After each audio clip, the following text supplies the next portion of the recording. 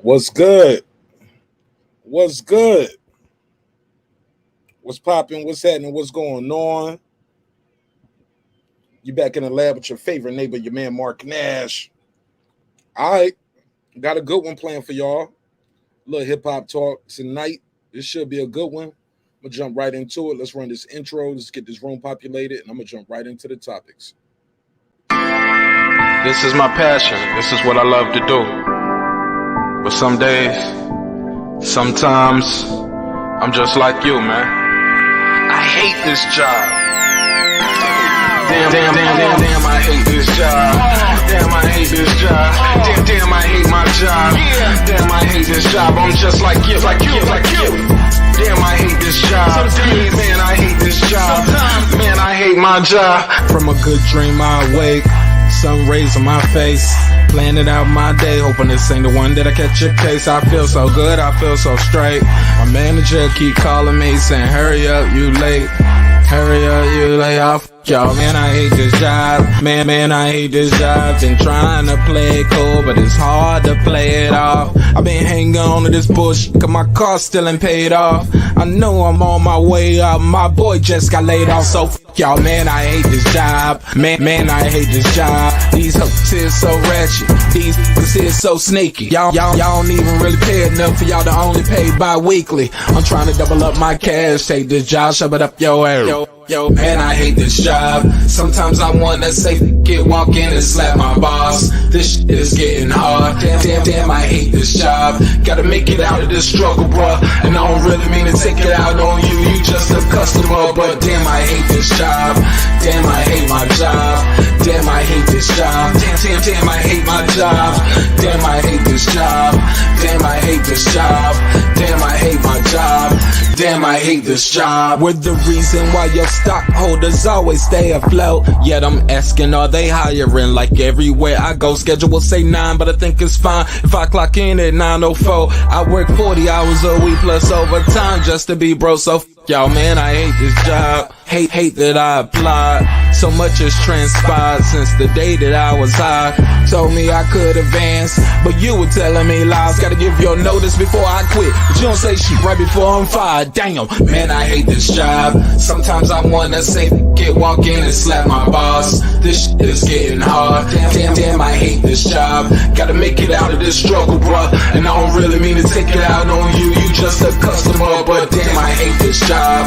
Damn, I hate my job. Damn, I hate this job. Damn, I hate my job. Damn, I hate this job. Damn, I hate this job. Damn, I hate my job. Damn, I hate this job. You and your procedures, you and your protocol, you and your policies, none of that shit don't apply to me. You and your quotas, you and your standards, you and your 2 sick days a year. Y'all niggas bananas. Wonder why the postman's posted with hammers, going postal with Popo on camera. His wage got him enraged, stressed out, it's hard to maintain. He flips the middle, grabs his. He said, if you don't get the picture, I quit, you ain't shoot. Mother, man, I hate this job. Sometimes I wanna say, walk in and slap my boss. This shit is getting hard. Damn, I hate this job. Gotta make it out of this struggle, bruh. And I don't really mean to take it out on you. You just a customer, but damn, I hate this job. Damn, I hate my job. Damn, I hate this job. Damn, I hate my job. Damn, I hate this job. Damn, I hate this job. Damn, I hate my job. Damn, I hate this job. Look, man, I hate this job. I put my pants on one leg at a time, just like you. I'm out here trying to take care of my family. Damn, I hate this job. It's not always glamorous, for real, but I do what I gotta do for me and mine, you know. Damn, I hate this job. Damn, I hate my job. Damn, I hate this job. Damn, I hate my job. Damn, I hate this job. Damn, I hate this job. Damn, I hate my job. Damn, I hate this job. Damn, I hate this job. Damn, I hate this job. Damn, I hate my job. Damn, I hate this job. I'm just like you, nigga. Damn, I hate this job. Man, I hate this job. Man, I hate my job. My job.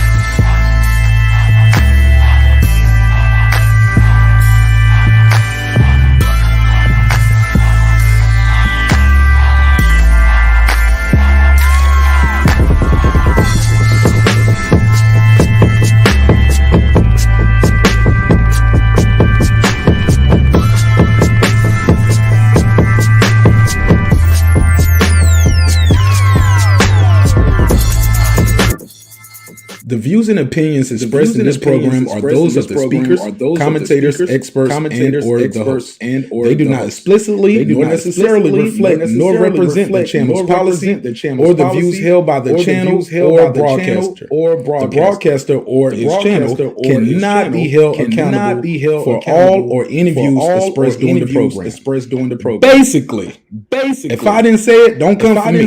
You come for the person who said it. And please don't sue me for somebody else's words. With that said, let's start the show, mother. This that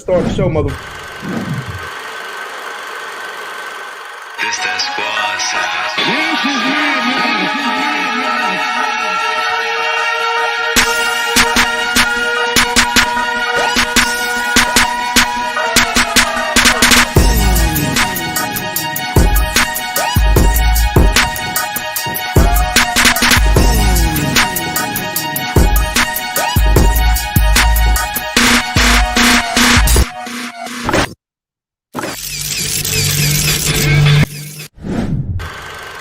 Man, that was the wrong one. Let's do this one. There we go. This that squad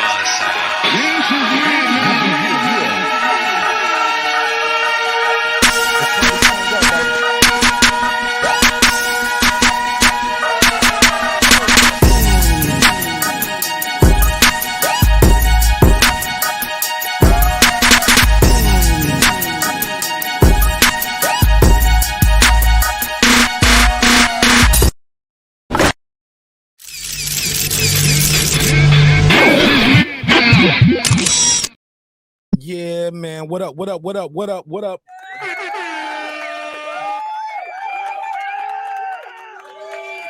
though? What's popping? What's happening? What's going on? You're back in the lab with your favorite neighbor, your man, Marq Nash. He is I am here. Another one, man. Another great episode of Breaking Beats. You already know what it is. A hip-hop political sports show with a comedy twist. We like to let the jokes fly. You know why life is serious enough. What's up, fans? Corner? How you feeling, bro? All right, man. So I'm throwing a little audible tonight since this is a pop-up episode. This was not the planned episode. I don't even supposed to be here on Thursday. But actually, I was supposed to be here, God willing, right? But it's not the day I normally go live, but I was like, let's do it. So here we are. So got some good topics on the docket tonight. I'm gonna roll right through these joints. We're gonna have a good time, crack some jokes. I'll open the phone lines up, drop the link out there. So if you want to pull up, give me your take on any of these topics. But I got to start with the lead, man. I ain't going to bury the lead. Oh, I got to do my neighbors only roll call. Let me do the roll call real quick. Let's do the roll call. The roll call is very important because without these people right here, the show wouldn't be the show at this level. And we right here at the precipice of 17K. All right. And I couldn't do it without your help. All right. So thank you so much for supporting the show in a major way. Let's give them all a shout out. Let's give them a shout out. Let's take it from the top. Take it from the top. What up? All right. Got some new members as well. In Conquest. What up? I am Cam Edwards. What up? Deuce. What up? Is that Stephen Brimley? Unbiased fan, Brim Reaper. What up, though? What up, gangsta? Michael James 616 in the mix. What up? Johnny Goodman, what's up, man? What up? Stone Tangerine, stay mean. What up? Big Hove, I thought I told you. What up? Megazar, shout out to Megazar. He got a dope album out right now called Diamonds Amongst Men. Y'all go check him out. What up, gangsta? Ace Retro, let's go. What up? Ill Status Boxing. What up? Patricia Shelton. What That up? guy clips 330 early. What up? Stephen Bateman, all the way in Australia. Shout out to Sydney and Melbourne, Australia, man. What up, gangsta? I know boxing. What up? Ricardo Johnson. What up? Wanda Villa, the Rilla, aka Epoxy Magic. What up? It's a habit. What up? Shout out to AJ. He don't play. What up? My boy Electro Jazz, stay getting his bread. What up? TY, stay fly. What up? Miguel Ramos. What up? Shout out to On the Mic with Terrence Bailey Sr. What up, gangsta? The XO Factory. What up? Dub Right Side. What up? Mr. Golden State Holding, aka the Back End King. What up, gangsta? Raheem the Dream Soto. What up? LD, aka Like That. What up? My sister girl behind the mic, aka Memory. What up, Memo? What up, gangsta? John Nori came to tell his story. What up? Major Key Boxing. What's popping? What up? Cooking with the champ, aka Champion Heart. What up? On the floor with Shelton Moore, What up? SLG, What up? Sam F, What up? Kendall, What up? D-Lo 404 Boxing, What up? Karma Serene with the Serene Saturdays. What up, gangsta? Shout out to my sister Nikki in Central Florida, aka Nick Rich in this bitch. What up? What up, gangsta? Shout out to my boy AP, aka Aaron Parker, the big talker. What up? Taylor Bell with TapTech, unlocksim.com. Unlock your next device today. What up, gangsta? Transcendent Sports Channel, my Filipino brother from another all the way in Canada. Shout out to Canada. What up? Fistiana Fights. She just might. What up? Jacob Sims, that's him. What up? Haplo, let's go. What up? Hey, Haplo, word on the street is Jerry cooked Joe Boots last night on the live stream we did last night. Word on the street is Jerry cooked Joe Boots. You got to redeem yourself on tomorrow. Or, oh yeah, I think we got bots. Yeah, we got to fight tomorrow, so got to redeem yourself, Hap. What up, gangsta? DJ MFB, What up? Miss Queen's son kissed. Yes, she was kissed by the son. What up, gangsta? Shout out to Beyond the Ring with Nonito and Rachel Donaire. That's 9-time champion Nonito on his way to the Hall of Fame. We're going to walk with him every step of the way. What up? True Media Today, USA Boxing. That's my guy, Coach Malachi Williams. What up, Coach? What up, gangsta? Puro. What up? Food Revolution, a.k.a. Foodie with the beauty. What up? KP from KC5. What up, gangsta? Matt Wade. That's Matt Wade, Mattwade. Got a dope single out called Papa Daddy. Y'all check him out. What up, gangsta? Beyond Above Media. What up? Pittsburgh T. What up? SF City Slicker. What up? Rider of the Storm. What up? Here to There. What up? Media Well. What up? Cliff Bailey. What up? Con Shawnery. What up? Lisa Bell. She Never Fails. What up, gangsta? HLD. What up? Cooking with Sir Senior. What up? D Bevel the Champ. What up? And of course, the big fish himself, my good brother, Derek Lincoln. What up, gangsta? All right. We'll just jump right into some of these topics. Got to get right into this first one. Got to get right into it. So basically, Cardi B and Jump Off Joe Budden. Matter of fact, let me put a little music in the background. It's a little quiet in here. Look quiet. There we go. Scroll down. Put a little background music in here. There you go. Excuse me. All right, so Cardi B, Joe Budden, been getting into it. Let me make sure I got the link out there if anybody want to join the conversation. I can pin the link at the top, so I'm not dropping the link all night long. And I'll do an open panel tonight. So lottie-dottie, everybody, you can pull up, talk some shit with me. But hold up, man. Let me say this. If this is your first time here, you probably need to call in, because I don't really know about y'all, man. Stranger danger type shit tonight. But if you've been here before, yeah, it's like Fight Club. If it's your first time here, you got to fight. So you got to call in. So let's just jump right into this first topic. Cardi B is not happy with Joe Budden, and she damn sure ain't happy with him interviewing the ops, TASHA K. As you know, she sued TASHA K and won. She sued TASHA K for libel and won about $4 million. You heard me, $4 million. Good Lord, that's a lot of money. But she ain't got none of it yet. TASHA K went out there and filed for bankruptcy. I ain't mad at her. And basically, she said, I ain't got it. I ain't got no money for you, shawty. She said, go sell this story to a movie production theater, and they can make a movie about this, and you keep all the money, and then we both can move on. But let's see. Let's play the audio. Now, Cardi's first said, hey, yo, homie, going crazy. Like, oh, no, let me go back. Did I lose it, or did it just go away? Basically, she was like, yo, homie talking crazy about me. Thought we was cool. He bashing my album. Then he brings Shorty on his show to interview with somebody who basically I'm suing. This lady was talking crazy about me, about my family. She lied. She owes me bread. She's not paying. And you supposed to be my friend. How are you my friend and you interviewing people that talk crazy about me? Never heard of it, right? It never heard of it. Yeah, but it happens, though. It happens. Some people are content over everything. COE, right? I think Joe Budden says that's something he believes in, content over everything. But let's play the audio and we'll respond accordingly. Let's play what Joe Budden had to say first. Oh, no. Let me go over here. Let me refresh this screen because it's not letting me play it right here. Let me go back. For some reason, like when you're on some of these sites, when you play it once, it won't let you play it again. You got to go play it again. You got to go to Instagram, and it appears she has it gone off of Instagram, whoever had it up. So let me share the screen again, and we're going to play it from there.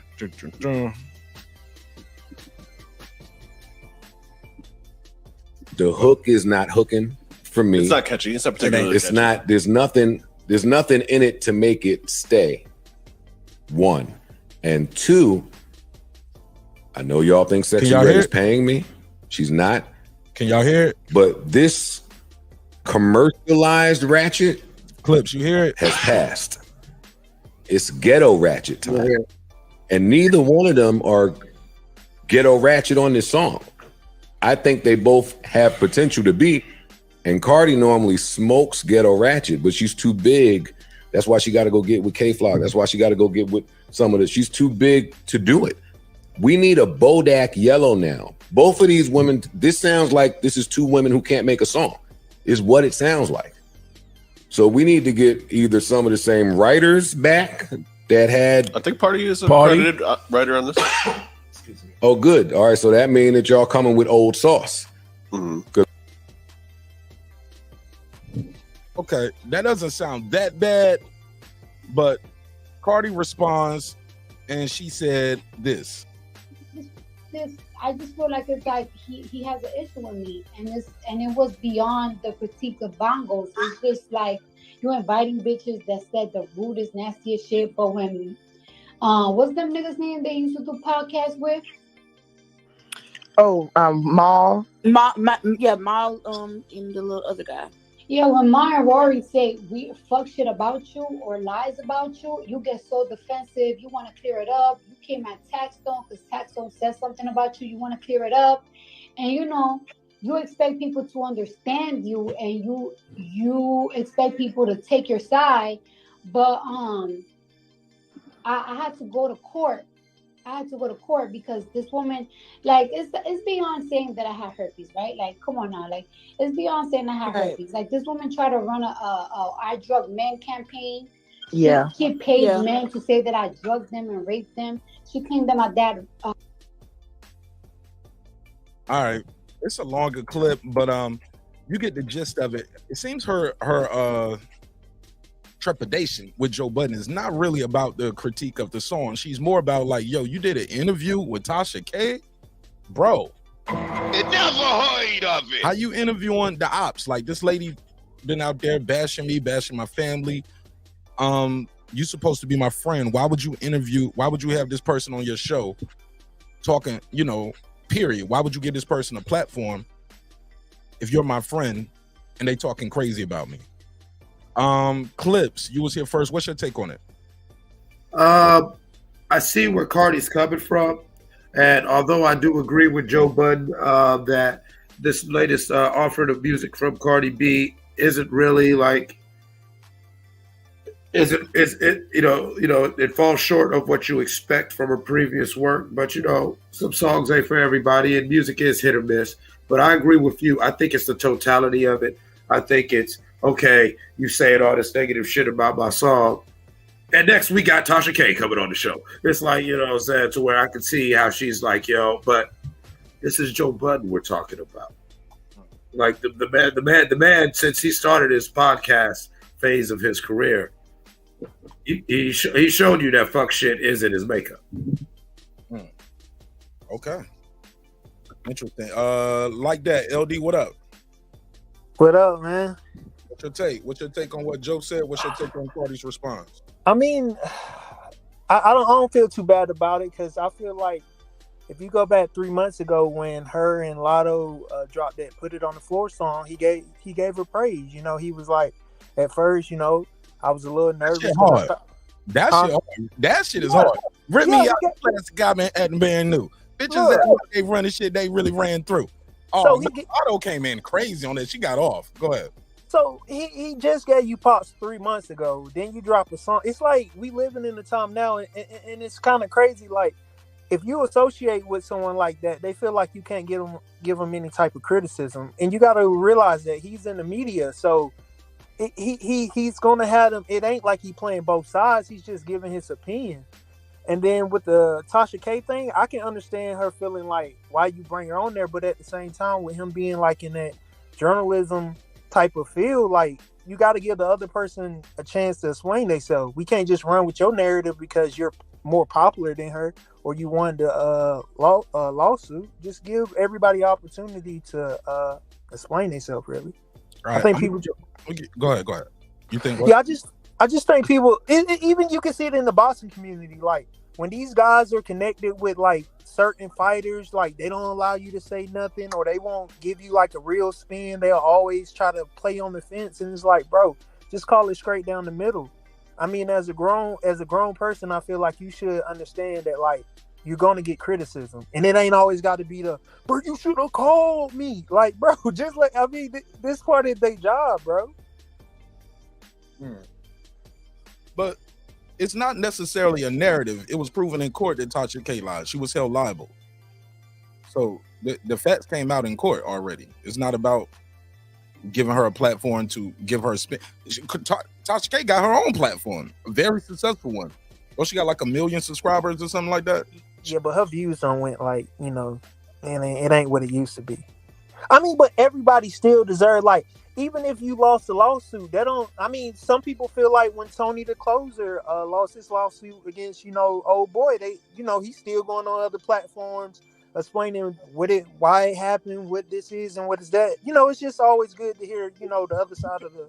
But does her friend have to do it though? You're my friend. I gave you an interview early on it when you was first getting started in potting, and she was first getting started in, you know, when she first started popping with the Bodak Yellow and all of that. He was one of the first people she gave an interview to. Yeah. She came to the studio, and that was when they was at Park's house recording. They wasn't even in the studio then. I mean, it's no loyalty in this business, you know, this music industry business. So, I mean, you know, that word friend is used very loosely in the industry. So I feel like even if that was, I mean, it's tough, but I feel like at the end of the day, we got to start moving away from this, like, you always got to, I don't know, bro. I just think you should give everybody a fair chance. That's all I'm saying. Explain yourself. All right, Clips, what's your take? I could agree with like that to a point. Like, you know, at the end of the day, you know what I'm saying? No, you can't just run with one narrative or whatever. But, I mean, hell, Mark, we've talked about this offline and everything in different circumstances. It's one thing to have your opinion. It's another thing to throw a whole fuck Marq Nash party. Oh, yeah. And I think that's how Cardi perceived it. Cardi perceived the interview with Tasha K like, you let this, like, it's not like, you know, this bitch was on the show trying to promote anything new or talk about anything else. You brought her on the show to talk about what's going on with me and her in this case. And it's like interview. That's what they did. I'm gonna be honest, I ain't checked it out. I didn't watch it, but I'm saying that's probably how she's perceiving it. And the interview hasn't dropped yet, if I'm not mistaken, right? To my knowledge, no. But you know what I'm saying? I'm just going off of the energy that she's, you know, in her mind, she's probably perceiving it that way. And who knows? And the interview probably has nothing to do with her. Maybe a slight mention because, you know, you got to address the elephant in the room. And, you know, he's just, you know, got a content creator on his show who does, like you said, have millions of followers. So, yes, people want to see what she's got to say. And maybe Cardi's just being a little too sensitive. But I can't understand why somebody would have that knee-jerk reaction like, man, Joe, what the fuck? Go ahead like that. Nah, you know, yeah, and then with the interview not being dropped yet, it's kind of like, dang, so you just, now it's really just based off like the whole, like, you either with me or you against me type of vibe. So, I mean, I feel like let it drop, see what you know, what's said and move on. I mean, you can't stop nobody from getting a paper or just, you know, if he felt like that was necessary to see what she had to say about it. I don't blame him. I don't blame him for that. I don't feel like he's a fake friend for that. Because it's kind of it's kind of like, let's say I got two homeboys and they falling out about some shit, but I'm closer to one of them than the other one. I shouldn't just automatically take the homie side that I'm closer with. Let me hear both of y'all sides, and we can split it down the middle and see what's up. Or just stay out of it, though. I mean, but that's what I'm saying. He's a media personality. You heard me? What happens to mind? Yeah. But that it's not like he did it privately. Like, you my friend and she's my friend. I talked to y'all both offline and we figured it out. No, you gave her a platform, and 9 times out of 10, she's gonna say something about Cardi B. Right. And who's to say he's not defending her? Like, you can't say, like, okay, let's say he brought her up there. He could be defending Cardi B the whole time. Like, nah, shawty, yeah, she might have did say she was drugging dudes and doing what she had to do, and she might have said, called black women roaches, but at the same, so he could be defending her. We don't know what the man did. What was his position in the interview? But also, in such a political and chippy landscape, especially like the music industry, I understand that works for like civilians, but in that circle, you got to understand, you got to know better. You know what I'm saying? Now, it's one thing, like, say, I got a podcast I do every now and then. Okay, I throw up a podcast, motherfucker wants to jump on my show. Hey, fuck Marq Nash, blah, blah, blah, blah, all that, he a goofy ass nigga, blah, blah, blah, blah, blah. At some point, Marq has a right to be mad at me if I'm just giving this nigga the platform and just letting him cook up. Facts. I agree with that, but we don't know how, like, all I'm saying is we don't know how Joe Budden positions himself in the interview. They might have went back and forth about this shit. He might have stood on all 10 and was like, yeah, Cardi did say certain shit, but as a grown-up, you supposed to make sure you got all your facts together before you. We don't know what he said. We acted like he was just in there. Go ahead, girl. Yeah, you said we like we don't know what he did. We don't know. She ain't shit. Right, we don't know. And to be fair, right, he could have gave her some pushback in that interview. We don't know. Do you think her coming out like this will make him say, you know what, I'm gonna hold off on this interview or edit out certain parts of the interview? Yeah. No. I think so. No. I don't think hold on. One of y'all said no, the other one said yeah, and y'all said it at the same time. Who said no? Who said yeah? I said yeah. I said no. No, he's not gonna hold it and he's not gonna edit it. No, man, come on. We talking about Mr. Content over everything. And now that she made this comment, that threw some kerosene on the fire. You feel what I'm saying? I told him to pass me gasoline. Nigga handed me kerosene. But fucking it's flammable. Maybe. But look, she didn't disrespect him though. She actually sounds humbled and genuine. She was like, wow, I think he has a problem with me. Like, what I do to you. She does, and she's talking more about TASHA K and what happened than bashing Joe for giving him the platform. It's more like, I don't rock with this lady. And look, and let's keep it clear. It's not like they just on the phone talking. TASHA K had an issue with her like that or clips. It's not like, okay, me and you have a problem and you bring somebody on your show and they talk about me, right? It's not that. They actually went to court behind this shit. That's what I'm saying. This bitch got a $4 million. When I say bitch, I mean I use that word loosely. I don't mean no disrespect to either. No woman out there. But this bitch got a $4 million price tag on her head. You get what I'm saying? Mm-hmm. And then some people forget too, like when Cardi first was coming on the scene in 2017 with the Bodak Yellow and shit, she had a little mouth on her. She used to go on little rants and say little sour shit. So it ain't like she's some type of angel. I mean, but people, hey, look, Malcolm X was once Malcolm Little. You get what I'm saying? Yeah, Detroit Red. Come on, fam. Like, people evolve, right? And we got to allow people to evolve. We got to allow people to grow. We can't just say like, well, you used to do this or you used to be like this. People change, man. People grow. And once you stop growing, you dead, So. But I think all this stuff was going people on. For what they used to be all the time, Because somebody mama used to, Let's go. Let's talk about it, Mark. Let's talk about it. Some of y'all hey, Mark, you remember? I don't know if you see that one song from a nigga in Toledo that I put on my IG. She used to sell. Now she's selling dinners. Yeah, like you got to let people change. Like, yeah, she's selling dinners right now. But last year we know what she was doing. Shit like that. So people evolve though. But TASHA K she's a mother now. She's a wife now. Back then she was coming straight out the strip club. Yeah, and TASHA K was like, she was doing that while she was still like, in the transition going between like, the hood girl to like the celebrity. So she was still popping her shit while TASHA K was going. So you shouldn't do false rumors. I don't. saying she had herpes and all that type of shit. Like, even if you had confirmation, you just can't do no shit like that. Yeah, that's the one. That's the one thing I do support Cardi B and the Tasha K thing about was, all right, we live in this crazy world where we talk about anti-bullying, anti-this, anti-whatever, but it's such a selective outrage. There are certain things that should be off limits. Like remember when Usher had all them herpes allegations coming out about him and everything.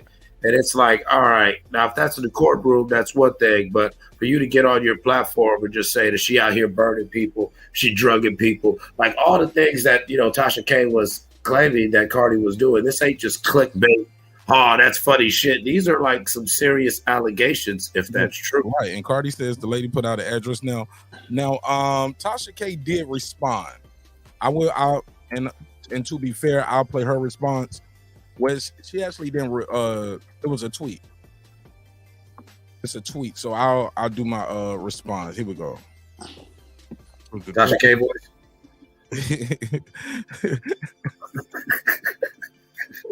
Nah, I don't think I'm gonna do a Tasha K voice, bro. Not this time. They can't let them catch me slipping. I got somewhere I'm trying to go with my life. I thought it on the way. He said, I got plans, nigga. I got a family. Don't do this to me. Yeah. Okay. So let me share the screen so y'all know what I mean when I say these things. So this is Tasha K's response. And after this, I gotta move on because I gotta get y'all take on SUKIHANA at the VMAs. People said she set black women back 50 years. I don't know if that's true, but we'll let you guys be the judge. So here we go.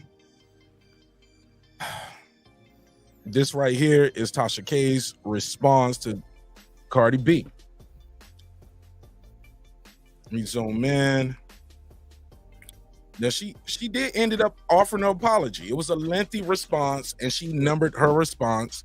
Very organized here. Is this the longer version? Let me see.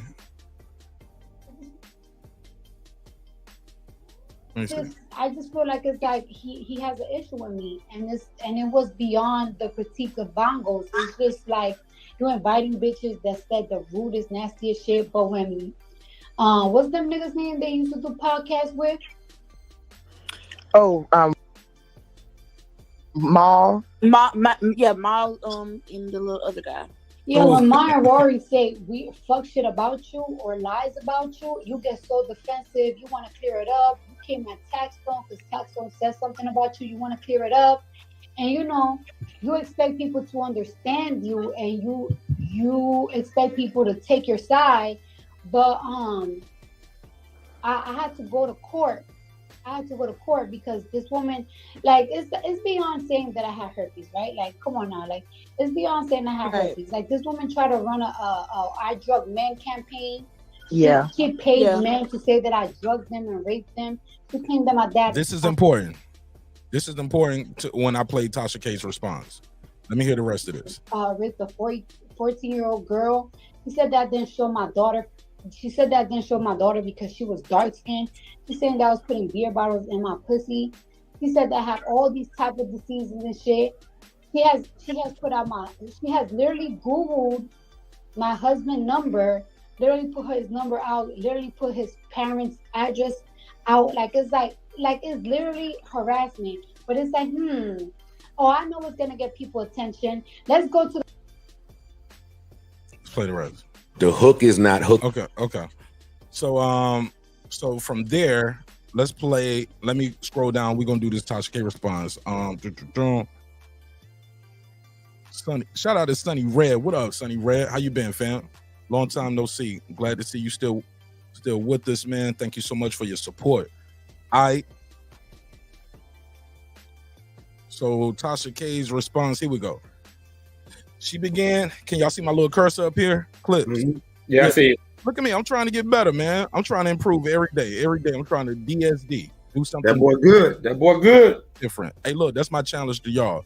Do something different every day. Try to do something different. Even if it's just taking a different route home, do something different, all right? So that's going to be my motivation for y'all. If the other shit ain't working, do something different. Here we go. Number one, this is Tasha K. Hashtag Cardi. No, I'm joking. Daddy never raped. I don't know her voice like that. I don't really watch her show, but anyway, she said, number one, hashtag Cardi's dad never grapes a child to my knowledge. There is not one video or tweet on my platform that displays this statement. I was never sued or found liable for this statement. Number two, hashtag Cardi did reveal in a video that she drugged and robbed men to pay for studio time. I never paid any one man to lie and say that Cardi B drugged and robbed him. I was never sued or found liable for this statement. 3, Cardi B's husband was accused by Suge Knight's current girlfriend of sleeping with Offset. She released text messages and a number that happened to be Offset's. I never Googled his address or his parents. This is a lie. I was never sued or found liable of. Number 4, your favorite blogger, Unlovely T.I., said that you told her that you were afraid to post your daughter because she was dark due to the things you had said about dark-skinned women in the past. I was never sued or found liable for this statement. Hashtag culture is extremely beautiful. She continued. Number 5, Star Marie, your ex-co-worker at Sue's strip club, made the STD allegations about you on my platform that I publish. She also made claims of you participating in extracurricular activities after hours. Star Marie also made claims of you using illegal substances. You also made videos of you making these alleged claims. I was sued by you because I refused to take down the video, or I refused to take down the videos and issue an apology to you at that time. I was in fact found liable of these statements Star Marie made about you and was ordered to pay you $4 million. This is true. I'm currently in bankruptcy court. Hold on. Number 5. I am currently in bankruptcy court attempting to work out a fair payment plan to you for your troubles that took place on my channel. I've also chosen not court ordered to not make any more videos about you because you are sensitive. I also told the court yesterday that you and your lawyers have never attempted to reach out to settle. Where's the rest? There's some more.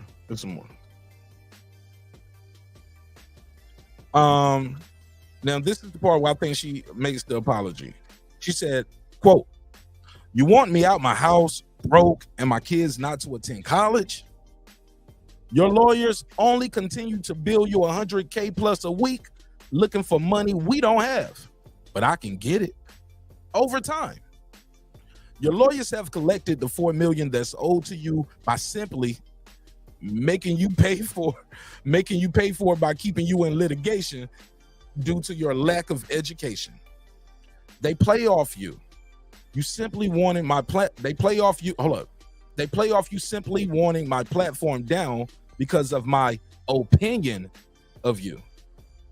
And you don't want and you don't want others giving me a platform. And you don't want others giving me a platform, i.e. the Joe Budden thing. They know you were. It's moving around. Hold on. Where we at? Moving around. There we go. Where we at? You got to go up a little more. There you go. There we go. They know. Right there, to the left. I mean, to your right. Okay, there we go. They know you will pay any price to get it down, i.e. her channel, and they are banking on it. However, the fact stands that my hashtag multi-billions of viewers across social media has built this platform and continue to build this platform without saying your name in any video. If I were you, I would focus on promoting bongos and not promoting the winos, which is Tasha K's following. Take the fair payment arrangement and let's both of us put 2018 behind us. It's financially draining us both, but not the lawyers. She continued. You could have just had, she continued. You could have been had your money, but the lawyers have to bill you first before you get yours. It's been 6 years, and I truly thank you for giving me the journalism and the journalism. It's been 6.5 years, and I truly thank you for giving me the journalism degree and the law degree that I always wanted to attain. First-hand experience is the best. Cardi, this will never happen again, and I sincerely apologize for any harm caused to you and your family. Me and the courts are attempting to work out a payment plan, but if you want the full amount paid in cash, call a production company to film all of this, and you take the money made from it and put this behind us, because nothing will stop me from doing what I love, and hopefully nothing will stop you as well. Tasha K. All right.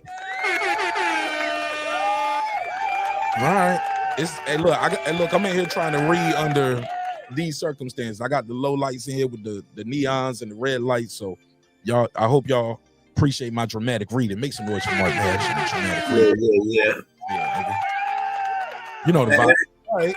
So now that you guys heard Tasha K's response to what Cardi said, what do you guys think?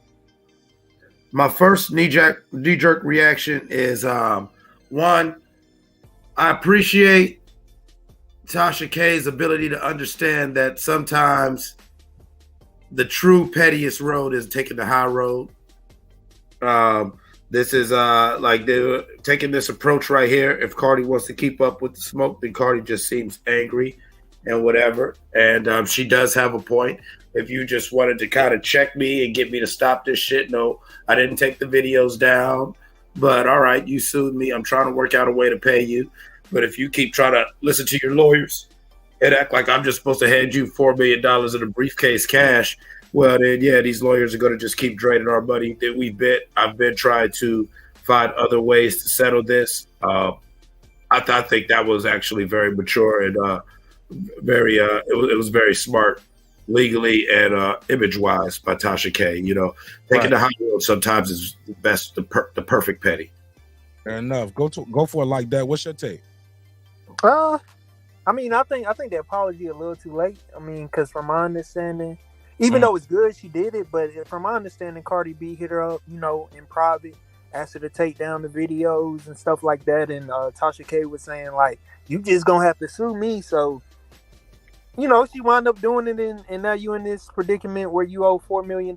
But I'm glad that she clarified, like, certain comments that, or certain statements that Cardi was saying that she said. A lot of them, like I said, she said herself.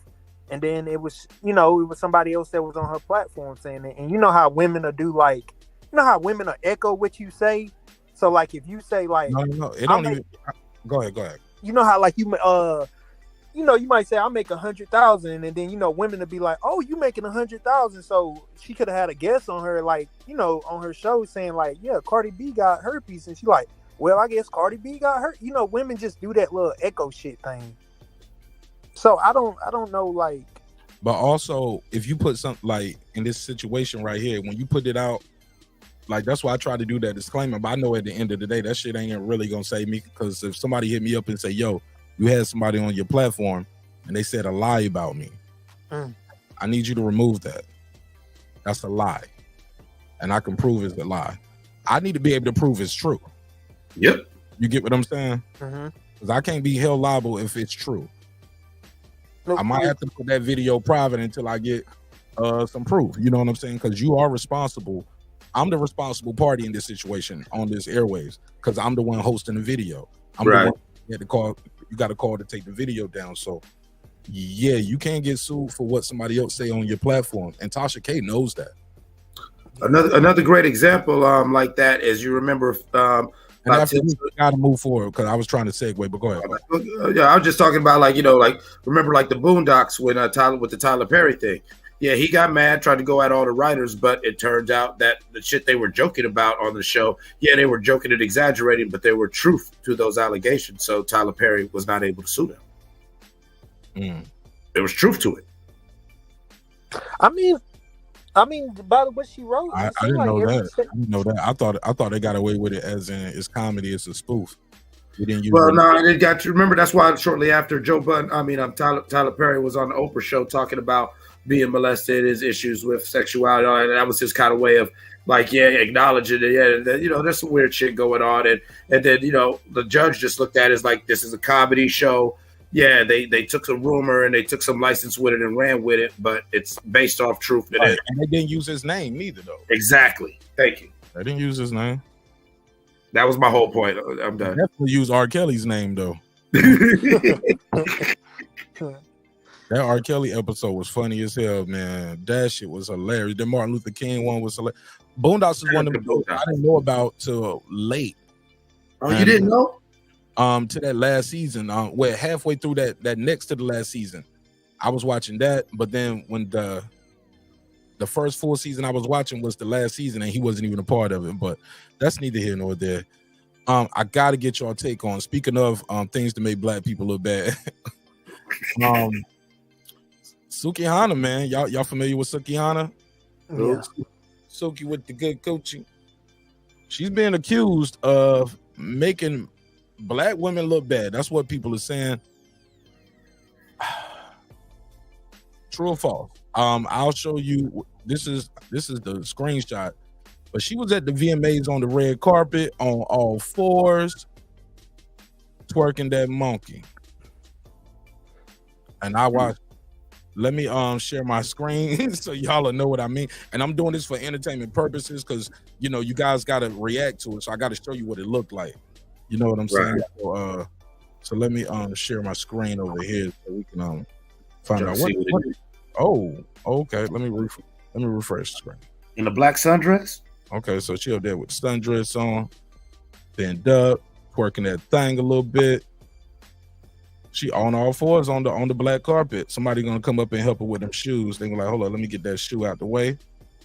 Got you, boo. I got you. Go there you go. Show them heels off. Boom. Prop that thing up.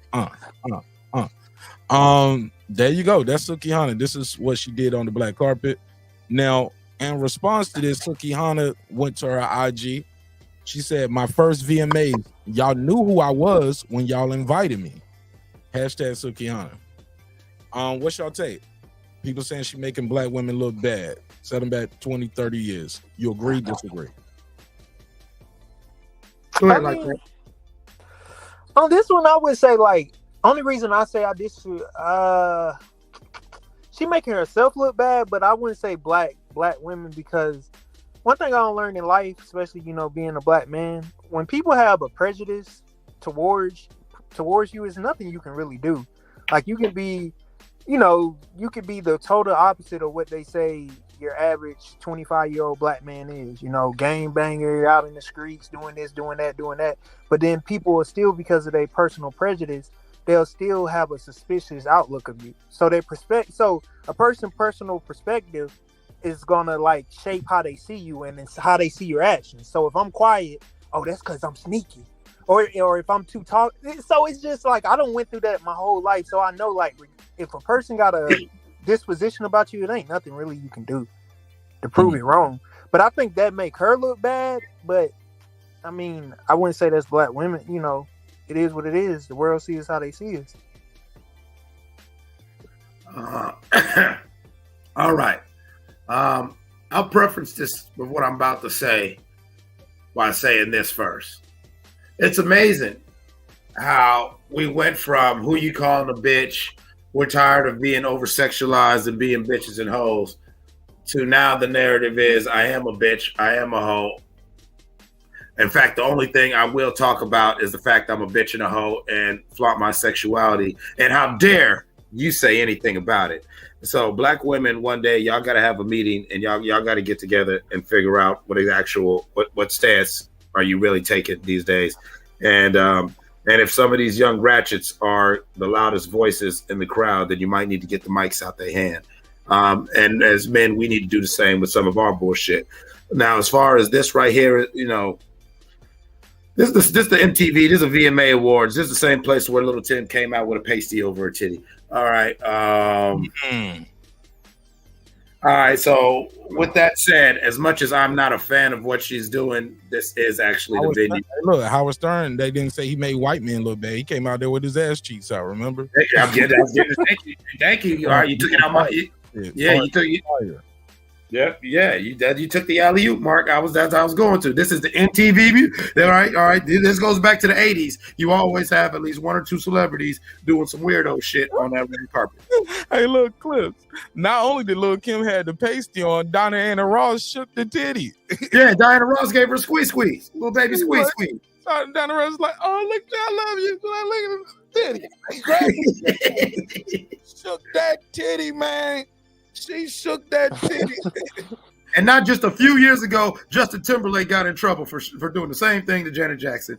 Justin Timberlake had to get on publicly and act like he was offended that Janet put that titty in his hand, knowing good and damn well. Right.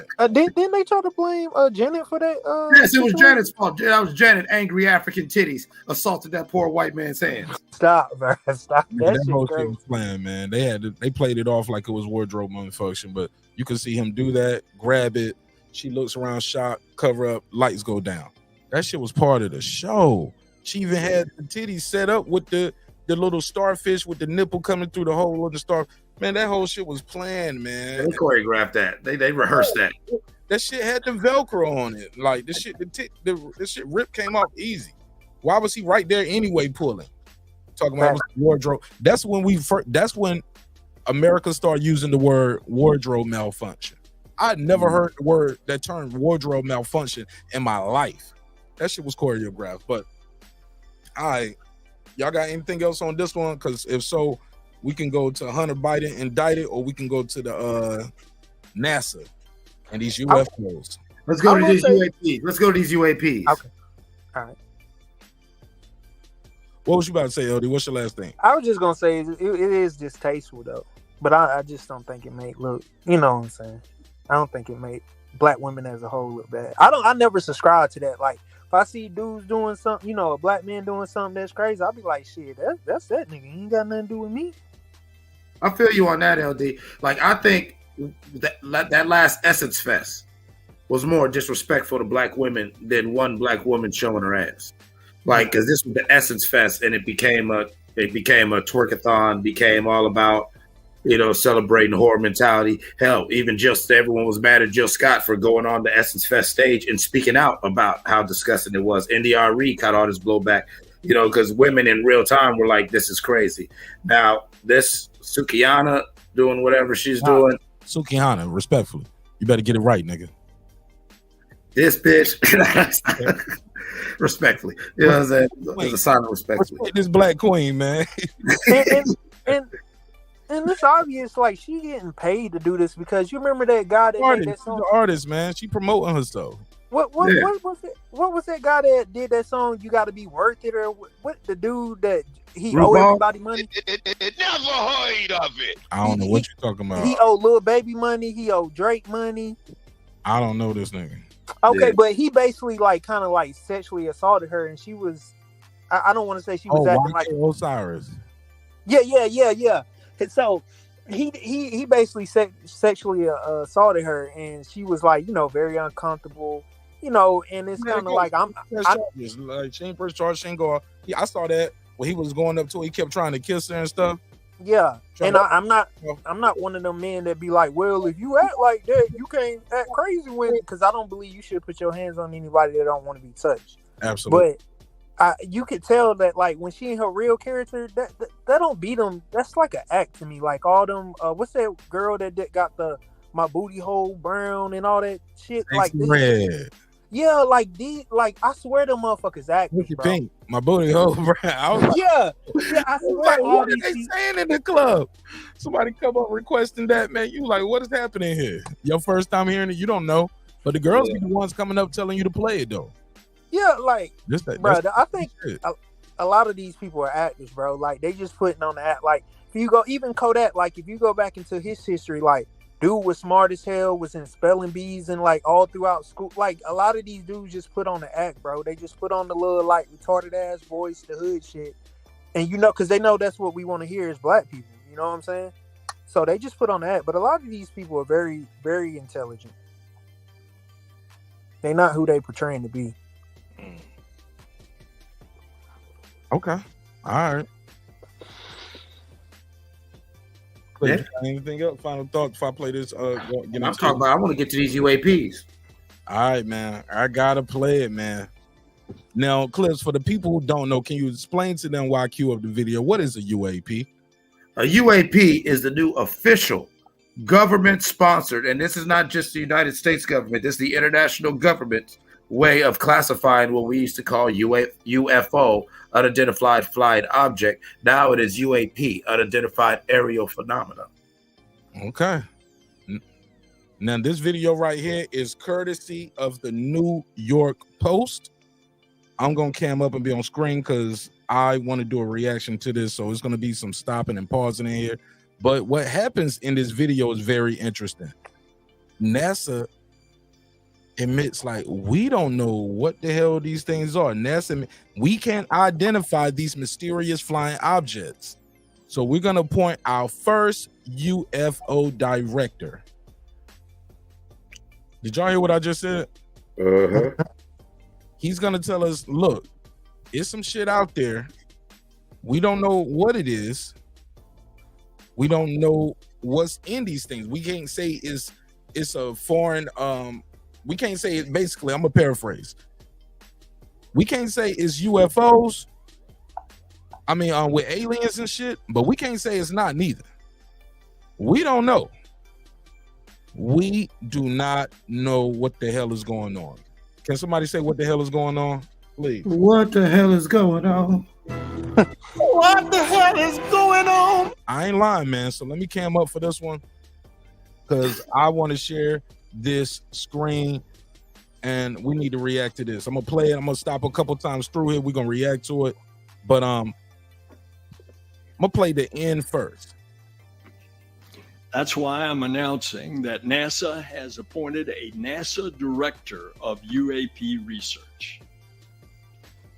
They are being tasked with developing and overseeing the implementation of NASA's vision for UAP research.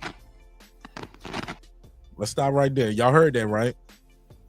They got their UFO directors, but let's get this backstory. Shout out to the New York Post. On my travels, hold on, let me rewind. Fascination with UAP. On my travels, one of the first questions I often get is about these sightings. And much of that fascination is these sightings, man. People, look, Clips, imagine how many people died. And everybody thought they was crazy because they said, bro, I saw something, man. The only reason they got caught now is because of cell phones. Well, yeah. I mean, that's very true. Like, people forget, less than 30 years ago, you actually could disappear for getting on a platform saying what you saw too loudly. Rest in peace, William Cooper. You would actually get killed and disappeared for saying some of this too loudly. All right, let's continue. Y'all stay with me. It's due to the unknown nature of it. Think about it. Most UAP sightings result in very limited data. That makes it even more difficult to draw scientific conclusions about the nature of UAP. And so this independent study team brought together some of the world's leading scientists, data, and artificial intelligence experts. Clips, they got the best in the world right now. Did y'all hear that? These are artificial. But how do you have an artificial intelligence expert if it's somebody who, if they don't exist? I'm confused. I got to put a case on it. LD, what you think? How did they get how you get an expert on some shit that we ain't got verification on?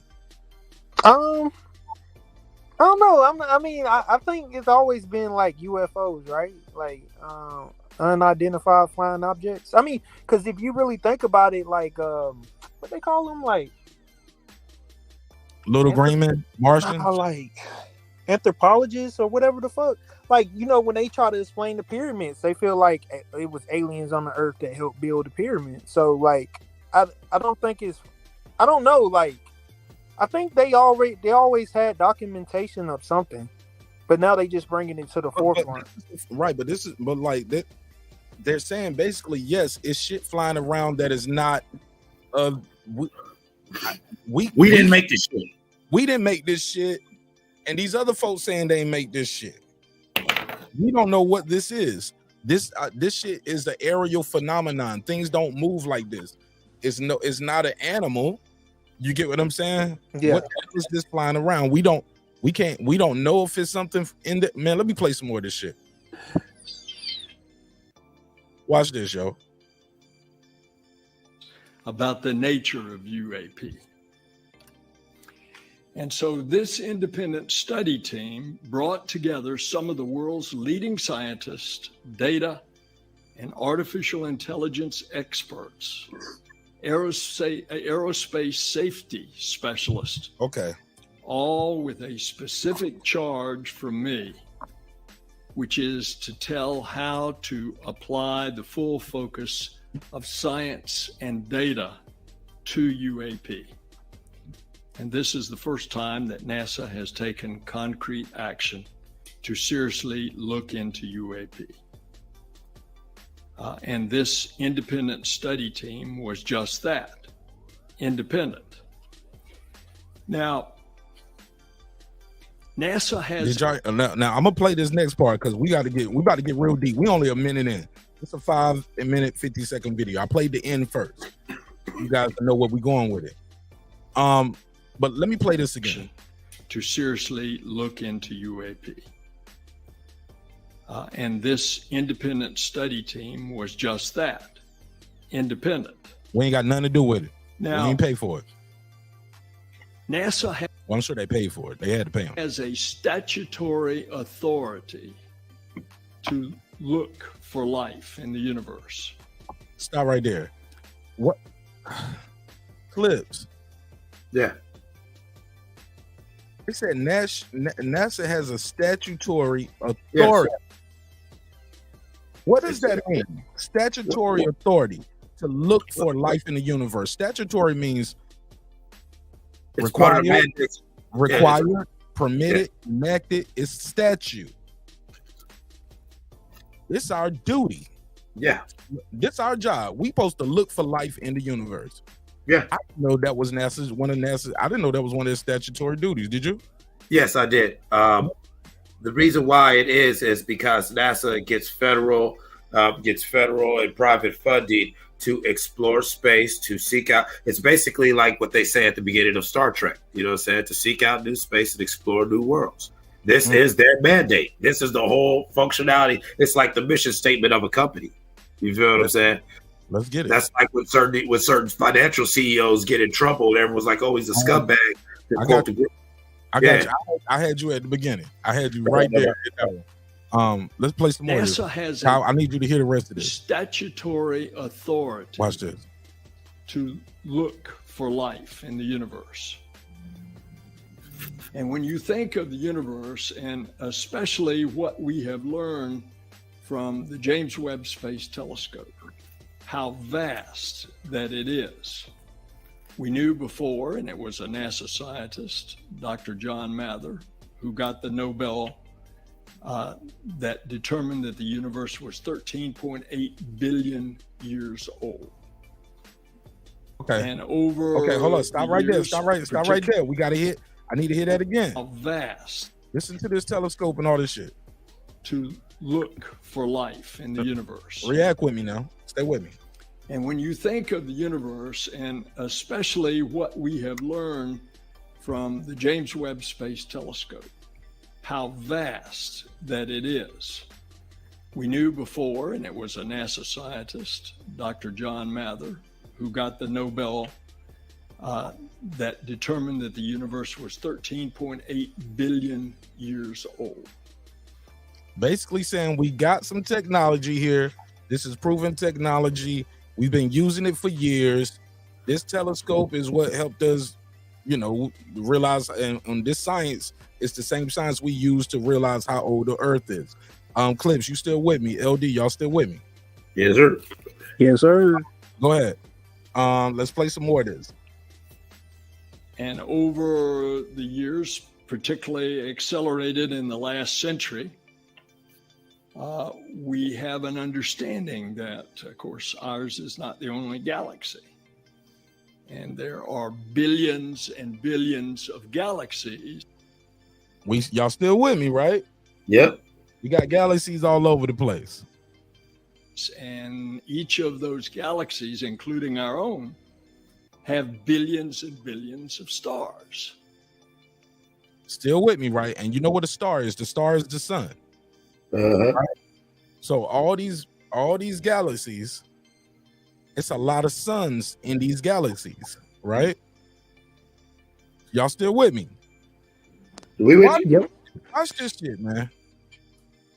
And with the James Webb looking at the exoplanets, we are now beginning to discover, and somewhere out there, we will discover another medium-sized stony planet around a medium-sized sun or star at just the right distance, not too far, not too close, with a tilt in its axis that rotates, that has carbon, that will have a habitable atmosphere. People probably own that bitch living. Yeah. It might be some people there living, or what we call people. Sentient life. Did you hear this, man? And the way he's saying this, right distance, not. Let me hear this again, man. This stony planet. He said, but he started with, he said, we have discovered, and let me. We are James Webb looking at the exoplanets. Looking at hold up. And with the James Webb looking at. With that telescope looking at exoplanets. The exoplanets. Okay, the telescope. We are now beginning to discover. We are learning. That means we are beginning to discover. And somewhere out there, we will discover. That means we gonna go there, or we gonna send something out there. Already are. Another medium-sized stony planet around a medium-sized sun or star at just the right distance, not too far, not too close.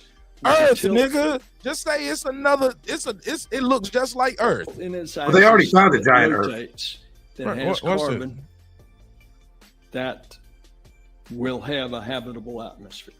Go ahead, Clips, before I play the rest. Go ahead, Clips, before I play the rest. Let's go.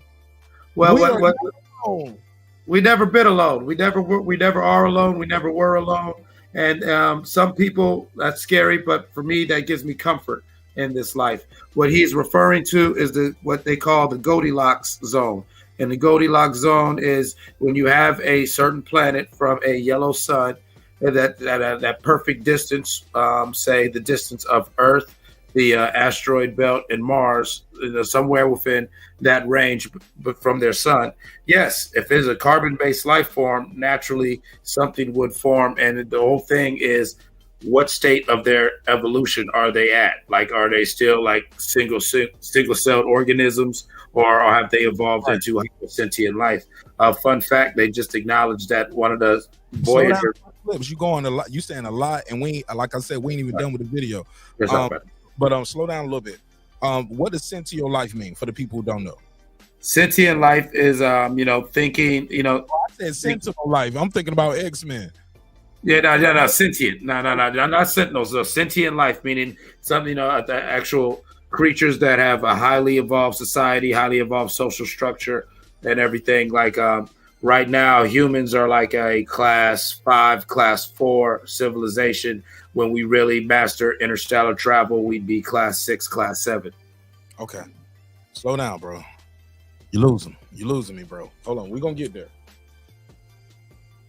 Yeah, my bad. I'm off this gas. I'm already in orbit. I got you, man. I got you. I'm gonna turn you loose on them in a minute, and I'm gonna get on your level. All right, let's hear some more of this. Let me take it back like like a couple seconds, 10 seconds, so we can get the flow back right. With a tilt in its axis that rotates, that has carbon, that will have a habitable atmosphere. If you ask me, you see that long pause right there? Oh my God. You are not alone. Aliens are with you. Oh my God. Do I believe there's life in a universe that is so vast that it's hard for me to comprehend how big it is? My personal answer is yes. I agree, bro. Clips, did you hear what he said? This the NASA dude telling you. This the guy who is appointing the UFO director. Like, we need somebody in charge of this shit. He said, we have discovered and will, what was the term he used? And will, he said, we have this, and we will discover. What do you say? How do you say it? Has carbon. This only planet out there, we will discover. We will discover, as in we have discovered and we will discover. The answer is yes. I think it's something out there. But I asked some of our scientists. As a matter of fact, the Washington Post editorial board asked us to come down. We watch it on the New York Post, so we ain't giving no shout outs to the Washington Post. NASA man. We rocking with the New York Post right now.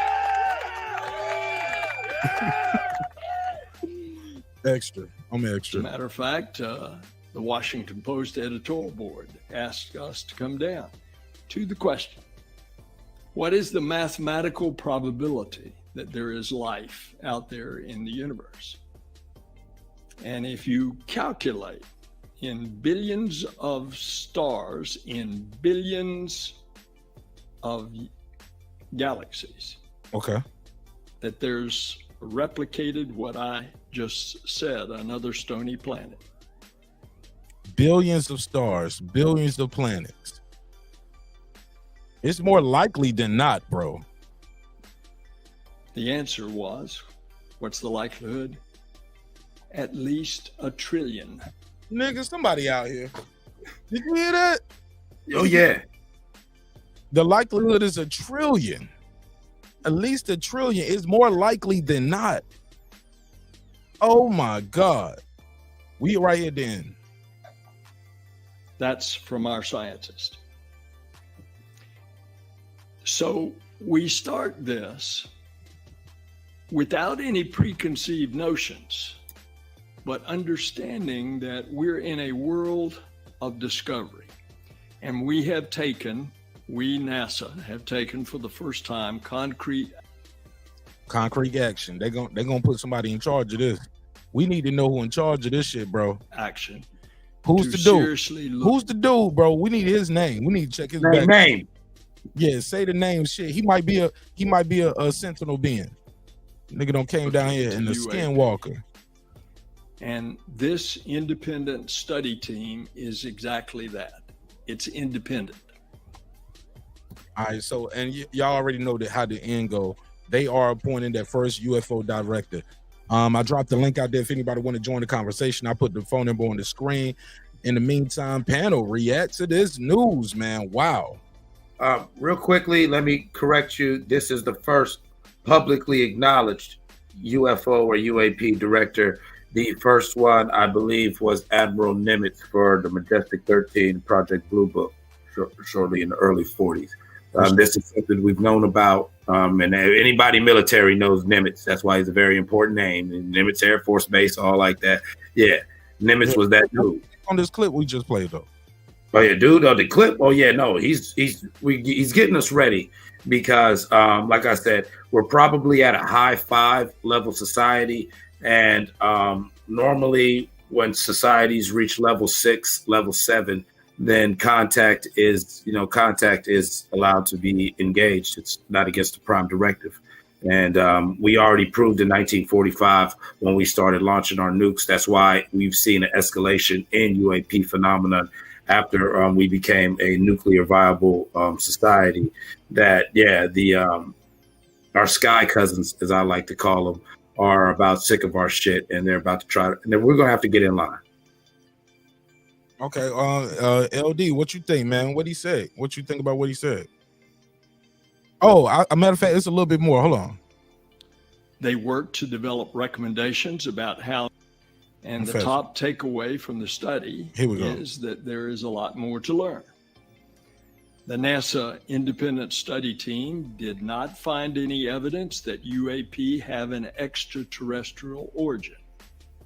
Now, did you hear that?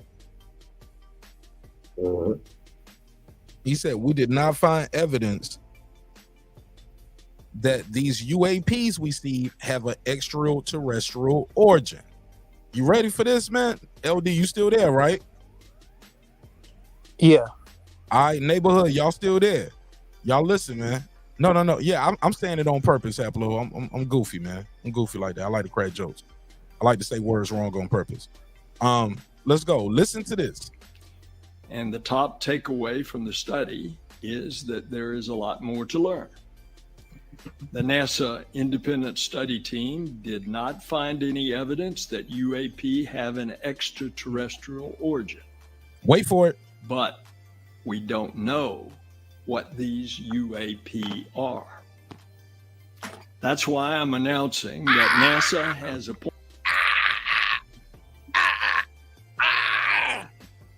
They coming, nigga. He said we can't say they have that extraterrestrial origin, but we don't know what the fuck these things are, man. Did you hear that shit, man? Well, that's actually true because I just got to hear one more time, Clips. I'm sorry, one more time, not going right to you. But hold on. NASA independent study team did not find any evidence that UAP have an extraterrestrial origin.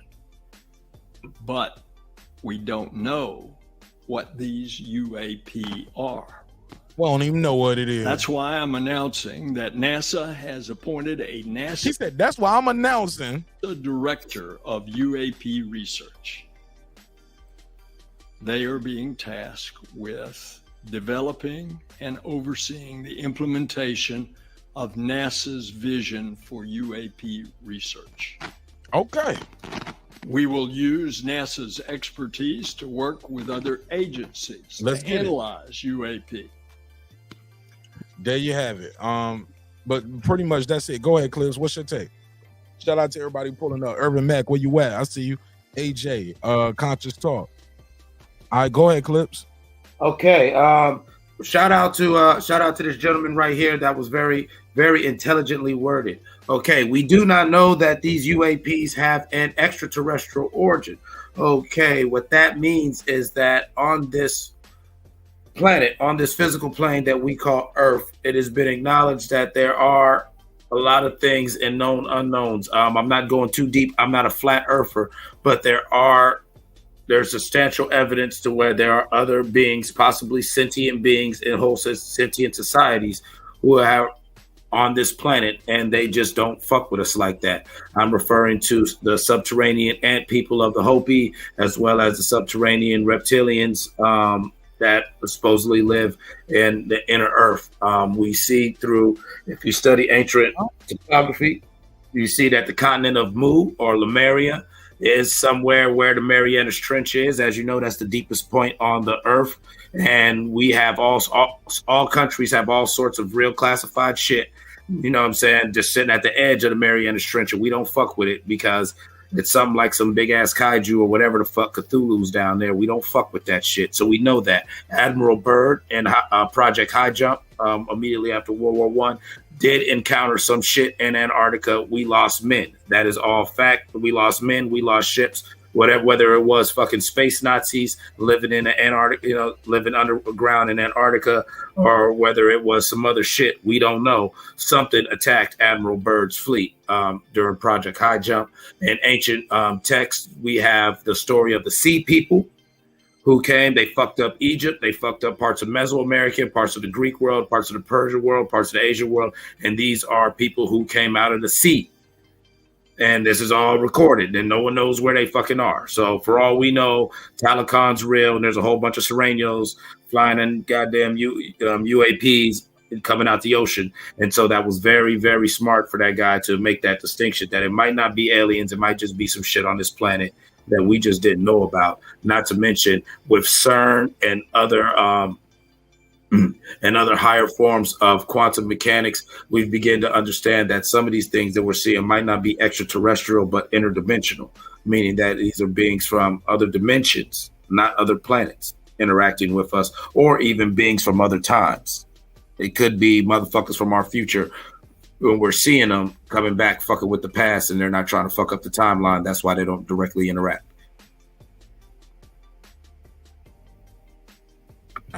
Shit, make some noise. Ride of the Storm said, have you seen the Tomorrow War movie? It's really good. I think I have. I got movie, great movie. Five on it. Look up the I'm gonna look it up real quick. I'll know when I see the damn cover. But like that, talk to me. What do you think of the clip I just said? I mean played. And what clip said? Man. Bro, like, you know, I ain't really into this type of stuff, so I'm just gonna be the student on this one. Like, what did you think? You just heard it from the head of NASA, the head of NASA. Like, what did you think? Like, I ain't gonna lie, like, I don't know, like, I can't even grasp it really. Like, I get the idea of it, but it's kind of like, dang. That's all you got, man. Yeah, on this one, man, like that shit. Tell me like, it fell out your pocket like that.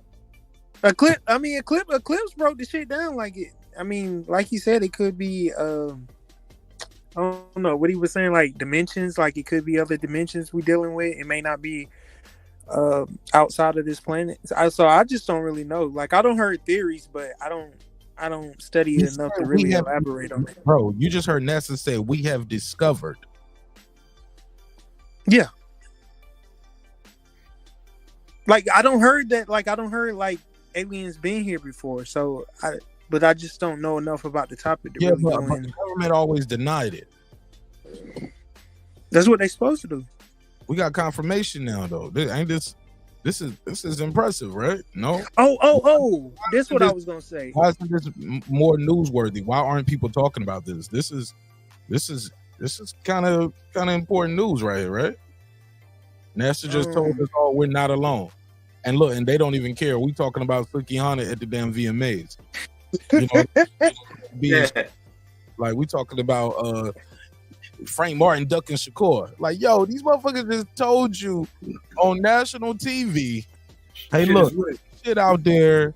We don't really know what it is. We don't know. We're not alone. The chances are it's more than 1 trillion. We're not alone. We don't know what this shit is flying around. We don't know where it came from. We don't know what it is. What you think? You remember that? And I think the only reason they're calling them UAPs because if they say UFOs, people will freak out. UAP, it's almost like a new term. People don't even know what it is. But it's the same as UFO. Yeah, Clips. What you think? You remember that woman that was on the plane like a couple months ago, and she started freaking out, talking about, I don't know what that is back there, but that is not like you think she might have saw some shit.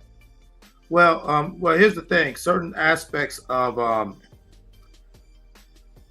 possession, certain aspects of psychosis and psychological disorder can be looked at as interdimensional things. If you want to get real deep about it, there are these creatures that, you know, in certain lore and certain aspects of spiritual or quantum called archons. They're interdimensional and they can interact with us on a psychological level. It's kind of like in the Bible, how they can whisper to you. Demons, you know, to where some of these motherfuckers really ain't crazy. Some of these people are really seeing shit. And it's just like the human mind is not really supposed to perceive all the fells of dimension, all the different dimensions. You know, we're supposed to exist like, you know what I'm saying, in this 3D with the fourth dimension of time, you know what I'm saying? And, you know, like we're not really supposed to be able to, our minds aren't supposed to perceive certain things. Like, did you know that, like, if you actually even contemplated the universe that exists within this this biologically engineered car, this machine that you call a body, from the different cells and the different spiders and worms that are existing on your skin right now, like if your eyes could zoom in and you could perceive it, you would freak the fuck out. And so now take that analogy and put it on a macro level. You know what I'm saying? So once again, I applaud this man for trying to slowly shepherd people's understanding that some of this shit isn't from other planets. We still don't know what the fuck is going on in this planet. We still don't know who we are, where we are, and our place in this whole thing. We like me and the brother Saladin are clowning about in the chat. I'm being nice when I say class 4, class 5. Technically, we are still no more than just fucking bathing apes. We are articulate monkeys still, as far as so small on the grand scheme of things, but we think we're hot shit. All right.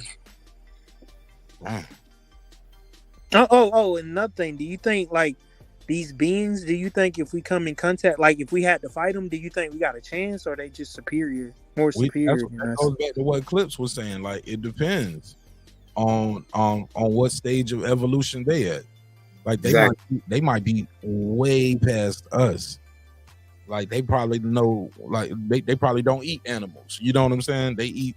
And they got different fruits. Who knows what part, how much of their brain they use? You know what I'm saying?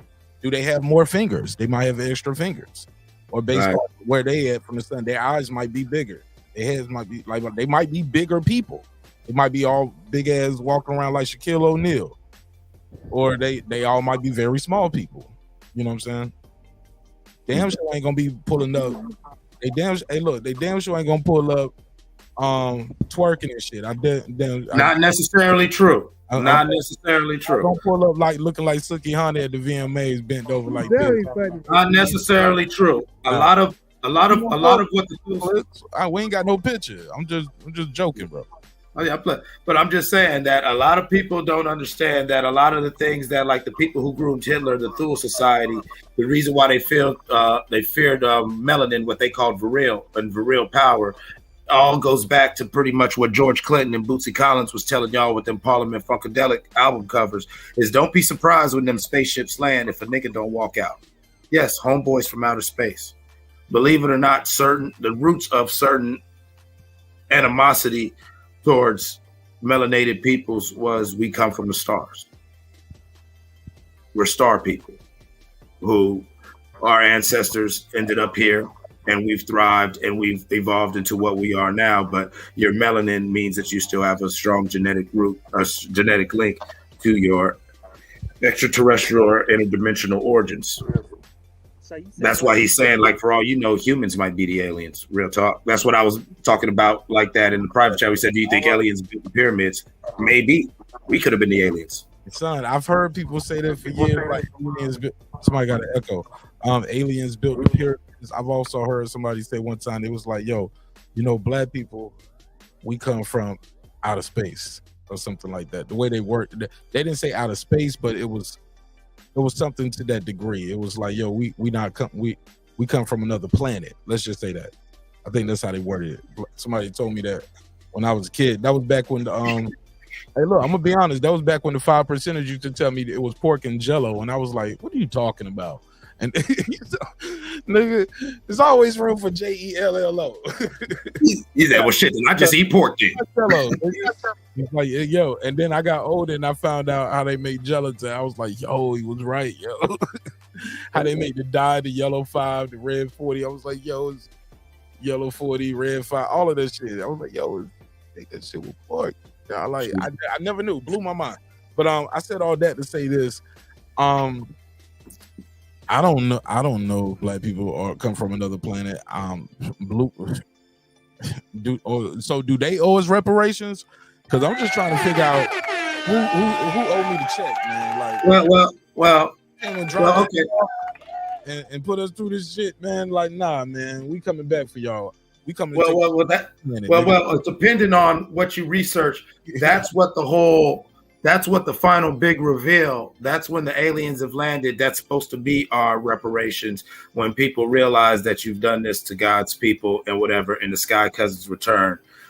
That's according to certain beliefs. Now, as far as the other planets we came from, all right, NASA has already acknowledged that it looks like there was a civilization on Mars. That planet just got fucked off as far as global warming and access, whatever. And the asteroid belt, the Kuiper belt or whatever between Jupiter and Mars. A lot of people don't know. Well, if you understand astronomy and everything, you know that used to be a planet that actually got hit by comets and blown up, and that fucked up Mars. And what some people believe is that fucked up Mars, and the survivors of Mars ended up on Earth, and eventually became us. What's up, Hablo? Saludos. What's up, fam? What's up? I just gotta come on and support my boy Clips. We both have the same teacher, so we know a lot of the same information. Yeah. Go ahead. Give me your take on this. Hey, look, we do know. He's still supporting my boy Clips like he at war or something over here. Like, yeah, no, because I know there are people, that aren't believing what he's telling you, but he's telling you some fucking shit that honestly he probably shouldn't even be saying on here, bro. Okay, well, I appreciate him sharing his information and talking.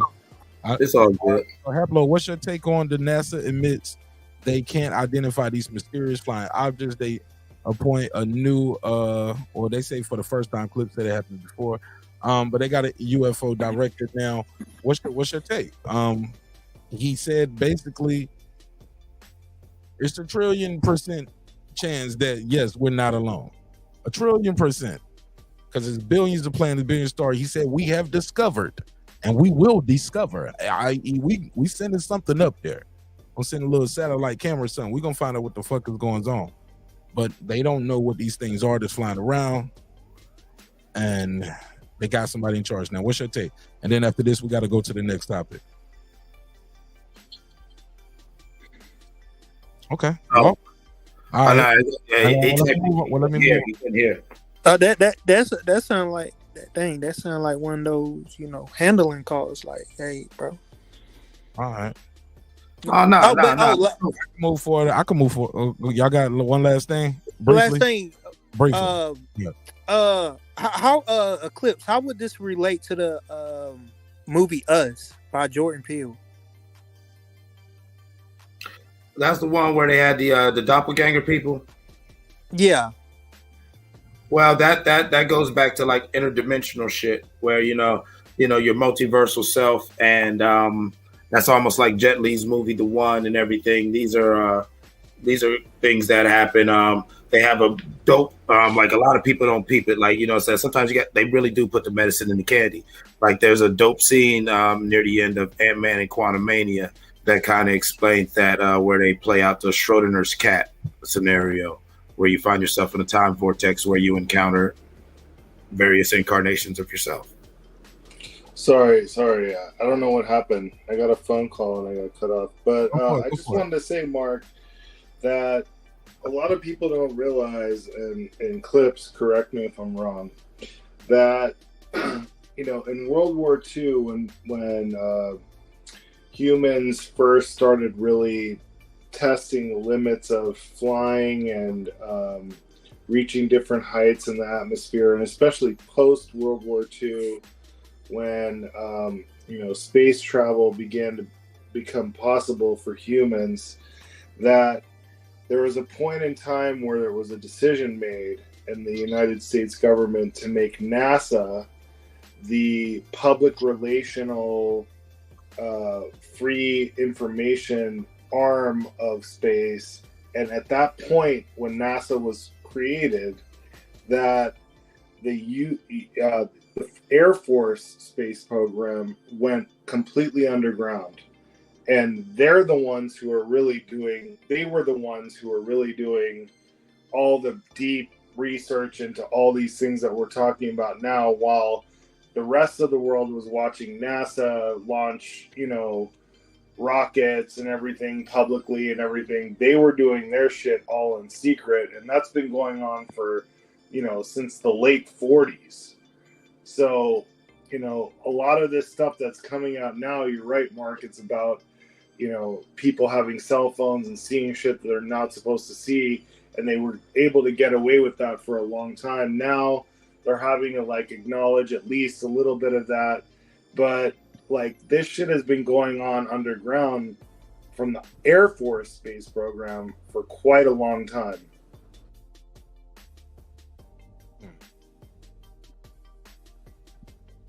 Okay. Yeah. Yeah. I mean, I ain't mad at him. That's why I said I'm actually with the video. I'll close saying this. That video, you know, a lot of people, oh, the white man. Da, da, da. Shout out to that dude. He told y'all the truth. He was very honest and very with you. If he was facetious with his words, well, that's your fault for not having a vocabulary. He told y'all what it was. Honest and in a very clever and still trying to be kind of cryptic way. Exactly, brother. Very cryptic. All right. Well, all right, I'm moving on to the next one. Anybody got anything else on this before I go to the next topic? No, just that, you know, this shit has been going on for a long time underground. They're just now, you know, letting us see a little glimpses. They're trying to like let it out little by little, you know, to get people used to it. But this shit has been going on, bro. That's all I'm gonna say. For sure. All right. All right, we're moving right along. Sure. All right, Diddy. EBRO from Hot 97, major New York radio station. Been around since the late 80s, early 90s, right? Hot 97. EBRO has responded to some of the criticism Diddy's been getting, and he was like, yo, my man. He said, we ain't yelling at all these other executives. Why everybody coming at Diddy? Check this out. Is it gonna play? Did that good setup, and then it didn't play. Okay, they can't block your greatness, Mark. You still got this. Fuck that. No, I got it. Here we go. I just need the. Here we go. Has done are the same business dealings that other record executives and other record labels have done, but because it's Diddy and he's part of our community, makes himself accessible. Right. Obviously, people are screaming at him all the time to do deals that are more in favor of the artist. Right. Better deals. I've always thought that the only reason we do that is because A, he's black, and B, we know him.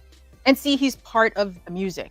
He's not like an executive who stood on the side. When I think of Bad Boy, although Puff wasn't rapping on all the records, I mean, he's like part of the sound. Right. So I think that's also part of it. But we ain't yelling at any other executive that we don't see their face, that have done worse dealings with black music for literally since the inception of black music. But I think where there's an expectation because he's black and because he's of the culture, he's gonna do something different. And if he did, and because he didn't or he is doing now people got something to say. All right, what you think? Like that, you want to go first on this one? I'll let Clips go first. I want you to go first. Why not? You please. That damn bacon down, nigga. Hey, I mean, on that situation, go ahead. I agree with Ebro on that. I mean, like, you can't try to revolutionize an industry by one person, you know, hold everybody to the same standard. I mean, it's good that Diddy is starting to, I heard something about giving certain artists their master backs or something like that, and it's a good deed, but it's not going to become the norm of the they got their publishing. Publishing. Yeah, that's not going to become the norm. Yeah, it's not going to become the norm. I just feel like, yeah, you can't hold him to one standard, then everybody else just get to have a free fall. Okay, go ahead, Clips. Well, you know, it's one of those things where it's like sometimes accessibility is a good thing, and sometimes accessibility is a liability. And you know, Puff has been for the culture. So people could say whatever you want to about John Diddy Combs. You know, Brother Love has done a lot of things. You know what I'm saying? Let's get this man his flowers. And first of all, instead of saying, "Oh, you goddamn whatever," y'all remember he didn't have to do none of this shit. You feel what I'm saying? He didn't have to do none of this shit. And you know what I'm saying? So he did it. These families could get their money, and that's good. And let's not act like the artists weren't getting their money if he wasn't giving them the best financial advice, whatever. That's not, I mean, like, I'm with EBRO. We have seen real predatory shit, but we only call out them certain ones. We act like, you know, this is Puff Daddy, and he's the only one doing this shit. You know, for all you know, that was a standard record contract as far as Puff knew it, to where when his lawyers drew it up, he was like, yeah, that sounds cool. Right. You know, Right. he was on the fly too. Great for me. Yeah, he was learning on the fly too. And So look, Mace sold this shit for $20,000. People always say he took his publishing. No, you sold your publishing. You got $20,000. You took that money. You was happy. You was smiling. Now, just because he was able to make $200 million off of it, some would call that a good businessman, a brilliant businessman. Straight up and down. Bought a product for $20,000 and made $200 million or whatever it was. that's what you're supposed to do. Remember, we said that with the Martin Shkreli thing with everybody. Everybody hated Martin Shkreli, and you know I'm not a fan of him. But one thing I always agreed with him was when he sat in front of Congress and said, "You guys are forgetting. I have a fiduciary obligation. I have a fiduciary duty," just like the dude at NASA was saying. He knows that it is their statutory mandate. Like, the whole point of my job is to maximize profits. Right. And when you think about why people are mad at Diddy for saying that he did it too late or it's not worth anything, what are y'all saying to the people who aren't doing it at all? Yes, sir. Talk that shit. You get what I'm saying? It was fair contract. And it's worth a whole lot. Let's go. Give these people they publishing. Why not? You got your money off of it, right? No, what they do, they sell it. They always sell it. They always sell it, man. And they sell it a lot of times under the cloak of darkness. You'll hear about it later. Oh yeah, I've seen it. Or you don't hear about it at all. I know you've probably seen it with your past working in the studios down there, where these niggas don't even know who own their shit. Like, you know what I'm saying? I've literally talked to niggas who, but we sat and broke it down. Like, you could see that look on his face. Like, nah. I never had that conversation with somebody, so I wouldn't know. I ain't even gonna hold you. I never. I have little conversations. Yeah. Who own your music? Like, nah, man, we just working on the record. You know what I'm saying? I don't be getting into it with them like that. I just be. A lot of times, I'm the ghost in the room as the engineer. As much. That is true. You know what I'm saying? I don't be talking when I'm in the rooms with them. Right, you get too talkative. Everyone's looking like, "Hey, bro." right, nigga. You over there smoking all the weed, drinking and shit, nigga. That's why this is taking so long. We could have been crack. Yeah, nigga. They blame. Hey, look, everything to go wrong, they blame it on you. Hell yeah, he fucking up his verse. It's like, man, that engineer be bullshit. See, like, nah. I hear you, brother. I hear you. I'm a fly on the wall, man. I don't even eat with them niggas, man. I had me a sandwich in the fridge in the employee locker room and shit. You know what I'm saying? Employee food. Yeah, a lot of times I bring me some food. I don't niggas be trying to eat with the artists and all of that shit. Want to smoke with them, drink? Nah, bro. Yeah, you at work, bro. You at work. But nah, and that's another thing. Like that, but that segues back to a deeper point to Ebro's what Ebro saying. They're at work. They're P. Diddy's employees. Like, you know what I'm saying? Like, y'all don't be running that motherfucking the Walton family for, you know, back money for the 4 years you worked at Walmart. No. Let's keep it on music though.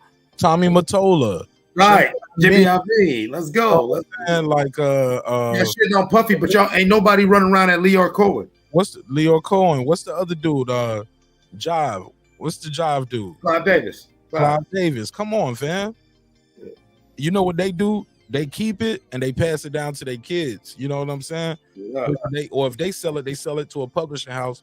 Like you be hearing now, all these big ass publishing deals, dudes getting like 9 figures. You know what I'm saying? Like Irv Gotti got a deal that was worth $250. I was like, I wonder what the hell they offer Puff. And Irv Gotti deal was $250.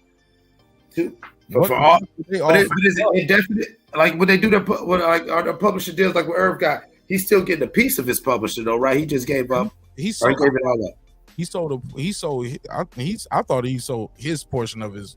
Let me pull it back up because I think he still get like a percentage or some shit. We covered the story, but I can't remember. But I remember the show, yeah. And I don't think it's forever neither. It's like for a term. Right, and so things like that I understand. Like, you know, and it came with like some movie shit too. Like they, like a large, some of those millions are going towards them funding like his movie projects, TV shows and movies, publishing deal. Sells, Irv Gotti sells. Oh, he sold masters.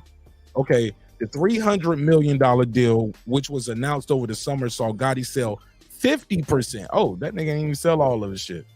Sweet. He didn't sell the publishing. He sold 50% ownership stake of his label's masters, while receiving additional funding for future media projects, including TV shows and feature films. The music mogul reflected on the deal in a lengthy Instagram message back in June.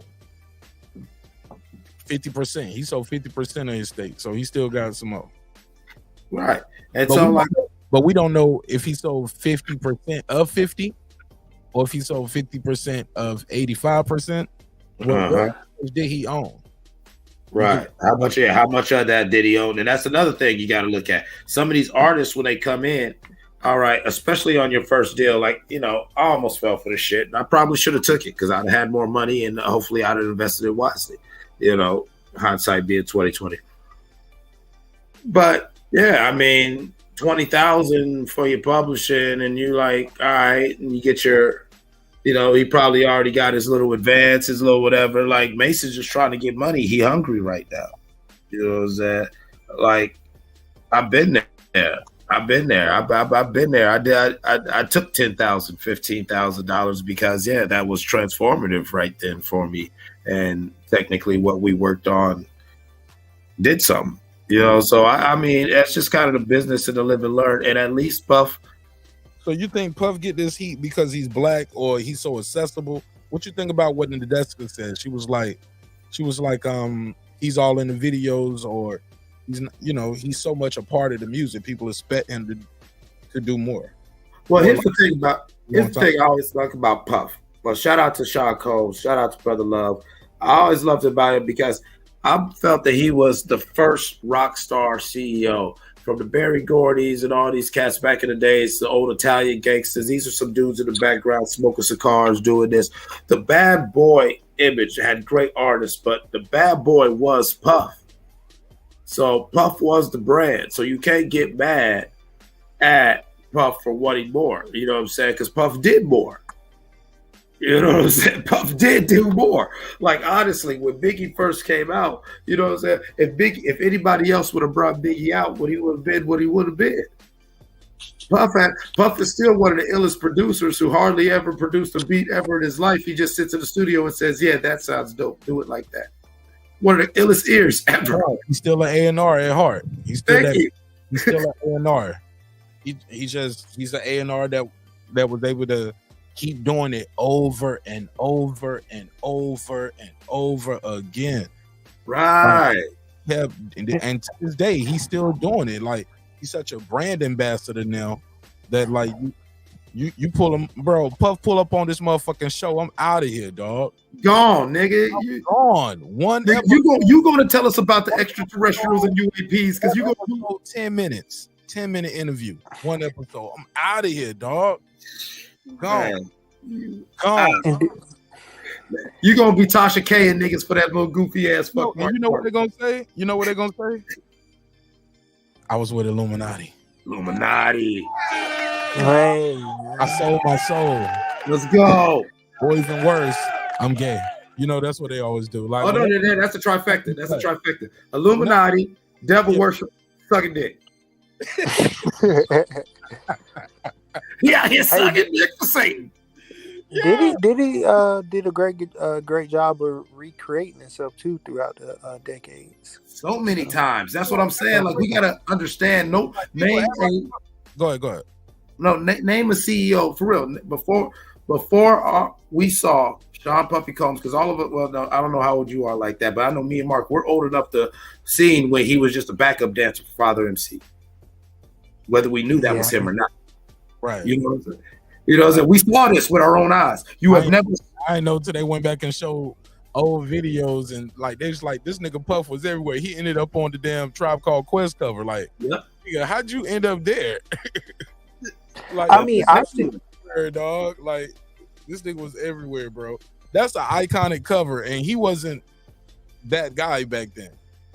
Right, that's what I'm saying. Like, and that's one of the more like LL Cool J. How you watch Crush Groove, and he's in like 4 scenes because you know he lived up the block, and the people he was living with made him go there every day to be an extra. So if you pay attention, there's 4 different scenes before he comes in, and they actually introduce the character, and that's why they made the thing of making a character of him because they was like this little nigga at the set every fucking day. Fuck it, you know what? We gonna sign him, put him in the movie. That's you know, you gotta respect that. That's how he got signed. Yes, he was homeless, dancing with friends. Read his autobiography; it's so dope. You know, and everything. But I ain't anyway, reading no books, nigga. No, yeah, get the audio book. Put the audio book with some instrumentals. But yeah, but nah, like it's like shorty dog. I mean, fuck a book, oh nigga, and then they ain't gonna find nothing in no book, dog. Kids can't eat no books, dog. Look at me, I'm out here running red lights. I don't give a fuck. Beating, faggot cops can't touch me, nigga. Rest in peace to the dog. Rest in peace to DMX, man. I'm sorry. Every time somebody talk about a book, the first part of my mind goes back to Belly, yo, and DMX in the car with Nas. Exactly. I'm the same way, man. So I love that. That's an iconic scene because depending on who and how you grew up around, you've heard that conversation one or two. Bro, get me with me and my brothers, bro, my sister, man. Bro, we'll sit there and between the 4 of us, man, like we can go through that whole movie, and we can all just be saying the lines. We watched that movie so much, bro. Oh yeah. Let me segue to something real quick then. Oh, go ahead. Like that. What's your favorite scene from Belly? I'm gonna drop. It was nigga was eating a banana and he was like, "I'm gonna have to drop a dime on that nigga." Hey, you know my favorite part of that scene, the favorite part of Rico outside the store wasn't Rico. It was that he had 5 niggas looking hard as hell and goofy, standing behind him nodding, sitting there, hey, yo, Mark. They sitting there like this. He talking about dropping a dime on a nigga. That nigga's like, hell yeah, that's what's up. Yep. Hell yeah, yep. Hey, look, Terrence Crawford still trying to live that shit down, man. He got to fight for his life all the time. That nigga can't even wear yellow or eat a banana. Like, and he had the motherfucker, and he had the Anjanini perm. That nigga said with the streak. That nigga met the man. I rose dolo from state to state. Ha ha. It's the illest nigga in Nebraska. That's that bar, man. Is you bout it, fool? Man. Yeah. Oh my God, man. Clips, what's your favorite scene out of Belly, man? My favorite scene out of Belly was shout out to the you know what I'm saying, rest in peace to both of them, the OG Louis Rankin and DMX. That scene when he's talking to Ox and you know and DMX is like they sit there smoking. Oh yeah. And DMX is like, I mean, if you scared, and how Louis Rankin's eyes go, oi, you're talking to the roughest Ross Clot Jamaican. I murder people for fun.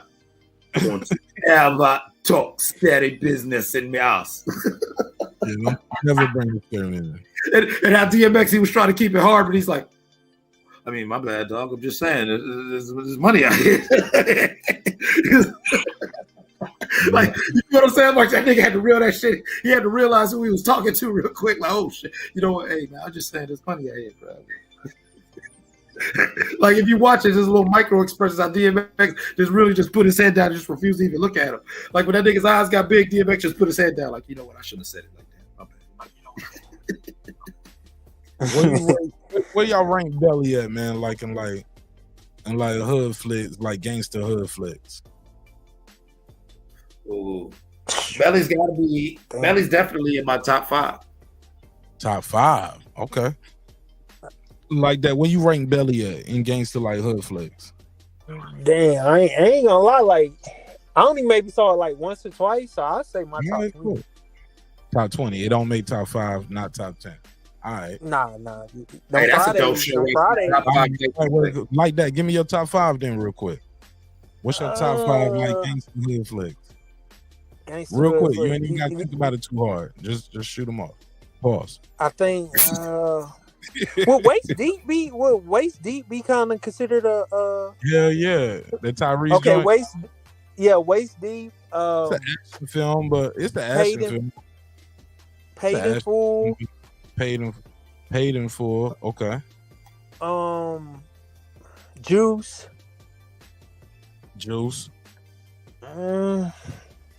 50 Cent, Get Rich or Die Trying? Or is that more like clips? You count that? That's a gangster story, right? I mean, it's a gangster story, so I mean, it's up there. And I'm not gonna put no handcuffs on nobody's list because that might be a show for later on. And the last one. I don't know about Waist Deep because he didn't do nothing in that shit, right? He was innocent, right? I mean, his son got kidnapped, and Megan Good. It's just that was that. Ain't nobody doing no.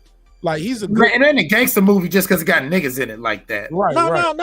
The reason it's gangster because that nigga was gonna say Bad Boys with chill. No, the reason I say it's still gangster because like his son got kidnapped and held for ransom, and then it was kind of like on some. I can't remember. Well, look, it don't have to be a hood flick. It could just be a gangster movie. Period. It don't have to be a hood flick. Gangster movie. Top 5 gangster movies. All right, so I already named my like 3 or 4, right? You got 3. You got Waist Deep, you got Juice, and then you got what was the other one he said? Get Rich or Die Trying. Get Rich or Die Trying. Yeah, Get Rich or Die Trying. Yeah. I would say New Jack City, but I ain't really watched it a lot, so I don't want to just throw anything in there. That's a classic, man. Yeah, you got to go study, man. Damn, hood, man. That's crazy. Like I know some, but it's like movie. It can be Scarface, Godfather, Goodfellas. I mean, this ain't really a gangster movie, but it need to be a gangster movie. Yeah, that's that top 5. Don't say Home Alone. Well, hold on, let me ask y'all this: would y'all put Training Day in that gangster movie type shit? Yeah, I put it in there. Yes, Training Day's definitely Training Day. Yeah, Okay, Training Day. Okay, that's your top 5. That's your top 5. I think I got one more. Clip's ready to go. Clip's like, nah, I'm ready. The last one, man. I want to make it.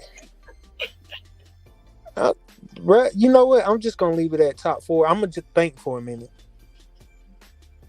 All right, and you know what? Hey, and you got to keep things in mind that different generations, different ways people grew up, see people were exposed to different things. My top 5, I'm gonna throw number 5, Belly. Number 4 would definitely have to be Menace. Number 3 would be Once Upon a Time in America. Once Upon a Time in America. Once Upon a Time. What is that? Why does it sound so dope? That's an old ass. It's an old 80s movie. It got James Wood, Robert De Niro in it. Talks about how these little immigrant kids came to America and came in on the run running shit. You know what I'm saying?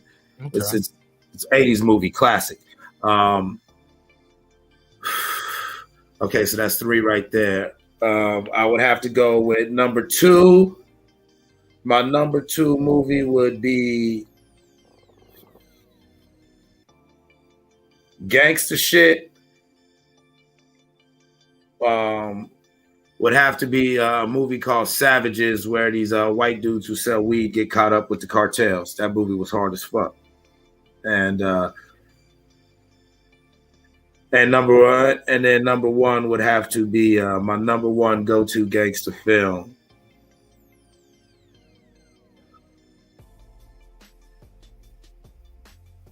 I don't know. I need more than the top 5, but I just we're gonna do a full. I'm just putting y'all on the spot now for y'all top 5, but we're gonna do a full episode of this on members only this weekend, man. All right, bet, because I threw Menace out there too early. I'm gonna hold you to it. Just it's like, somebody said shout outs. You Yeah, exactly. When he said that, that's what fucked me up. When he put that on the way through from beginning to end, I need to watch it this weekend, bro. Hey, I've never seen it. I always fell asleep on it, or I came in on the middle or different parts. I've never seen Shada's from beginning to the end nonstop. See, that's what I'm saying. Like when you put that up there, that's why I paused. I was like, damn, because Shada's also made me think of City of God and all like that. And I'm like, Yo, in Baltimore, it was a spot in Baltimore called City of God, yo. Shout out to Baltimore. Yeah. So, you know. Okay, Yeah, let me go ahead. I'm gonna go to the chat. I want to see what the chat's saying. Hey, look, when y'all do y'all top 5, can y'all put y'all 5 all in one chat box? Because so I can read them all off. Can y'all put all 5 in one? Type all 5 in one like this, some shit like this. You ain't gotta number it, but Foodie is so organized. She got hers in order. She said top 5 boys in the fucking hood, nigga. You got a problem, nigga? Boys in the Hood, man. Boys in the Hood is one of those movies, man. It's hard to watch sometimes, man, because you know how it ends, you know? Almost like Set It Off. Yeah. Like I like Set It Off is one of those movies. Scarface is another movie. Like I remember I had Scarface on VHS, right? And the first tape ends with him sitting in the tub saying the world is mine with the blimp. And that's how that tape ends. And then you got to switch the tape. I remember that. I just like to watch it like that. After I saw the other shit, I was like, it all go bad from here. I was like, I just want to and I realized that's what fucked up a lot of niggas in the hood. A lot of niggas in the hood didn't pass that second tape around. Everybody just saw that first tape when everything was good with the world is mine. Niggas didn't realize how that shit ended. You know what I'm saying? So, fucked up a lot of shit. But here we go. Boys in the Hood. Oh no, let me go. I'm going in the wrong order. Okay, number 5, Baby Boy. Number 5 is Baby Boy. Baby Boy. Baby Boy. Okay, we ain't gonna critique nobody list. I didn't know Baby Boy was a gangster movie. Is that a gangster flick? It involves some gangster shit. Peanut was definitely a gangster. Peanut was a gangster. Oh yeah. That shit was like comedy to me at certain times too. When that nigga got beat up by them little niggas for his bike, I was like, yeah. He had to get the homie. He had to go get the homie because the little niggas. Through my mind, that shit was like comedy to me. I didn't, bro. We was watching that shit, laughing all the way through, even with the faces he was making, and yeah, mama. Would y'all consider Four Brothers as a hood movie? That was definitely a hood movie, not a hood movie, like a gangster movie. Yeah, gangster movie. Four Brothers was gangster because Victor Sweet, the nigga who plays Mordo in Doctor Strange, that nigga, his character was Victor Sweet. That he was a gangster. He sound like a French dish, like etouffee chatufa, some shit like that. How you say his name? Chituel Ejiofor. Chituel Ejiofor. Yeah, that shit sound like a fancy French dessert, man, at a expensive restaurant. That shit sound like it costs like $300 for a slice. Yeah, I can't even afford that. Pause. But you got Baby Boy, Menace to Society. I love it. Carlito's Way. Oh, great man. movie. Okay. You want to play? Juice and Boys in the Hood. Okay, so she opted out of New Jack City. She opted out of what else she missed? She opted out of I Got the Hookup. I thought Food Revolution would have loved some ghetto shit like I Got the Hookup with Master P. Now About It was better than I Got the Hookup as far as gangster shit. She don't have Paid in Full. Okay. All right, cool, dog. But it's all good. Everybody list is cool. Hey, Mark. Go ahead. When you read off the names, can you do like your most quotable line from the movie? Sure. All right. Flo got his top 5. Yeah, if I got one, top 5. He got American Gangster. My favorite quote out of that one, off the top of the head, off the top. Now this is I didn't think about this, but he was like, this out. He said that $17,000 alpaca, nigga. You don't scrub that. You block that shit. You block that shit. I got you, Mark. I got your back. Yeah, that was my favorite. And yeah, man, that right there. Casino. can't remember a favorite line, but I do remember a favorite scene.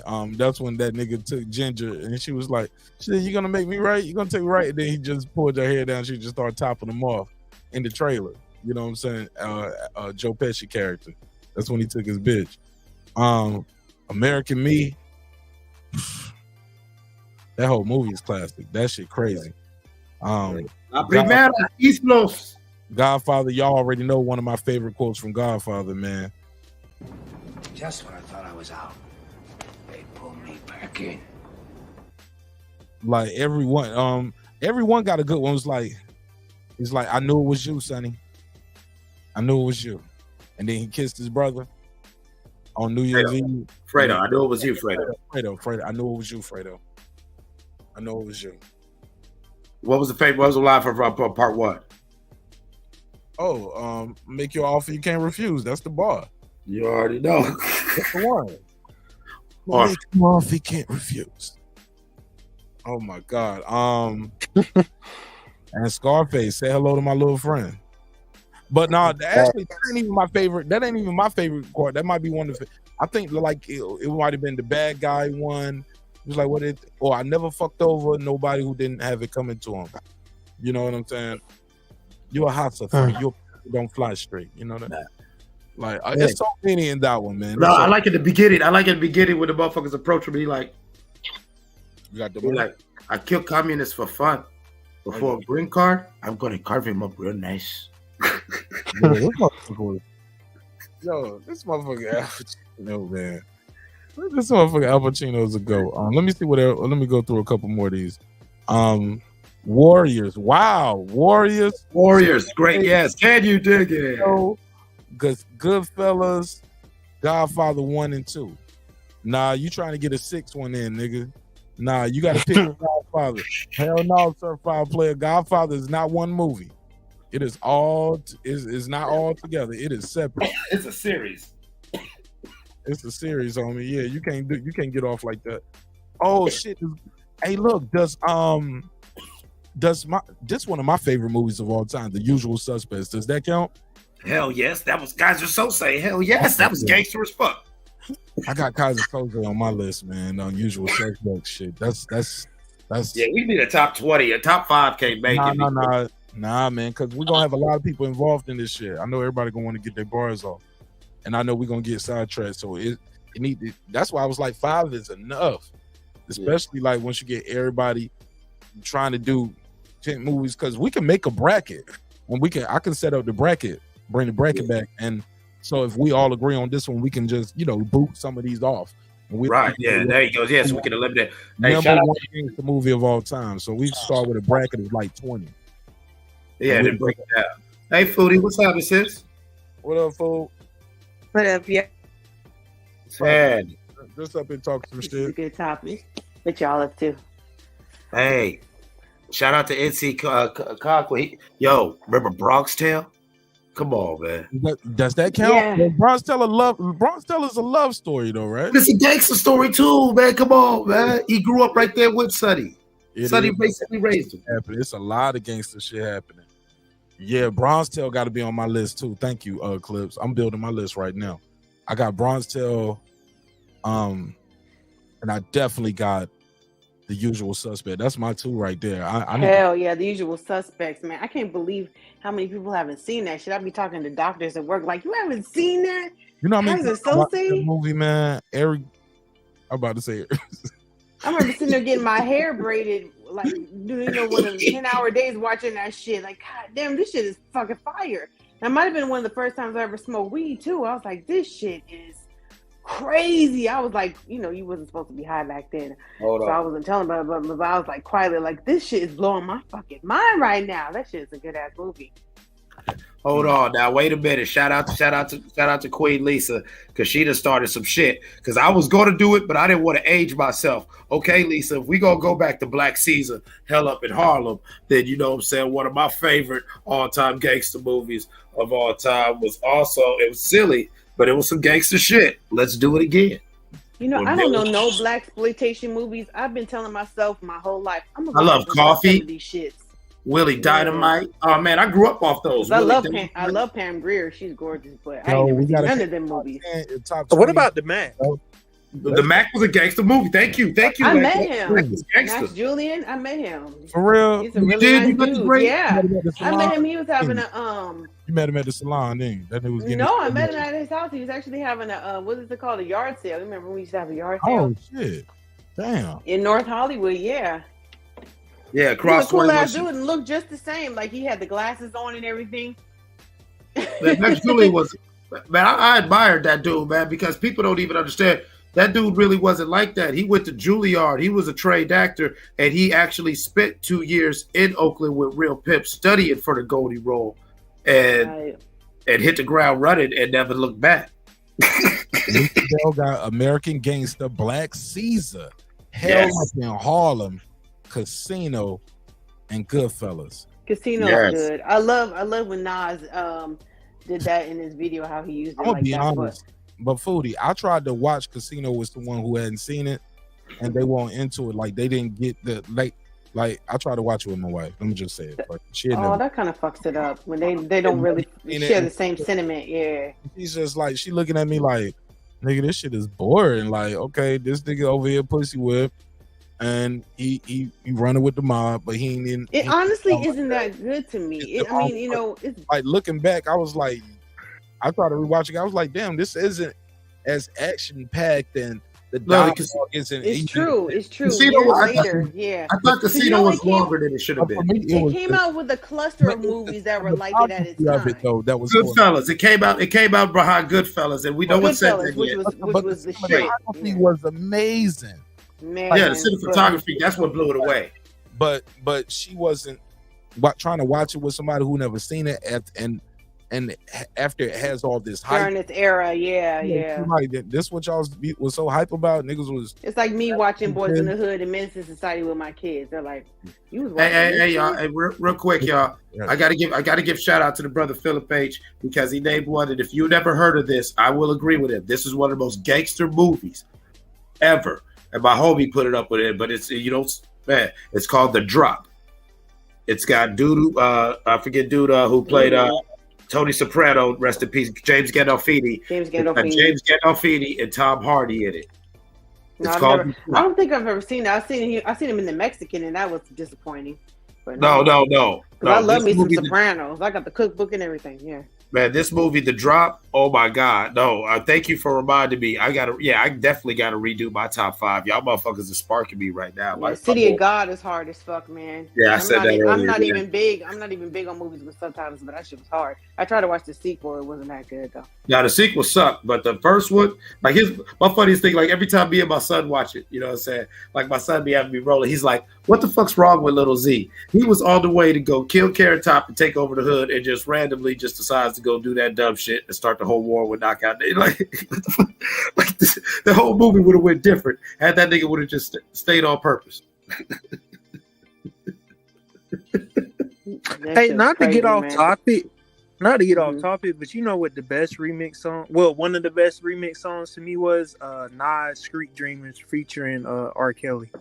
Yeah, that's exactly what I was thinking about with dope. Casino because they redid that Casino thing. That's back in the day when they would take like themes from movies and make them into the video, like a mini movie. Well, that's when cats was getting video budgets. The one with R. Kelly, the remix though with R. Kelly. Yeah, the remix. Yeah, the remix. That was fire. Yeah. Since y'all brought up R. Kelly, y'all hear me? Yeah, we hear you. Since you brought up R. Kelly, Tinashe says she is embarrassed by her R. Kelly collaboration, and she says she tried to block it. She tries to block it out of her mind. Let me play this. Her name is Tinashe. You never heard of her? Man, bitch, you better stop. That name sound familiar. I know that was Cut like it the out. early 2000s. That bitch need to be fucking happy that she's associated to anybody knows. Let me play the clip. And we can respond to She's been trying to get on since she came out with that song "Get On." She ain't embarrassed to sing it in the choir, knowing good damn well. Get on. She been trying to get on for a long time. Hello, y'all. Let me play the clip first. Let's at least hear what she said before we roast her, right? We got to react to the clip. Like y'all reacted before y'all heard. Y'all don't even. Y'all got y'all mind made up. Fuck that bitch. Let me Label. play it though. Let me play it. Let me play it. Would you put in that category the songs you did with R. Kelly and Chris Brown? Oh, you think I won? I literally block out that R. Kelly song from my mind. I forget that even exists. That is so embarrassing. That is so unreal that I even have a song with R. Kelly. That's so embarrassing. No. Yes, that was labeling. Yeah, knowing you, it actually like hurts me that like somebody put you in that position and I was forced so you to do young that. too, which is crazy because I feel like I did that song when I just signed to that label. Like I was probably like 20. Yeah, that's crazy. And I think the public perceives it as you doing Of that course. willingly and Yeah. not understanding that like you lack a lot of control in that situation. Oh yeah, of course. Yeah, you do. 1,000%. If any, like you probably like. And especially when it comes to singles, like for example, that song with Chris, that was a song that I put, a lot of like, we all wanted it to be like this big moment, this big single. So I feel like in their mind, they were like, you need this support. And he was like their biggest artist they had on rhythmic radio at the time. And to me, I was like, well, this is a pop song. So I really don't feel like we should put Chris on it. Like that, I don't like that doesn't compute to me, but I don't know. Your computation was 100% correct. I don't know. Thanks. I don't know. Hindsight's 2020.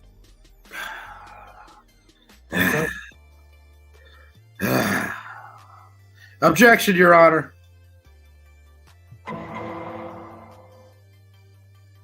That was a manufactured moment in the motherfucking interview where that was some shit that was rehearsed with her publicist. I saw the way he led her into it. The way her eye contact and micro expressions as she gave off that answer. You know what I'm saying? The whole, I was so embarrassed. Like oh my God. I can't believe I did that. Oh my God. all right. Oh my God. And I was so young, and then it put me in that position. And, Oh my God. And then he whipped out his cack. Oh my God. yeah, exactly. Pootie, you already know the vibes. Pootie, you out there in Cali, you already know the vibes. That's that bitch who came to the party, did it all, and now that motherfucking the word got out that party was lit. She was like, "Yeah, it did get a little crazy. Oh my God, I left early though." No, you didn't, bitch. You was happy as hell to get on a song with R. Kelly. I was without like 20. thanks. You were grown, bitch. You were grown. Whatever. Bitch, you was bragging. You was motherfucking. You was sea walking and on your It's just Instagram. unfortunate when women that are as pretty as she is are so thirsty. Like she's been thirsty her whole life. She's had 0 hits and a little bit of notoriety. And she came out in a time when she really should have been like popping because of how she looks, but it just never popped off for her. She needs to stop. She needs to stop it. Well, and then I I was want to act or something. Come out with a lipstick line or something. like me personally. Go ahead, sir. No, I was just gonna say I think her answer would have been different depending on who asked her too. Like if she was up there on like the Breakfast Club and Charlamagne asked her, it would have been like a more like, well, I did it, but the man did what he did, and it ain't really my business type move. So I think it's all about who asked it too. Well, she's not even being interviewed with somebody by somebody who's of the R&B hip hop culture. I don't even understand why this person asked her for this interview. Like, what does this person have to do with anything? Like, can he name 5 R. Kelly songs that are not collaborations with like Celine Dion and shit? I mean, he might. I mean, R. Kelly had the game. There's a lot of mites in this world. I just would like to know what he has to do with the culture for them to be talking about R. Kelly like that. You better put some respect on his name. Is all I'm saying. Put some respect on his goddamn name. What she said is, why isn't Quincy Ocha in the village? Who invited this motherfucker to the cookout? And why the fuck are they raisins in the potato salad? Exactly. I don't get it though. Like I don't know why she never popped off. Cause didn't she come out like 2011 and 12 or some shit like that? Listen, my son is like your age, and I just mentioned her name. He's like, oh. Like even when she came on, I'm like, what the fuck is she talking about? I love to get too on. Like, what is this bitch really saying to people her age, like, or the young girls? Like, I like getting fucked up in what? What happens when you get too fucked up and you partying? Like, what are you saying? What's your message? What is your? I mean, that was the move. What are you back doing then, here? though. That was never the move. That was like the weekend. No, I'm saying for like people my age at that time. That was like the weekend. Huh? No, go ahead. What you say? No, I go was ahead, saying go like that was like for my age group. I remember that like all that drug use. That's when that era started to usher in, like 2011, 2012. You fucked up on everything and you partying. Right, and and that's me being the old lady. I was sitting there listening to what my kids are listening to, and I'm like, I got boys, so unfortunately there is a double standard. I never told them that that's okay to behave like that, but I want them to watch out for girls like that. You know what I'm saying? Because that shit ain't gonna lead to nowhere but some bullshit. You know what I'm saying? And I'm like, damn, these girls are like starting out like way young, and they're really like, that's the difference between our culture and that culture. Like being a drug addict was cool in y'all culture. It's cool. Being a drug addict, like somebody getting called a crackhead back in the day was like, nobody wants to fuck with you. Call me that. Yeah, wow, like, I'm reading the lyrics right here. Get faded, turn up with the big boys. Live fast, die young. That's my voice. Get money like an invoice. And it was on mainstream My radio. arm in the whip. Make the money, make a grip. I be stunting with my clip, get faded, and I trip. Man, I love to get on. I love to get two on. I love to When get the two drink- on. When the drink be too strong, when the tree be way too strong. Get fade, turn it up, bro. Pour it That up. was on the radio out here in Pour it LA up, like man. every 12 seconds. Cause it got muzzled on the beat. That's it. That had that beat. Yeah, that's when I'm sitting there listening. We out here trying to phone. Hold on, shit. here's the quote. And Get then this mad- bitch come with this shit. Get ratchet, go dumb, then go more dumb then. And that's when the BBLs came into play and all the shit came after that shit. We can keep it lit. Let's roll. I love to get two on. Let's roll. I love to get two on. Let's roll. Yep.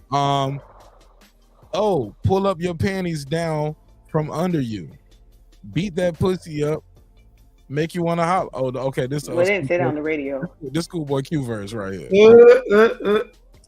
Anything with Schoolboy Q is I love Schoolboy Q. I love Schoolboy Q. that num juice, that crack, man. Yeah, Goddamn num juice. I'll be like, listen to Q. Hey, that album was good. Crackbox. Talking about clapping the cakes in the car outside the club and everything, man. This shit is. Listen. Wasn't Schoolboy Q is poison to the youth, man. I'm telling you, and it was on mainstream radio at the time. That's when we didn't have. I wasn't like using like Apple Beats and shit. I'm like driving my kids to school, and this motherfucker come on. Listen. These are the songs. She meant like two Two on. No, I love it's to get way too high and passed out. Yeah, and let niggas run hands on. WO on. I just read the lyrics. It's I love to get two on. Oh. Yes, like two, as in two people. The number two. Like a three, so Yeah. plus She two, was three. She was sexy like. When the drink be way too strong, when the weed be way too strong. Basically, I like to get drunk, get high, and have threesomes. Right. You like getting spit roasted. On the radio. Hey, look, if it's two guys. With my 13-year-old. I mean, that might be a lot of carpet rubbing. Yeah, you know what I'm saying, Mike? You know what I'm saying? Little rock, paper, scissors.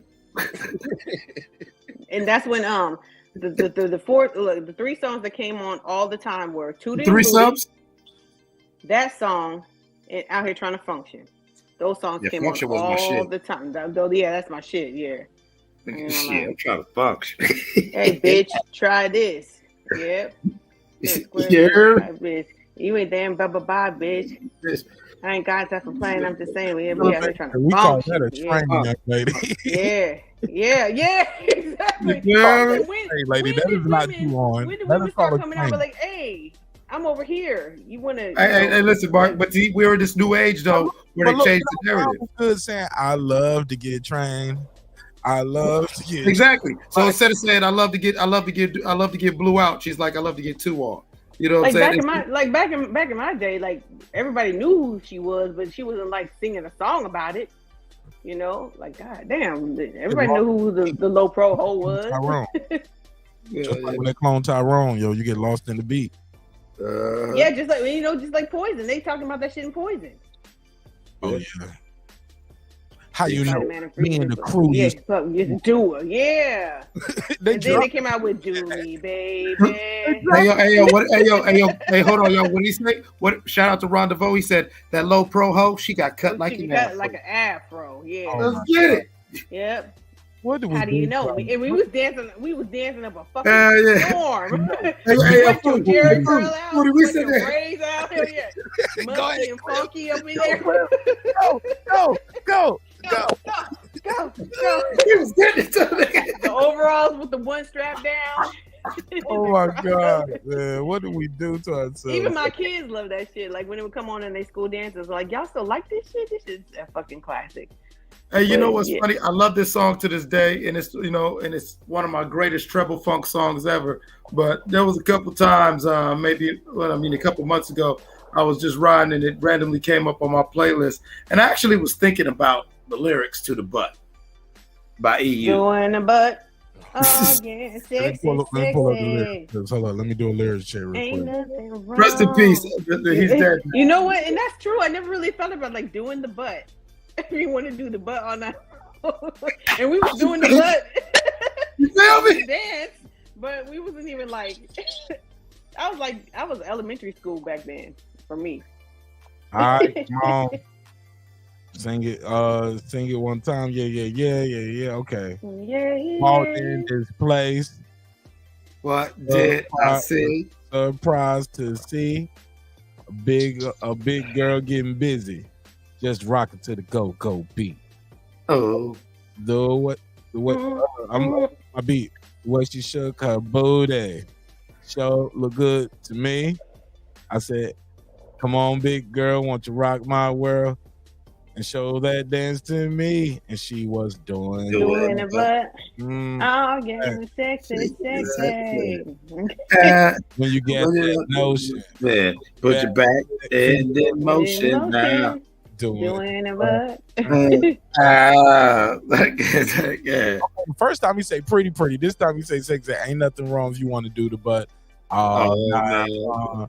Yay. This shit was fire, bro. Yeah, it was. Yeah. I was telling somebody, I was like, man, I can't believe when Salt and Pepper came out with Push It. I was like 6 years old, and I'm like, push it.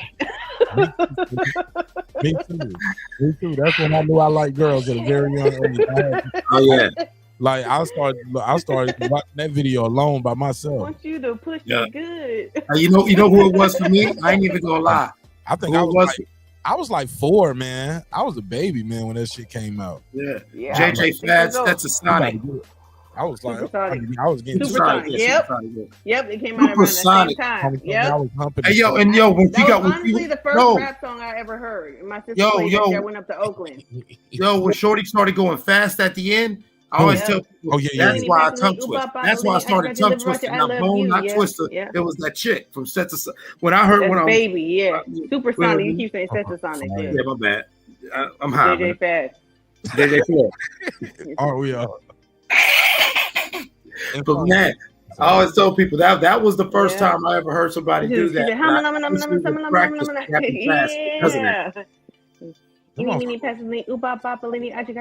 I love you. Take a piece, take a plum, take a piece of gum, no piece, no plum, no piece of Supersonic. Supersonic.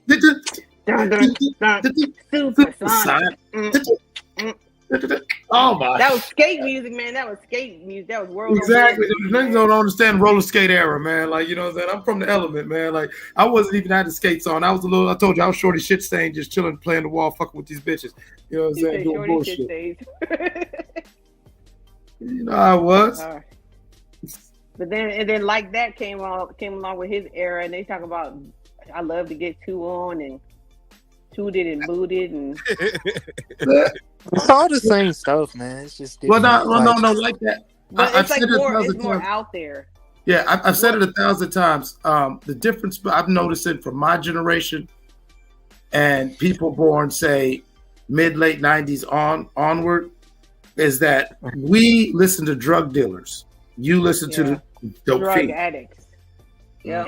Like we emulated, it's fucked up. We emulated drug dealers. So we were the ones who normalized drug culture to this point where it's just like so intertwined with all aspects of America, white, black, upper, lower, middle class, like this sort of drug street culture. Hip hop took over the world. But because of that, hip hop took over the world. Now it's like that fiend out uncle was cool. That fiend out little homeboy was cool. You're like, oh, that's just Wayne. During Lil Wayne's period, somebody should have probably really had an intervention with him, but we was like, yo, he's making great music. Keep going. But listen, but you know what's so crazy because we should have gave that brother help. You know what I'm saying? But look, but He don't want Usher. they tried to help Wayne though. Remember that Wayne was like, don't if it's my fucking cup. Remember that whole. Don't worry about what's in my cup. What's in my cup? It's in my cup. Yep. The whole my cup shit, and you know what? Left him alone. Let him create. I think he went to jail. Came back. He was straight for a minute. I don't know if he got back to it, but He seems like he's sober now. He seems like he's not. Right. Well, you know, here's the thing. And here's the thing. I love the saying. Like, shout out to for the look. I think, man, he got fruit punch in that bitch. Yeah.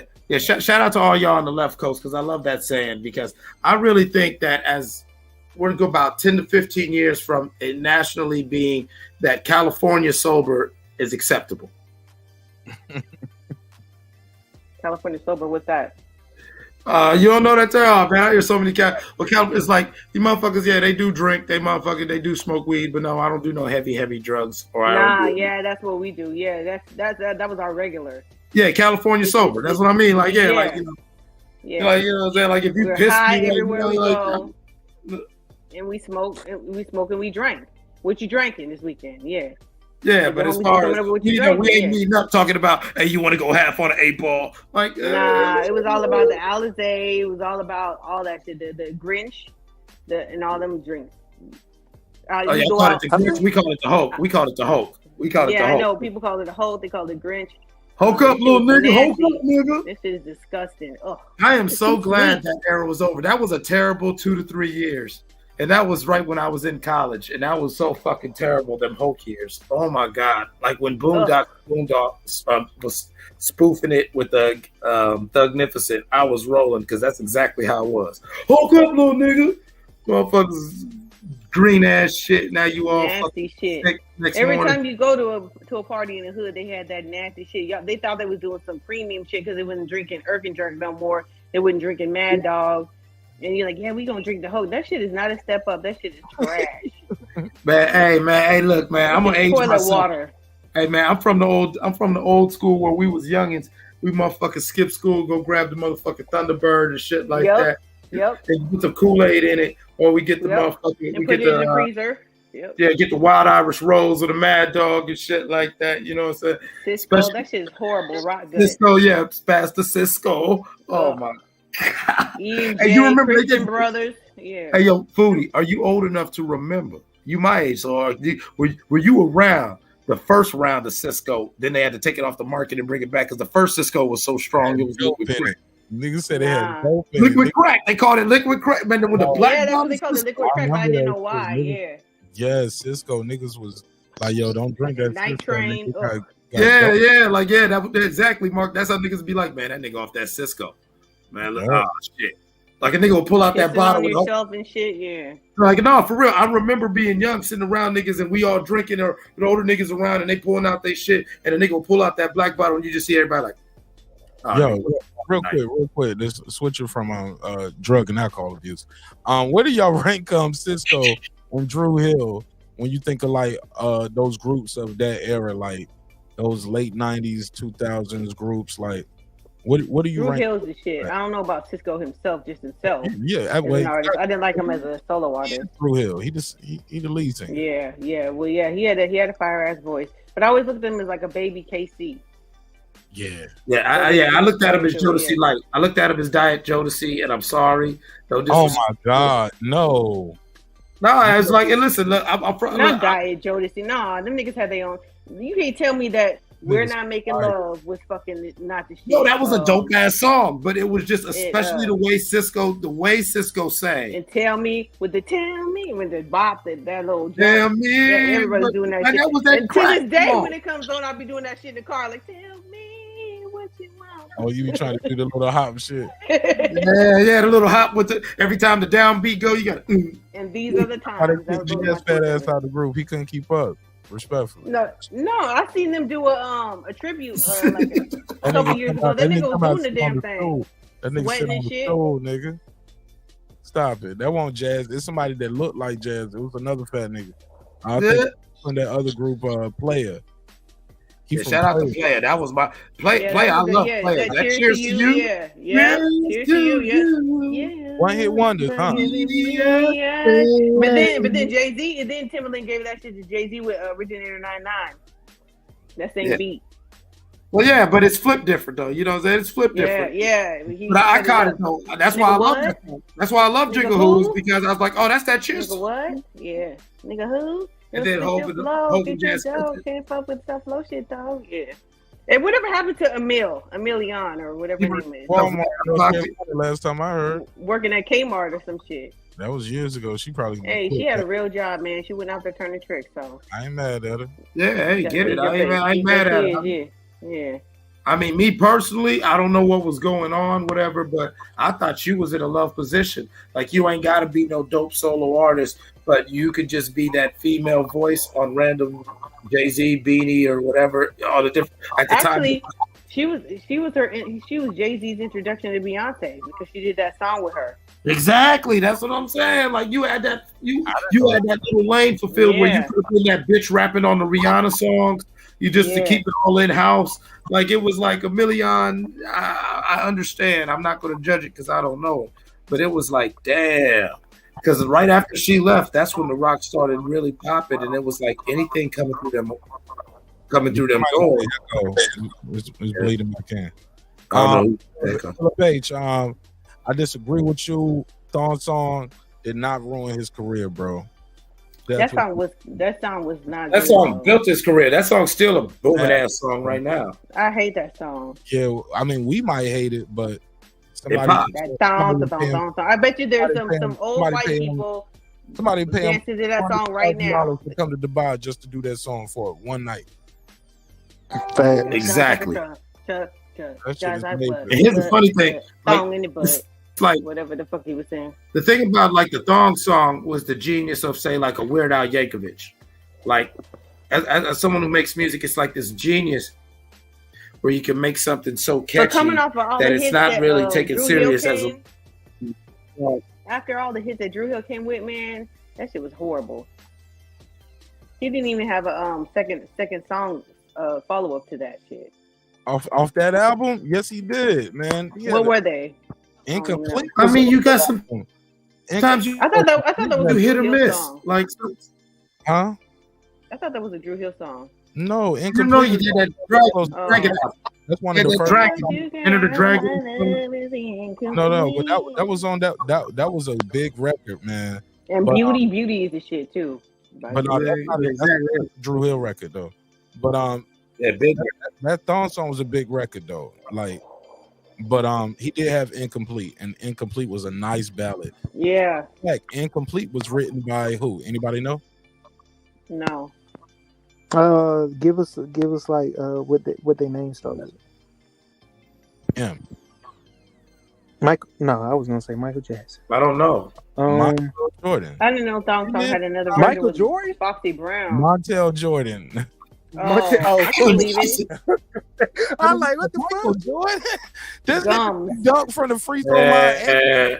Marq Nash loves him to Montel Jordan. I'm gonna tell you, y'all don't even understand. If y'all been paying attention to the neighborhood, Marq Nash loves Montel Jordan. Montel Jordan is probably Marq Nash's top 5 artist. He just never hit with me, man. Like he just never. I can never get with him. From the look, you know what else he wrote? Another big record that he wrote that nobody knows. He wrote Deborah Cox, "How Did You Get Here?" That's his record. How did you get here? That's his bar. Yeah, it's a song. His pen. That's his pen game, bro. That's his pen. Crazy pen. Even though it seems I have everything, but I can't. Face my heart under Man, that's his pen, yo. This motherfucker's phenomenal. Yeah. So, yeah. I mean, I know. Man. Go ahead, girl. Go ahead, sing that shit. Then hold on, wait a minute. Put Foodie on the big screen. Go on and get it. Karaoke night. We going karaoke nights with Nash. I like that song, but I think I like We Can't Be Friends with Her and RL better. Oh, that's my shit. That's my shit, man. Oh yeah, that's a good Oh, one. mothers, We so you're can be friends. Yeah. Yeah, that's a shit. Your family.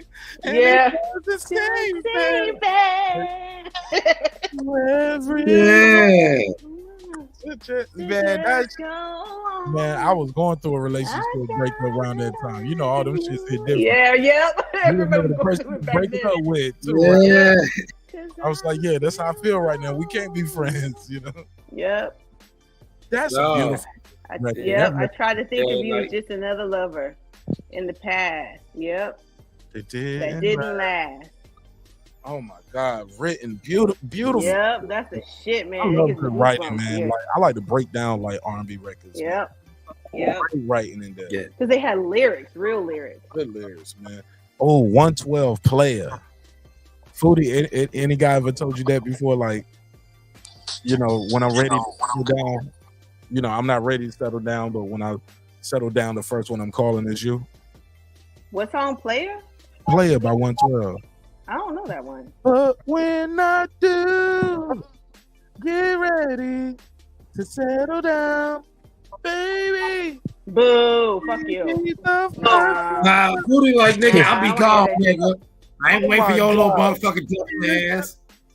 Nah, I don't like the lyrics. Nah, I Foodie don't modern like woman. that She ain't waiting on no nigga. My shit was, of course, Cupid. Oh, that's so You, And, you know what? doesn't lie. They play that shit out. No, They you know still what play that song? shit You know every what day. song was dope by 112 was Your Letter. Oh, that's a beautifully written song too. You said you love Yeah, me. yeah, Blue Magic. Shout out to Lisa. We going back to Blue Magic. Hold on, She hold said on. they good. Hold on, real quick. How did your letter end? Was she talking to his friend, or did she? I know it was a breakup letter, but how did it end? Was she was with somebody else, right? I can't remember.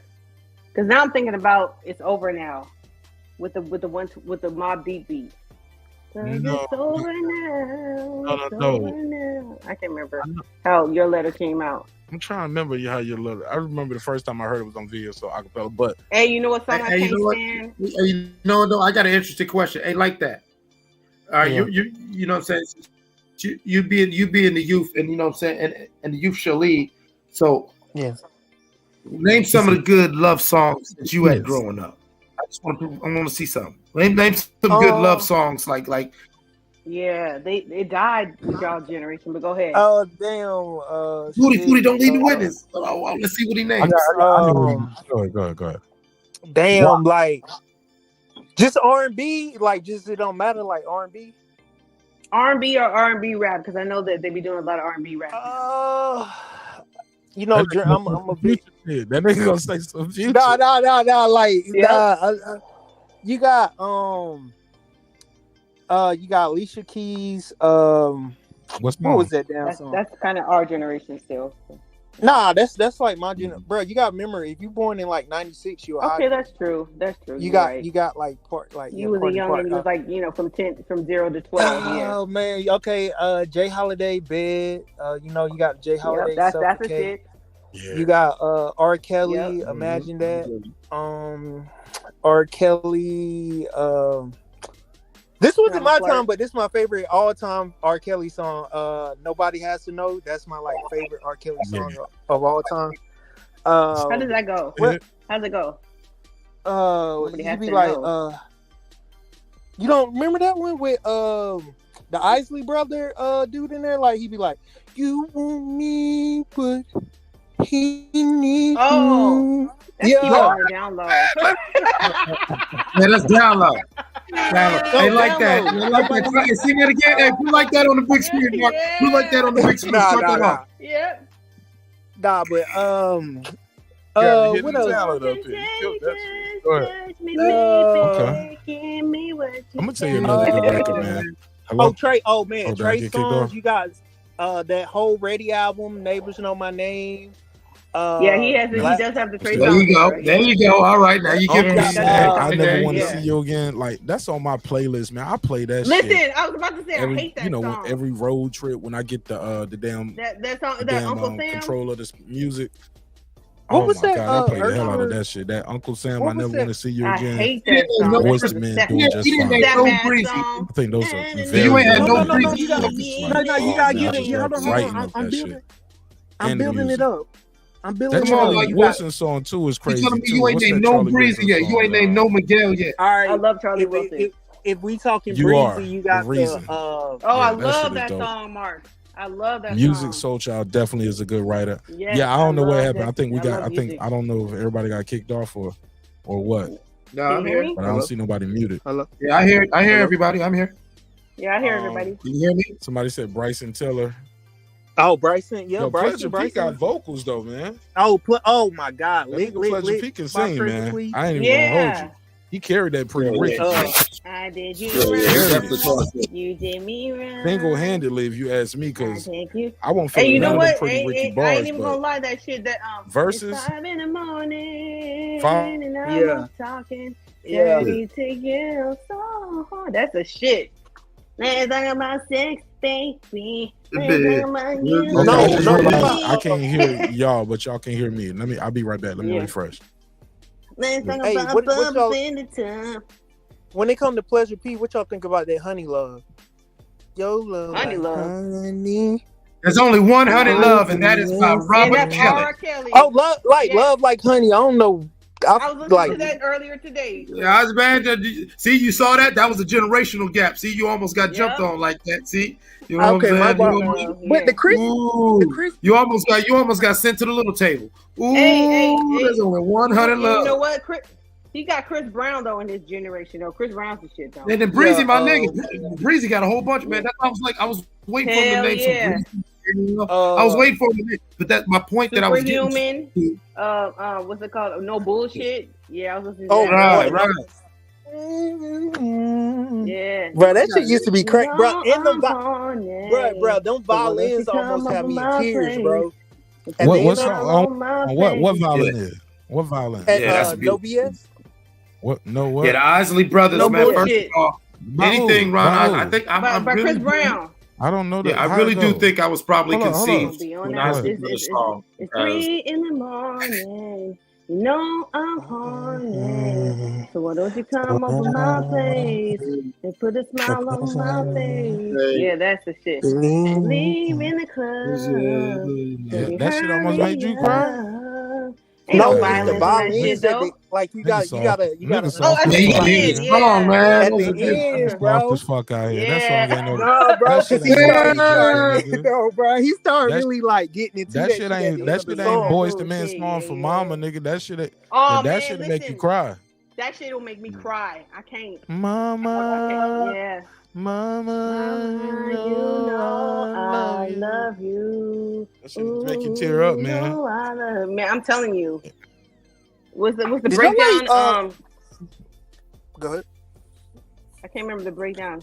Man, I know the That's song how that much. a song that always gets me was Maxwell's Pretty Wings. I got a couple songs that always get me choked up. Yeah. You know Pretty Wings, my Pretty Maxwell song Wings is crazy for me because Pretty Wings came out at a time when I People realized I can't had to really let something understand go. what it is. No, people can't understand what he's talking about, but that shit is hard. Man, I always say, "Let me get those chicken wings." Every time that shit came on, me and my wife, I always be talking about chicken wings. Yeah. And what y'all think about Eric Benet? That sometimes I cry. Y'all know Oh, y'all that be was crying I don't remember in the that shower song. to that shit. I don't remember that song. I don't think I ever heard. Oh yeah, I like that song. Yeah. That was a beautiful song. Yeah, Even that was Lil a Wayne beautiful said he song. liked that song. Yeah. Oh, I like that Anthony Hamilton song. I never heard this Anthony Hamilton song until he did that Music Soul Child verses, and he got this song called Her Heart. Oh yeah. Oh, I don't want to lose her. Yeah, Her I Heart, never yeah. heard that song. That song is beautiful, beautifully. But I written like song. my song with Anthony Hamilton is Can't Let Go. What I y'all skip think that about? shit. I be skipping that shit. What y'all think about Kim, the dude that you remember on? Kim? Oh man, bruh, I love Kim, that. I love that What scene was in the that family. song? Kim. I love that scene in the family reunion when Shawty was on the bus, and then he started singing Tonight. Clips. That motherfucking Kim, don't you bang that Kim that nigga, Listen, man. that's Hold on that, now. that's that old scope. That's that old scope shit. Sing it Yeah. again, Clip. Love calls your name. Yeah. You know what I call Can't nobody your sing like name. Eddie Clips Jr. Eddie Clips Jr. And then when you talk about what I don't wanna hurt you again or whatever that's how's it go? Yeah, exactly. Oh, Man, yeah. come I on. don't Kim know. that I might nigga. have skipped that shit. I know that. Yeah. Love calls your name. I know that one. Love calls you. Hey, and speaking of that, what about Lettucey? I love me some Lettucey. Yeah, let us see that. Yeah, let us see. They got a Lettucey? good song. Let us see. Never heard of it. What's the song? No, let us see beautiful. Pieces Let us see of beautiful, me. bro. What's the song? Give me the hit. What's the Pieces of hit? me. What's the hit I'm that trying I to want to know think of from it. him? Let me try. I don't want to get my Google on. I'm of me.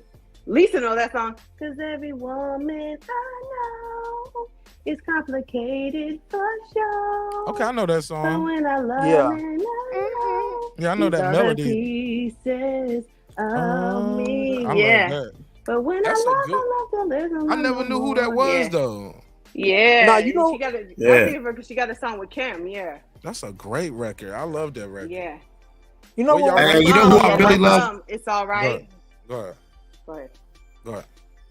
Now you know who I'm really been fucking with. She been killing it for like almost. She's on my radar. She's been on there for about 5 years now. That Tim's, that West African shit. Yeah. She's cool, Oh but I'm yeah, not. yeah. She fine. You know what? Honestly, on that song, that I love, that everybody, what's the shit with Future and Drake. What's this called? Future. No. I will What's the wait song that for came out? you. No. I love I've that been record. waiting for na, na, na, na, na, Oh yeah, Yeah, yeah. exactly. The little, yeah. With Justin Bieber Yeah. on there and shit. Hey, look. I don't need no Justin Bieber. other body. Yeah. Yeah, I that's like the that. shit. That shit fire. Yeah. Oh my I don't need no other Hey, look, not to body. get into on, not to go to rap, but man, I just heard this J. Cole Gucci Mane record today. That shit was so fucking fire. It was simple but they got effective. do what I got here. Oh my god, I think it's off. I think they said it's Gucci Mane's single. It's called There I Go, and it's featuring J. Cole, and it's off his new it's off Gucci's album. Oh, they got a video for this shit. Oh hell yeah, this shit fire. Man, I ain't even heard Mike of you. Williams, and it don't and J. Cole snap on this bitch, and Gucci rap his ass off too. I was like, go ahead, Gucci. Gucci showing the niggas he can flow on this bitch.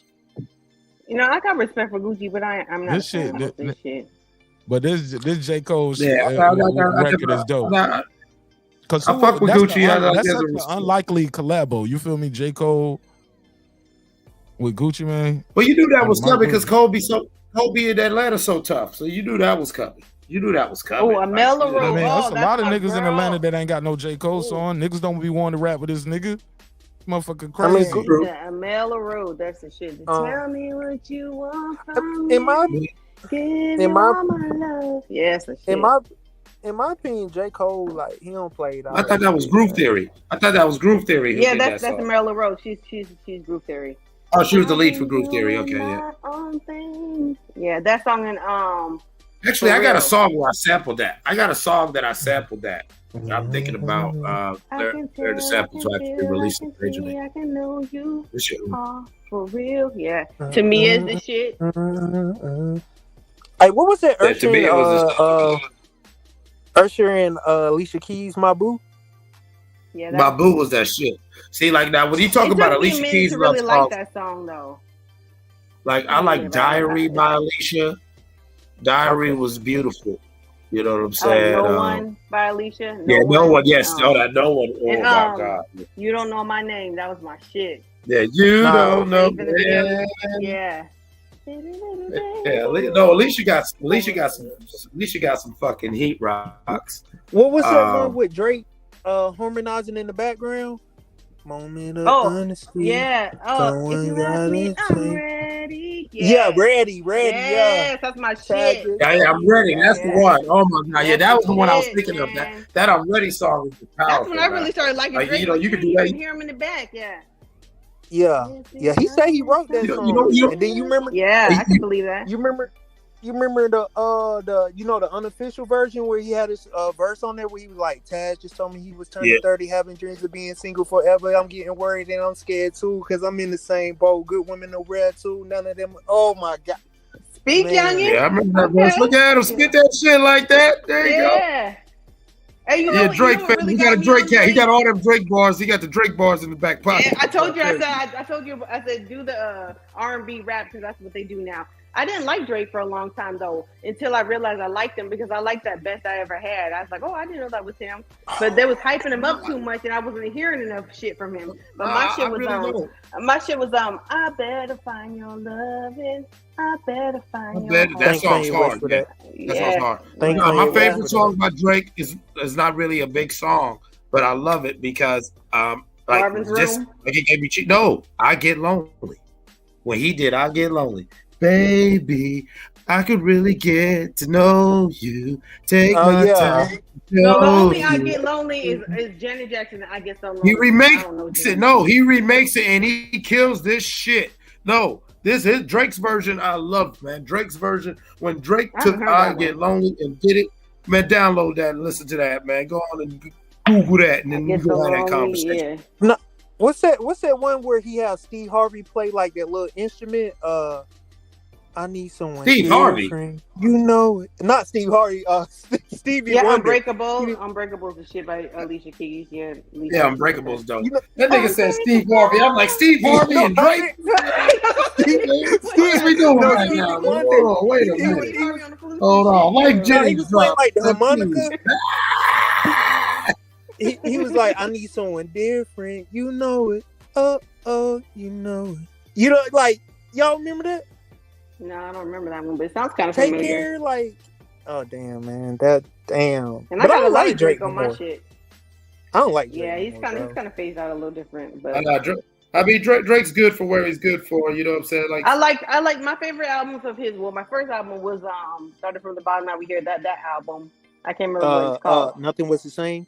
Yeah, that one's cool, but mine is Views from the Six and More Life. Those are my two favorite. What song you like? That Views from the Six. That was 2016. So like, yeah. What was your my favorite song on that one was Redemption. I like Rock Me Down Slowly.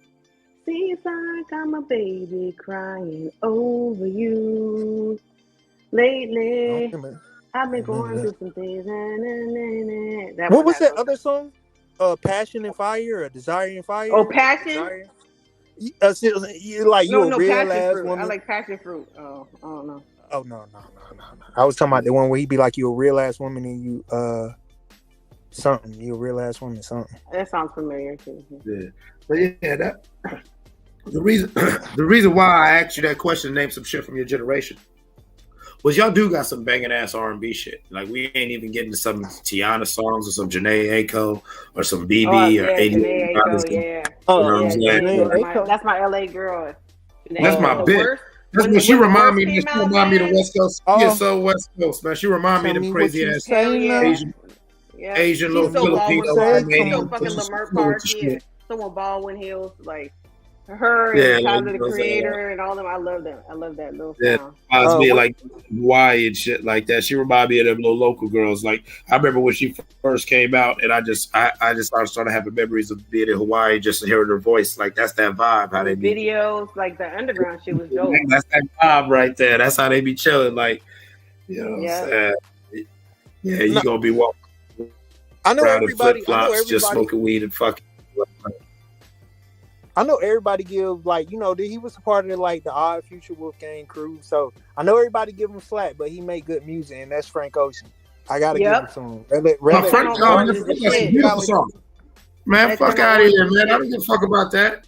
Listen, man, I'm an 80s baby, man. Listen, I got mad at when niggas was getting mad at Frank Ocean because unlike the Isaiah Rashad or some other goofy shit like that, and still that's his business. But when it comes to like shit like that, we ain't said nothing about Luther. We ain't said nothing about Teddy Pepper. Yeah, what it is. But Frank Ocean's Novocaine. Yeah, nigga, that's crack. I wasn't feeling that album. I didn't like that came out with. No, that was an album. That was the mixtape. That was the nostalgia. Nostalgia. That's when my homeboy told me, like, "Hey man, you don't really like this dude." I wasn't feeling it, but then when Channel Orange came out, I was like, "Oh yeah, this shit's hard." Yeah, exactly. He hard, bro. Like that music, Yeah, that's a vibe. Like he's written a lot of shit for Beyonce. Yeah. Well, I think a lot of people who don't catch them. Go ahead. If I'm being honest, I think, in my opinion, like I think he got the best pen game. One of I put him in my top 3, like of this generation, pen game. Well, I would have to know who else he wrote songs for and what songs he wrote to say that. I don't know about that. That pen game is crazy, bro. That his pen game, bro. Like all them songs, like all the double entendres and like, bro, it's just crazy. Like when you Double like, I like that. What is called Pink Matter, where he be like, Pink Matter with Andre. Yeah, Majin Buu. Majin Buu. Like, bro, like that shit was just like, man, I remember going to school. Like my song was Black Beverly Hills. Yeah, that was a dope ass song. Since she was born, the sunshine always keeps you warm. I see the world when you got the beach. Yeah, you know, I don't think that was called Blackberry Hill though. I don't know what the name of the song is, but that's what he said a lot. Nigga, you know the motherfucking song. That's Baldwin Hills. That's Black Beverly Hills. Yep. Yeah, I'm just playing. You know, I'm be fucking up songs. You know that they start singing it like shit. I can't. Yeah, that's definitely me. I'll be fucking up some shit.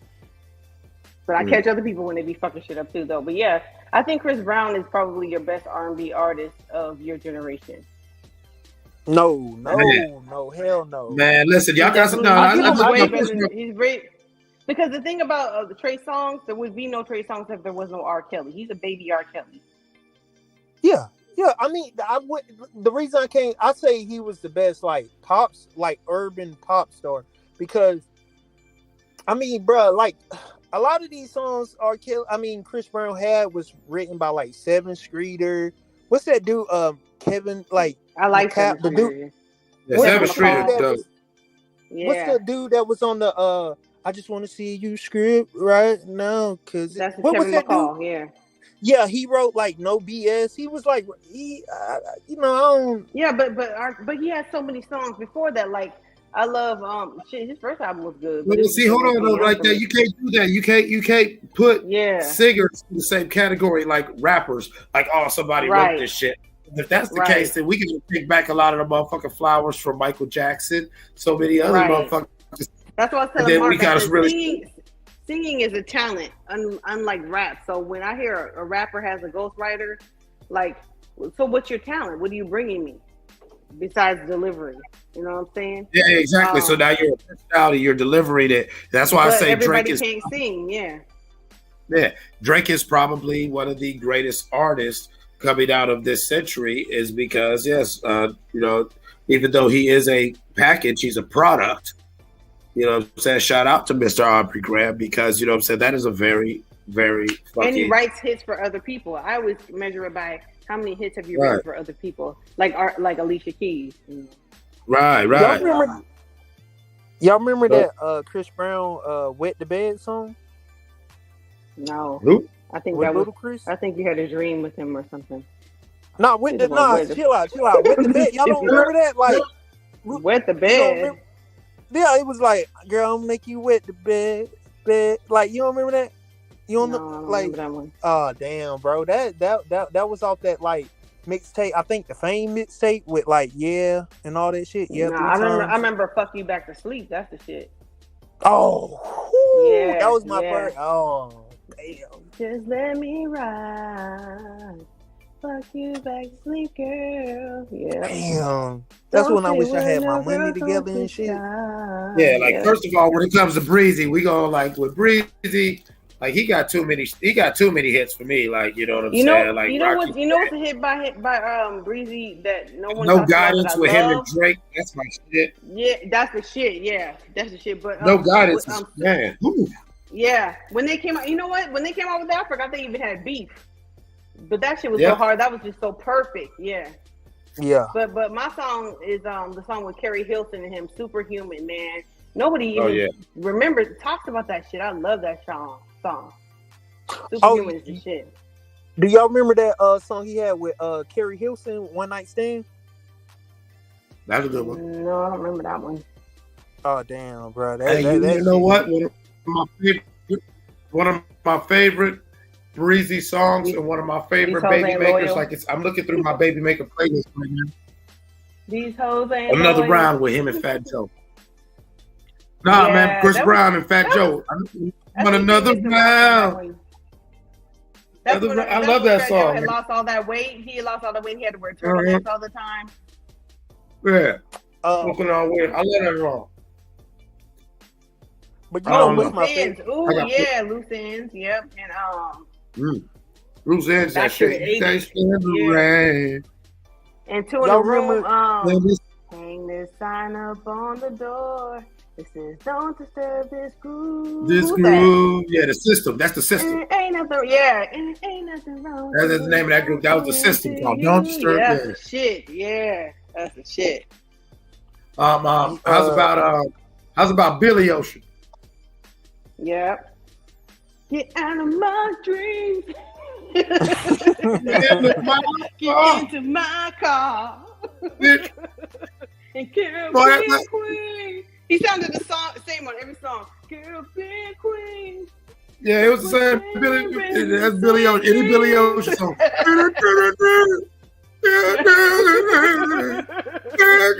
That's any Billy Ocean. That's Billy Ocean career right there. Hey, let's get out. Let's not give all the credit to all the black artists. We gotta talk about Phil Collins. That Phil Collins is my nigga. No, hey yo, Genesis. On some real shit. Hey yo, no, for real, Foodie. Like when I used to rock with this rock band, and we did a couple albums together and stuff like that. But before I let these young white dudes rock with me, we would sit down and we would like trip out. I'd make them do acid and shit like that. We'd be smoking, and I'd make them listen like. Acid. You know what I'm saying? Like, yeah, you got to get on my level. You know what I'm saying? You know what I'm saying? Like these cats had to learn because they would. I'm your pusher. I didn't. Yeah, I'm straight out the bush, man. You know what I'm saying? So I want them to learn how to like really just control the pocket. And so I'd play a lot of funk, but then I'd play like a lot of average white band, and then I'd play Genesis and Phil Collins. And I would just, you know what I'm saying, like just listen to them whole albums. Yeah, hit after hit after hit. Groovy kind of love. Right, I was trying to get Air of the and that concept of how you got this whole album is an experience. Like, nigga, this whole album is a whole fucking trip right here. Like, this is crazy.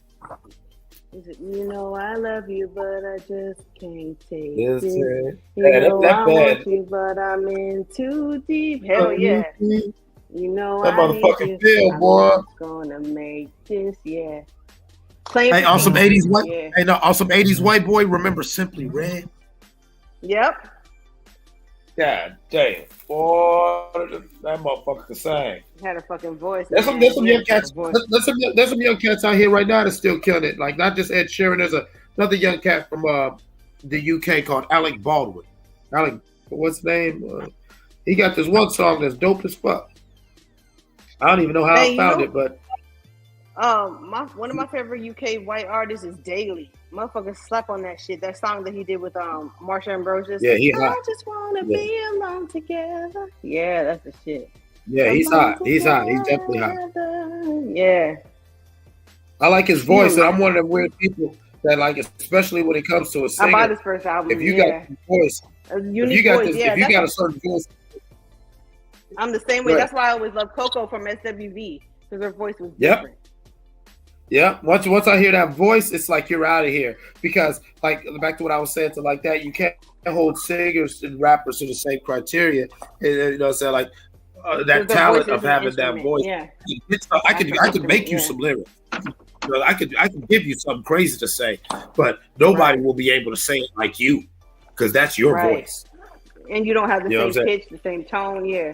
The same song. It ain't gonna work. Let's not forget about Jasmine Sullivan. She's in the generation of. Oh, Jasmine Sullivan, let's go. Yep. And back to some of them cats with the crazy pen games that never get respect, as well as a unique voice, as well as a musical production sound. The great Raphael Sadiq. Oh my God, Oh, one of my God. favorites of all time. Oh my God, I could just rattle this Yo. shit off. And that's another one. This he wrote can so many be all hits for your people. love. Yeah. Girl, I'll do And all the all your love. That's all I ask That's of all you. I ask of you. And just me and you. Ooh, baby. Yeah. Ooh, baby. Lay your head Yep. on my pillow. My shoulder. Oh, I said shoulder. That's the shit. Yep, lay your head on my Nah, lay your head on the pillow. And whatever. It never rains in Southern Girl, you know California. I can provide whatever you need, whatever you need. Yes, oh my God. Be fine. Yeah. So Oh no, I got one for you, Foodie. Check this out. Check this out. Before I let you go, can I get a kiss Can I get a goodbye, kiss baby? Yeah. Before I let you go. Oh my God. That shit was way before Don't Woo! Leave. People forget about that shit, man. Blackstreet No, baby, Band. no, baby, Which- no, baby. If you take your love away from me, I'll go crazy. And remember at the end when he got to do crazy. Yeah. It's like that. But you better not leave that nigga. You better not leave that nigga. Your love away from me, I'll go crazy, crazy, crazy, insane. That nigga sound like he was going crazy for real. Yep. That was the shit. Yeah, y'all don't have that kind of shit in your generation, and that's what I felt sad for my sons. But I mean, they listened to that shit growing up, but they didn't really like. No, that's my point. They got it. got They don't acknowledge it. They got it. They don't like. They got. They got this Asian chick from like San Francisco called BB. That bitch Oh cold. yeah, wait, is she the one? Oh no, she's not the one with the. Yeah, I think she's part of 88 Rising too. Because remember, 88 Rising is that weird group that it's like all these like you know what I'm saying like. And they I think I've seen them. I think I've seen them recently. Yeah. Hey, what about Snow? I mean, you got Allegra? the internet. The internet is from his generation, but you know they don't. The internet is fucking insane. The lead. Snow Allegra. The internet. Shit. The lead singer what's it- alone. That bitch is a fucking tidal wave. Oh damn! the What was internet. that song from the internet that I was fucking with heavy? I know I like that girl song. I remember Girl, but it was another one. Oh girl, yeah. Yeah, but it was yeah. another one where she be like, Doom, doom, doom, doom, doom. Yeah, that shit was hard. Doom, doom, doom. what was it? I really want to be my. It's something like They got Can't shit. Stop or some shit. Hold on, let Yeah, me look they it got up. niggas. I'm gonna stay on your side of the continent. Mark said, "You said these motherfucker. kids making babies to the city girls." Oh no. Yeah, exactly. Yeah, but Like they got dope music, but they just they're conditioned, they're predisposed for the bullshit. So you Music can't Soul even Child get is mad one at of my these favorites, bullshit yeah. artists because They can't help it. Yeah. there are dope artists out here. They are dope fucking artists making beautiful, love-making, beautiful songs, and they're getting success. Anthony Ramos is a great fucking artist. Yeah. But he gets more money acting. He gets more money acting, and I don't blame him. Kevin Ross. People don't even know nothing about Kevin Ross. That motherfucker will blow your socks off. I love Exactly. Kevin Ross. Cold as hell. I know exactly who you're talking about. That He's motherfucker's cold as fuck, amazing. man. But That this generation boy. don't respect it. So He ain't that was doing talking no about song that's got an upbeat. He ain't got no song that's upbeat with a rap feature. You know what I'm saying? Right. And he's not running around, you know what I'm saying, doing some old crazy shit He's in talking the about news real for love. other Yeah. Yeah, he's just a real legit singer. And so this generation, that my point to you, with the whole that we've been doing this like that is to point out how our generation, we respected R&B as R&B's laid, and we loved our R&B artists. We crowned them in hip. That's why hip hop couldn't wait to collab and everything. There's been such a blurring of the lines of hip hop and R&B now that your R&B Yeah. artists are like Tory Lanez. You know what destroyed You know what I'm R&B saying? was once. In my opinion, what destroyed R&B was once censorship went out the window, because censorship helped like the creativity. Since you couldn't come out and just be explicit with it, it made you create like cool ways to. We had a lot of R&B way after censorship. After Luke Campbell and the Two Live Crew. That's who went to fucking Congress about censorship and shit, and that's who put the had to put the stickers on parental advisory stickers. We had a lot of R&B after that shit. No, I'm talking about. No, I'm saying like my generation. Like once, like it got to me, us like our censorship was different than y'all's. Like I'm talking about like early 2000s. They still found creative ways to say like making love or all that kind of shit. Yeah. Well, and here's the thing, like when your generation is, well, when I see our generation, we was very blunt, and we know that's what people get what I'm trying to say. But here's the thing, you guys now, it's like I say about politics. I don't like Donald Trump because if he's continued to have success, then the next person is going to have to try to outdo him, and then what does that leave us with?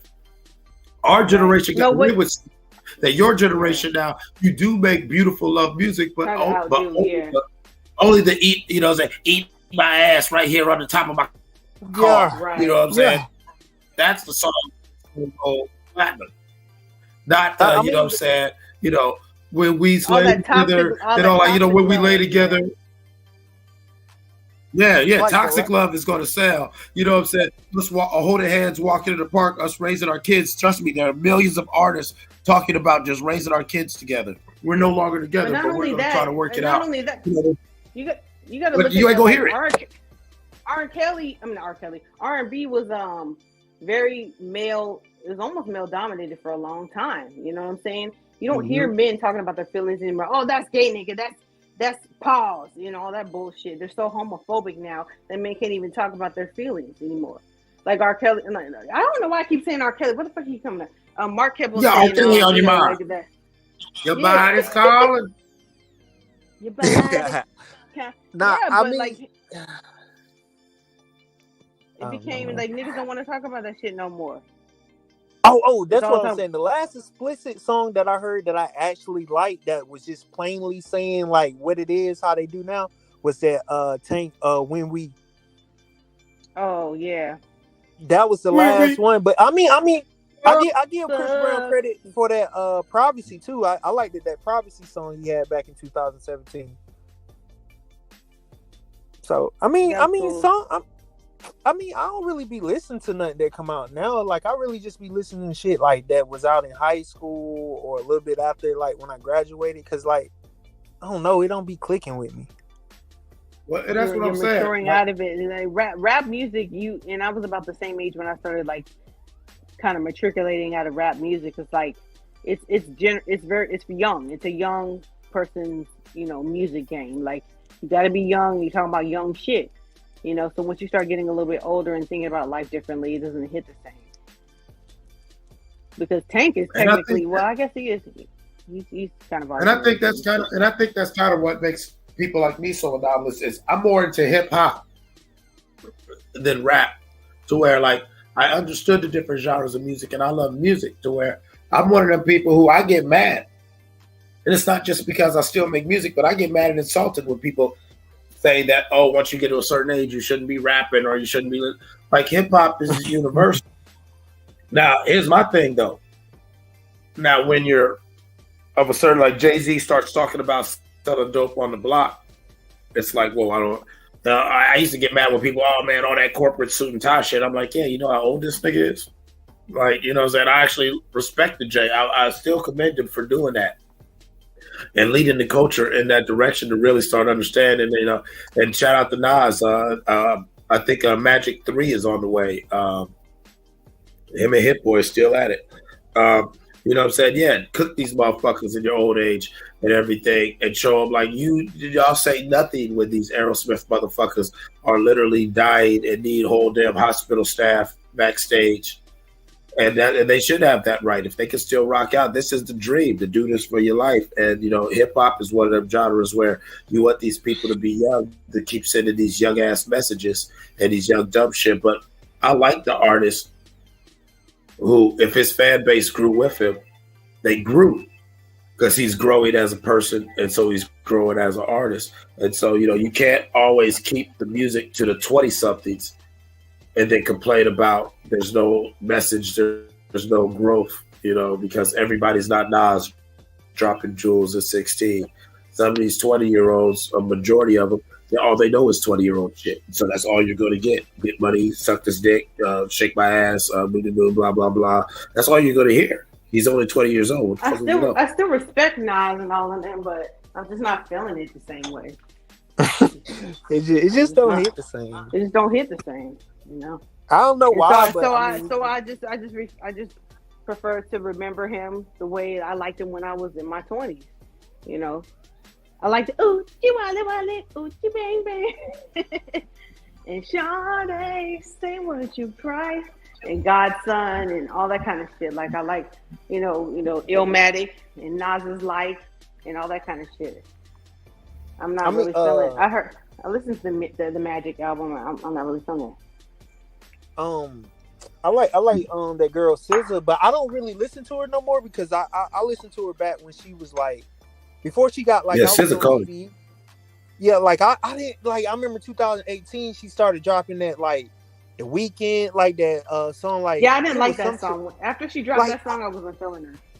Yeah, I went for the same year. My man is your man and your man is my man and all of that dumb bullshit. Like get the fuck out of here.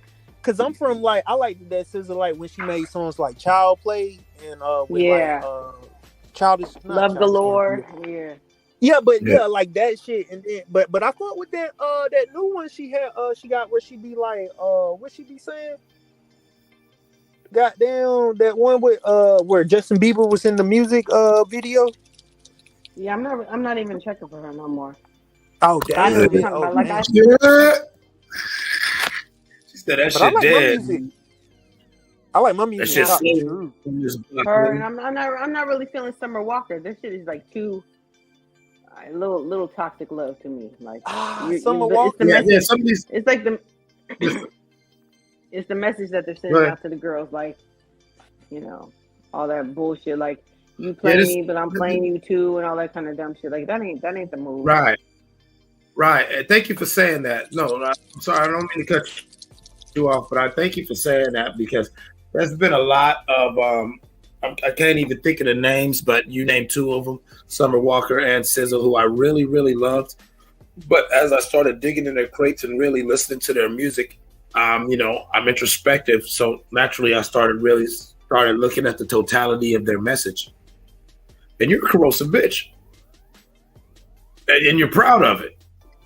And most of your music is a celebration of your corrosive activity. You know what I'm saying? Like you said, it's, you know what I'm saying? And so, of course, someone like me who I really am trying to not feed into this, you know what I'm saying? Like, look, I'm all for women being wild and free and independent, but you don't have to be a toxic bitch to be all that. I like I always say, I've actually met women. The difference between a male boss and a woman boss is that a man has to roar and a woman can say it very quietly and get the same message across. Exactly. You don't have to roar like the men. You know what I'm saying? And I'm not saying that you can't if you don't want to, but do it at your own will. But a man can come in there and scream at everybody and get the same results that I can come into the room, say, hey baby, sit down, let me talk to you. You know what I'm saying? Let's talk about this. Now, why did you do this or that, whatever? Okay, well, the next time I would like you to handle it a different way. Can you do that for me? You know what I'm saying? Like, this is a difference. I don't have to be like, get your motherfucker. No. And fuck you and suck my dick and I'm my daddy's son and all that dumb shit. Yeah, exactly. Yeah. Like nobody wants to hear that shit. What are these fucking women talking about suck my dick? Like, get the fuck out of here. You know what? That's always made me laugh. I've heard it since I was a child, and I love it because whenever I hear a woman look someone in the face and say, suck my dick, I either know she is either awesome, it's got a great sense of humor, or this bitch is crazy, or a little bit of both. Yeah. Especially when she's dead serious. What's her name? I heard, I was watching something like a little clip of Summer Walker, and it was like she was performing a song, and it's something like where she say, all I want to do is drink and fuck. It's something like that. All I want to do is smoke and fuck. And I was like, damn, like, cause she got a couple songs that's, like, bitch, you ain't trying to eat. You ain't trying to eat. Depressed. She sounds depressed to me. She always sounds like she's in depression. Oh, that's another thing, bro. Hey, listen, y'all. I'm noticing this. You notice that another thing I've noticed in the past 15 years, from the Juice WRLDs, Extensions, the Mac Millers, like you said, there's a lot of depressed like there's a lot of motherfuckers who are just caught up in anxiety and depression, who are drunk the fuck out because you can't just step outside. Yeah. And every time, and it seems like with your generation, outside is so overwhelming. Yeah, that's the way to go with it. Mac Miller, rest in peace, he's the shit, and I like XXX Tentacion. I wasn't in the Juice WRLD, but my kids were in the Juice WRLD. And I even all their music, even the Little Peeps and all like that, and all the little motherfuckers, other people that you don't know who are in that little drug rap crowd who's been dying off. It's like The Divine Feminine by Mac Miller was the shit.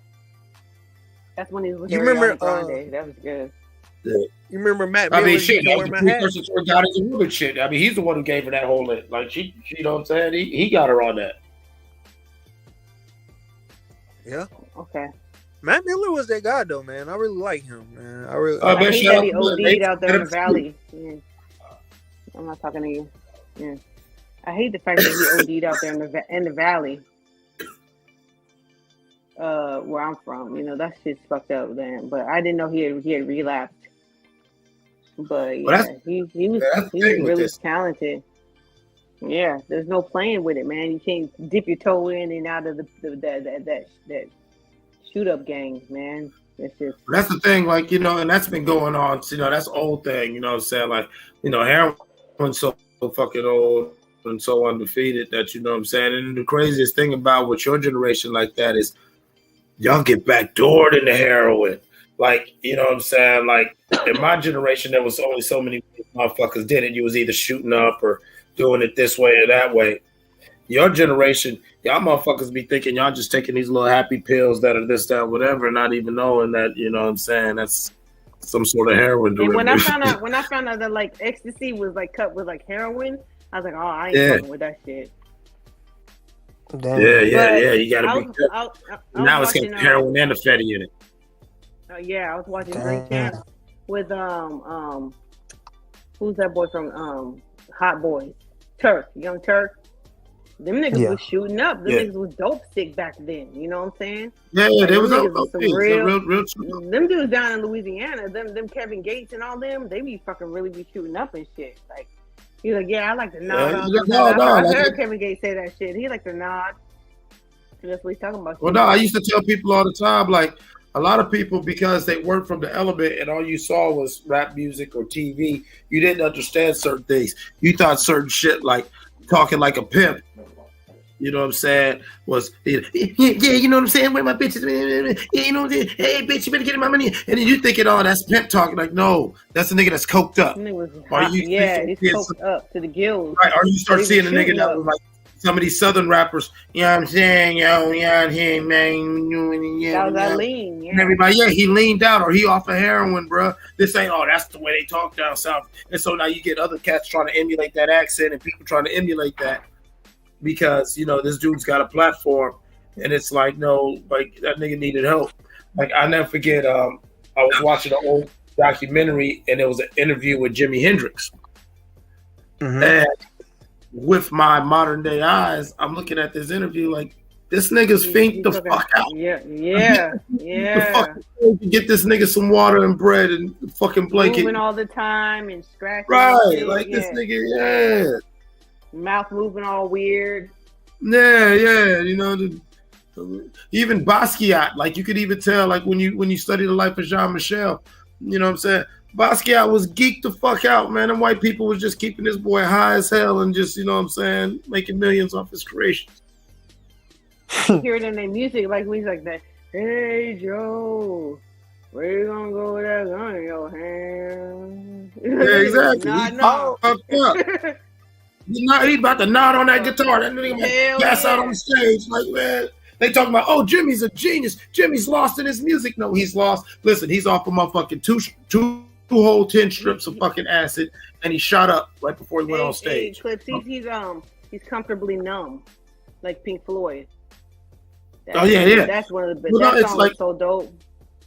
Oh, that's a Pink Floyd and Led Zeppelin. They're my vibe. People don't even understand. That song. Lot of layers. I have become comfortably now. And he's sitting there talking from the aspect of a heroin addict that's actually on heroin. He's like, hello, is anybody in there?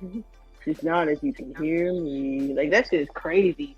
That's just kind of eerie. Hey, I would keep it real. Like, you know what I'm saying? You talking to a person who, because of the lifestyle I've lived, there's been periods of my life where, it was damn near like a Wild Western opium did. You know what I'm saying? Like, you know, minus the opium or sometimes. It was more in the Midwest and on the East Coast, like in Baltimore, than you really had it. And in Cali, motherfuckers did heroin and shit, like in the hippie days and the Haight Ashbury days in the Bay Area and shit. But like Haight Ashbury, in the 80s and shit, it was all about the crack. You know what I'm saying? Oh yeah, crack took over. Well, I was telling niggas, like I always told people, I'll say it openly. I was telling people who was in the different aspects of the game. As soon as motherfucking the towers fell, I was like, y'all need to start switching up y'all shit. That's like, what you talking about? I'm like, well, they started to talk about like, there's niggas in Afghanistan. If so, they go in Afghanistan, heroin coming back. They're like, what you mean? I'm like, nigga, heroin coming back, my guy. You know that's all they were fighting over. That's all they were fighting over. That's just people don't understand. The motherfuckers. Yeah, it's over their head. It's over their head and under their feet, fool. They miss it. They don't get it. They don't understand. That's what like, Vietnam was about. Yeah, Vietnam. Yeah, about some heroin. Like people don't understand. Like the poppy fields. People forget that, like, you know what I'm saying? If you study British history, you know what I'm saying? The opium wars, there were several of them. Okay, that's how crazy white folks, in the words of Dave Chappelle, white folks love their heroin. It's so crazy how you hear about like Vicodin is not even available in the world anymore. There's no more Vicodin. It's Norco. There's no more Demerol. It's fentanyl. Yeah, because a lot of that shit was just fucking heroin. It turned people the fuck out. I'm old enough all to remember. All of it's opiates. Yeah. So yeah, like when you I'm go old in, enough to, like I said, like I would be in places. Like I remember there was this one apartment building in my city ward that we called the group home. You know what I'm saying? And we call it that because it was just a regular 4-floor apartment, maybe like 20 units per floor. You know what I'm saying? Building 2 entrances on each side. But it was one of the baby mama lands. You know the type food where you catch anybody from any side of town because one of his baby mamas stay there or he be with his dude there, to where it was like became this nice little hub. Yeah. And you would sit up in there and between the pills, like nobody's putting no needle in no arm. But I remember one time I'm sitting up in there drunk as hell laughing because between the codeine and the pills, 70 to 85% of the people on 2 floors of this building are all geeked up off different forms of fucking heroin while drinking and smoking and sniffing lines. You know what got that shit really popping? It's Florida. Florida has some pain clinics down there. Motherfuckers come down from North Carolina. They come down from, they drive down there with their little prescriptions and get that shit. I think they said they had like 90 clinics in a 1 mile square radius at one time. Because that shit, like, it's so crazy. Mm-hmm. Guess who was serving them? Guess what? Guess who was serving them? Don't say anybody on this panel. Rose. Ricky Rose. Oh. Well, I mean, listen, doctors were serving them. Shit. Thank you. Like, that's funny. Like, listen, like, I would keep it real. Like, motherfuckers don't even understand. Like, there's such a business in keeping people addicted in drug culture. That's why sometimes I talk about it openly. I know it gets uncomfortable for some people, but we've got to actually start addressing some of these uncomfortable things that we all suspect or some of us actually know, but it's taboo not to say. Like, no, fuck that. Let's actually put that shit out in the open so we can address this shit finally. Well, that's why the war on drugs is bullshit, because I'm a nurse and I know better. You know what I'm saying? Like, I work for the VA, and you got motherfuckers who are legally addicted, and these doctors can't stop, or they've gotten better, but they can't stop writing the prescriptions or refilling their prescriptions because they legally can get it. They have a prescription for it, and you can't just stop somebody. The VA didn't give the doctors no rights to stop anything. I mean, the doctors, they would go in for like, oh yeah, my shoulder hurts, and you get a fucking prescription for Oxy. You can get a fucking Dilaudid Pops. You get fucking all kind of shit. Like, I've heard vets say, man, they gave me so much shit, I didn't even want to take none of that stuff. Like, that shit was crazy. Man, shit, I would keep it all the way real. Anytime I had my crazy surgery surgeries or whatever like that. I refuse to take the shits. And honestly, I sold shit. Fuck. You know what I'm saying? You know what I'm saying? I tell because Well, that's I'm the reason not why fucking, we have to drug. That's why we have to drug test everybody every 6 months, and they get mad. You could always tell who was selling the pills because they didn't want to get drug tested. Like just do the piss test every 6 months, and they keep on giving you what you want. They be like, no, I'm a veteran, and this is. Nah, well, see, my thing is I didn't want to take the pills because I know what the drugs do, and you know, like I'm one of the people. The reason why. Yep. Haven't crashed out and hit rock bottom and never been on no feed shit was I was always very conscious of my addictive nature. So there were certain things where I know myself. I ain't even gonna do this shit. It doesn't even have no.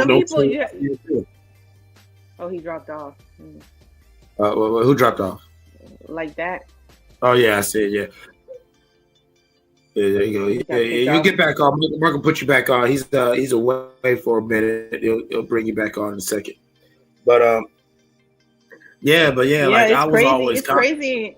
It's crazy in emergency rooms at nighttime. These motherfuckers be coming up, doped up, overdosing. They come in on the ambulance, and you give them the Narcan, and the motherfuckers wake up swinging and mad because they just threw up their last money, and they be wanting to get mad at the fucking doctors and nurses and shit because they ain't got no more money to get high. Man, listen, man. Listen, there's doctors, they be carrying guns and shit. Oh, I already know. Listen, I done through private parties, and I'd have been to private parties where, you know, there were paid medical people on scene with adrenaline needles and shit like that because the shit just happens. You gotta get Narcan. You know what I'm saying? Or naloxone. I literally been in conversation. Yeah, bring that nigga right back. Like motherfucker, you know what I'm saying? You be like, what the fuck going on in the corner? They be like, oh, don't worry about it.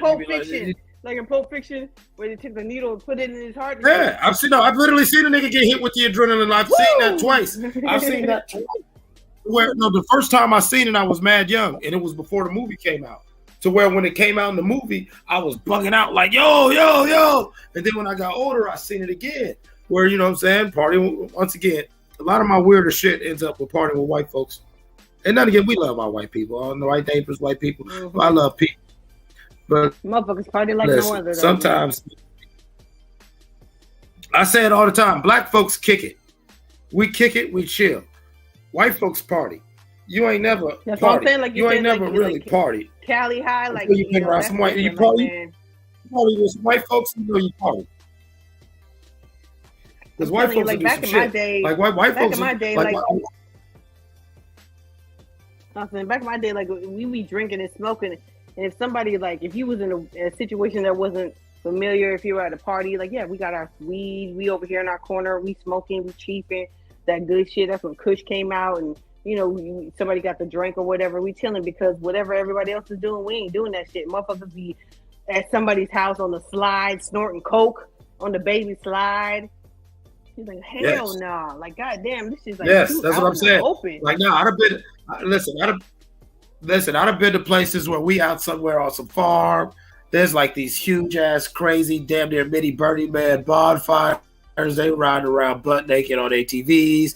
They shoot guns, sniffing lines. They quarter sticks of dynamite, blowing up. Like, it ain't nobody saying nothing. And these motherfuckers just out here, and it's no special holiday, no one's birthday. They just said, fuck it. We feel like partying, and I got some land, and ain't nobody gonna say shit to me. My nearest neighbor's 10 miles away. Now what's different is, like, we didn't have heroin, but we had Sherm.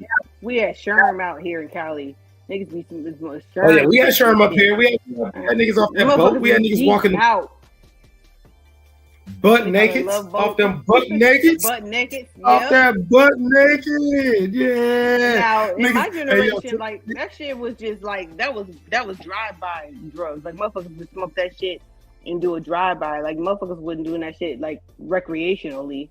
Like niggas be honestly, you need to get away from whoever that is and go in the house and act like you ain't see him because that motherfucker might be on some shit. He about to do some some work or some shit, you know, like hey. Right, that's how we looked at it. Yeah, that's how we looked at a lot of the Sherm niggas. Like we used to motherfucking you know what I'm saying? Like I used to even clown niggas like and shit. Yeah. Right. You already know. Like, yeah, I used to always clown niggas because, you know, certain niggas that I grew up with, that was kind of something I would say to them. Like, yeah, y'all, you got to smoke that shit to do what you do. You know what I'm saying? Yeah, because if you knew them like that's what I'm saying. Like, you it ain't wasn't no no real gangsta. G. You ain't no real G. You ain't no real psychopath. Right, I'm not going right. for that shit at all. Yeah, exactly. You notice how I tried to word it. Mind, yeah. If you got to get You out notice of your how I tried to mind word it. with I'm trying. that shit. Yeah. Yeah, I'm trying to be political. I'm trying to be political in how I worded it because growing up, again, I knew a lot of cats who, like, you know, like I said, it wasn't no gangster shit. Like this nigga, you know, he killed a nigga and forgot about it, not because he's hard. No, that nigga was high, man. That nigga was fucking high. Nigga. He went That to nigga was jail running high around as too. fuck, trying to fight the police and all that Yeah, good shit. he sobered up 3 days later with a motherfucking broke jaw and motherfucking get goddamn 10 years over his Eyes head. busted out, yeah, hell yeah. Yeah, fuck out of 10 here, years. man. Like, Niggas fucking, that was back in the day in the 80s. Them motherfuckers started giving you fucking 10 years for each rock, and the motherfuckers was seeing football years and shit. and that nigga gone. He ain't never coming home. Motherfuckers got Never coming geeked up because he wanted to smoke a little wet cigarette. You know what I'm saying? Yeah, He wanted to smoke a little wet sickos. cigarette and go ride around hoorah. Football numbers. Yep. Straight up football numbers. Man, that shit ain't no joke.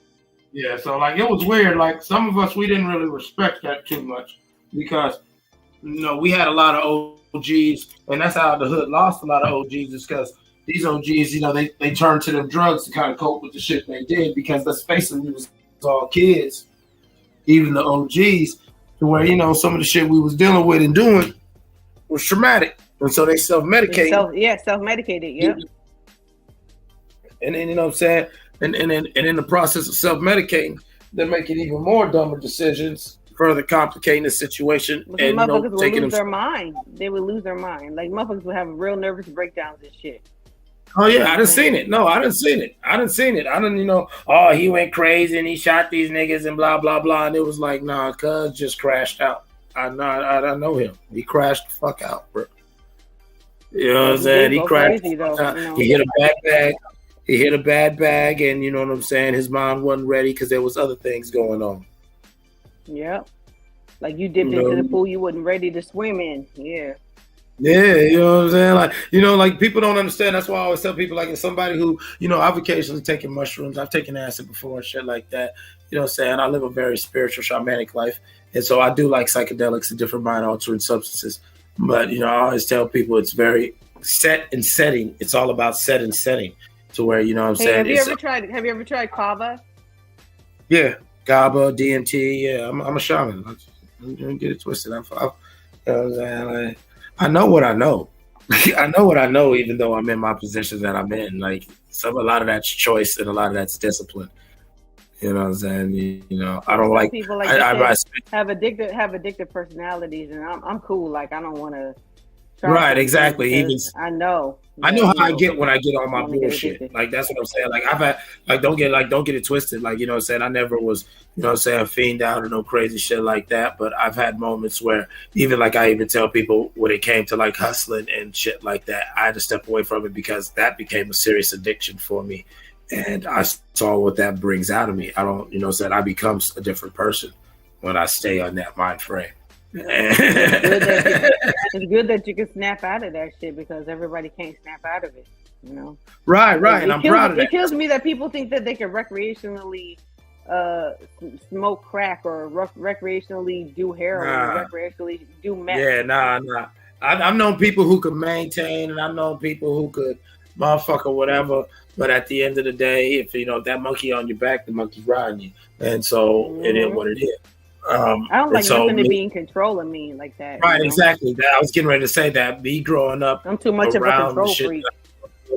In the 80s, I'm very big on I will go to heaven or hell based off my free will and my decisions, not because I was fucked up or because somebody else charged up my battery and sent me running in the wrong direction. If I'm gonna fuck up, let me fuck up. And so it's your trip. When I was younger and I was going to like nursing hearings, so like when you lose your nursing license, because mostly usually it's because you've been dipping into the patient's stash, you know what I'm saying?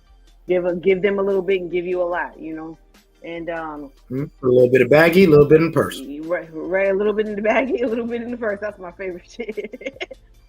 And if your man got you bagging up, it could be worse. Just put a little in the baggy, put a little in the baggy, a little bit in the purse. Let's go. No, because here's the thing. No, Foodie, because here's the thing. If she's sucking, listen, because here's the thing. If she's sucking his dick right and she ain't getting too greedy, he ain't gonna say nothing even when he notice. But back to the nursing nursing hearings when I was in nursing school, they would always try to warn you not to do certain things and fall into certain pitfalls. And people, they just be living a regular life, but like you said, they have stress. They got nursing is a stressful profession, and just in general, everybody ain't built for it just because you're smart enough to do it. And they would fall into that pitfall, and then you have to pay $1,000 just to be heard. Now, mind you, these people haven't been working, and they have to pay $1,000 just to be heard before the board.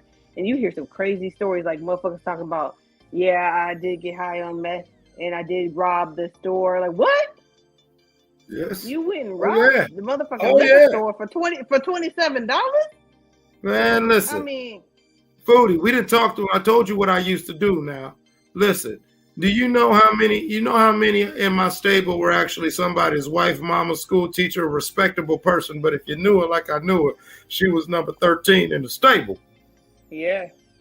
Because goddamn it, bills don't pay themselves, and you know what I'm saying. This nigga checks the goddamn. That motherfuckers get greedy and they don't know how to manage their money, because there's a lot of money to be made. Well, now she fucked up There's out a here. lot of money to be made in the nursing. There's a lot of money to be made in nursing.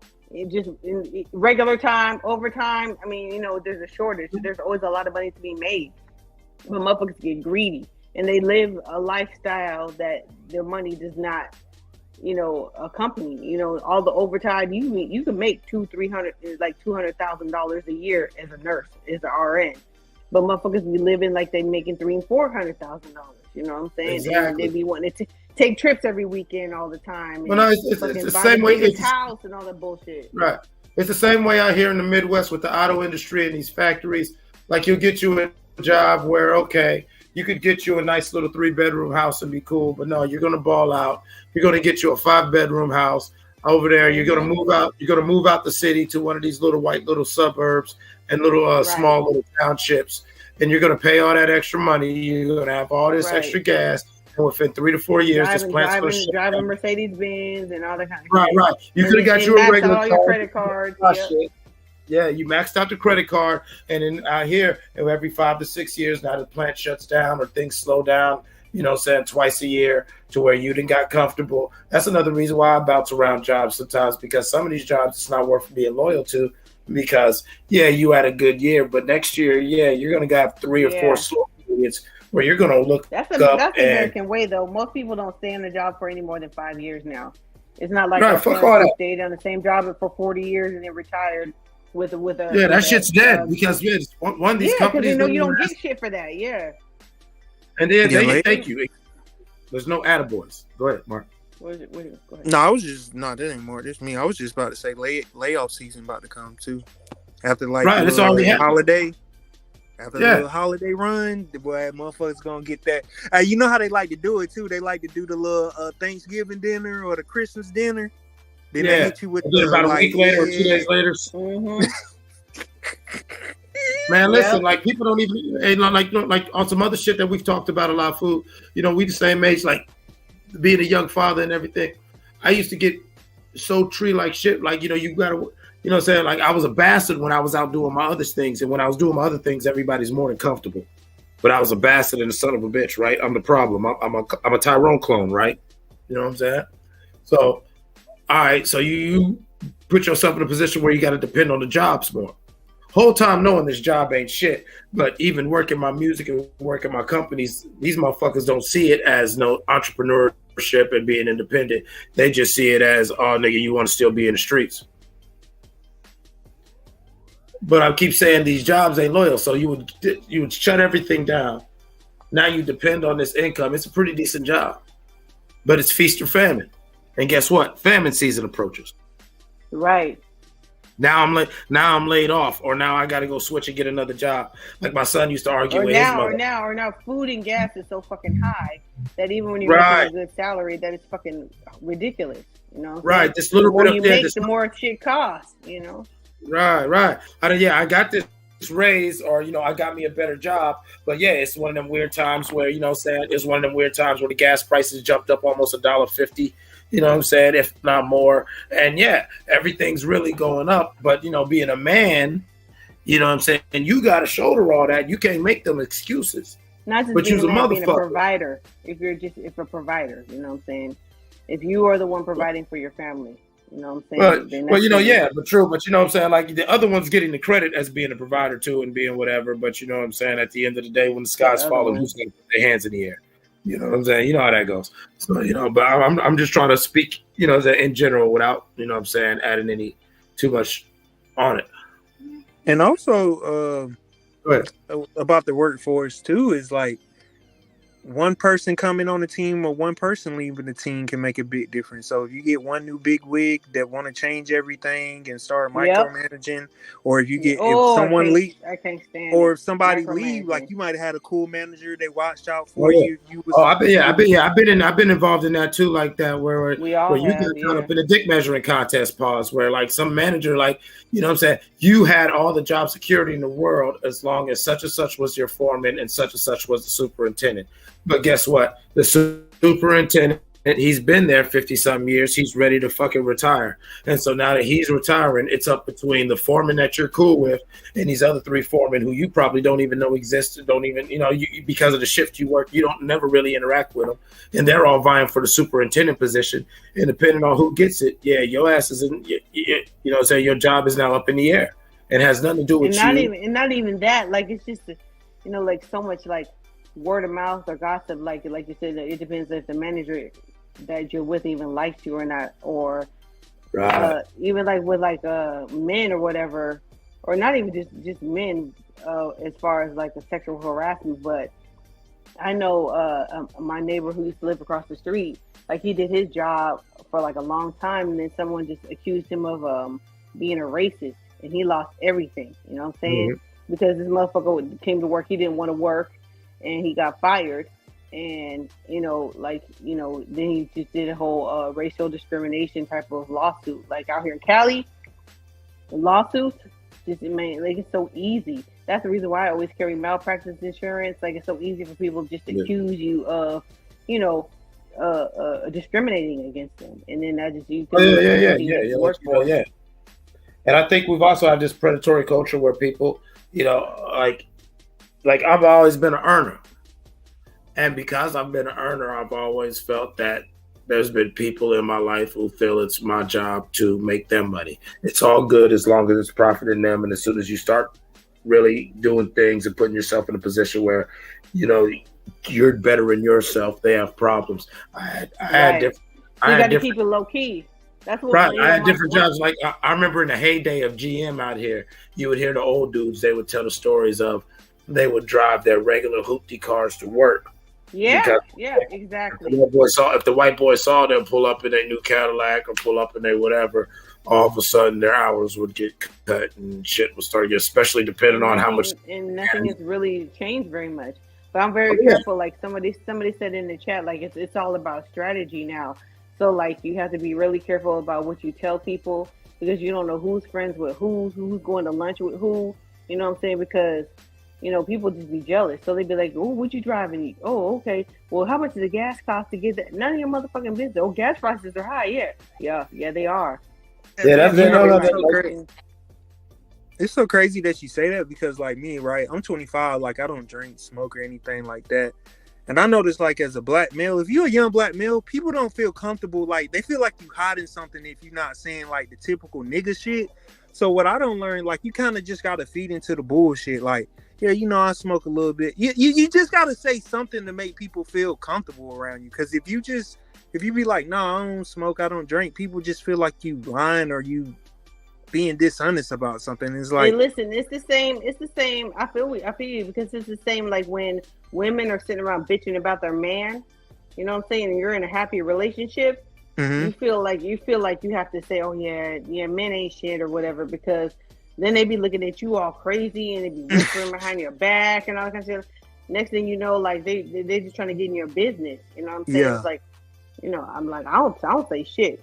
Like people be like, are you married? No, none of your business.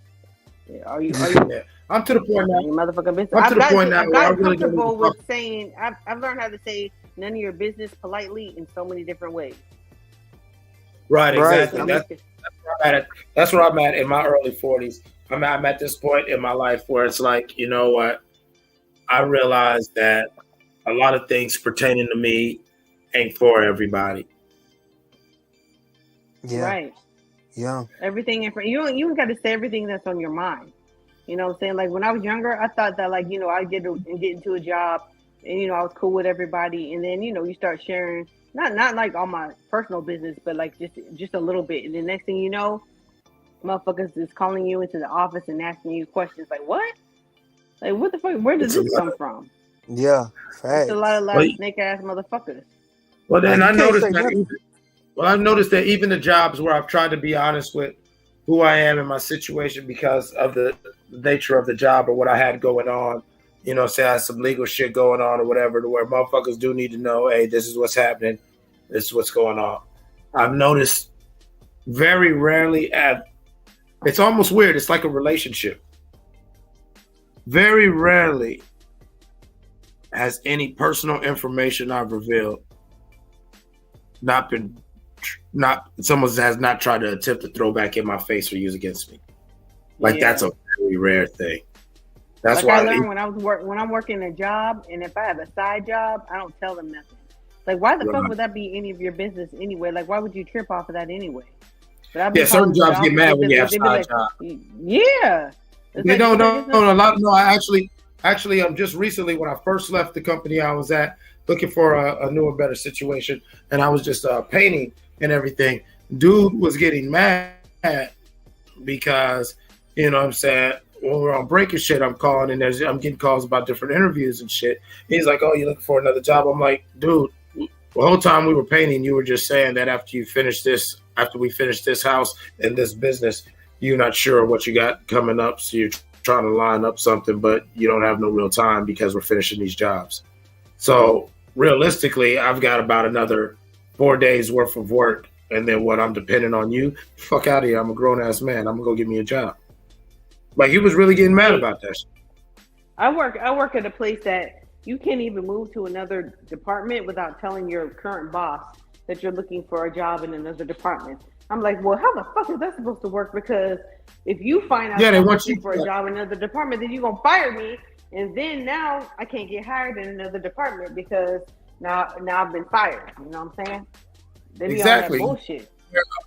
Most jobs that I've been in, and I love working. People don't even understand. I actually really do love, as being somebody who owns my own businesses, and I always had to be responsible for so much shit. I really do like punching someone else's clock in the right settings, because it's like for 8 to however many hours, I just do whatever you ask me within reason, and that's it. And I don't have to sit there and think about it, get too deep about it. You know what I'm saying? And so it's dope.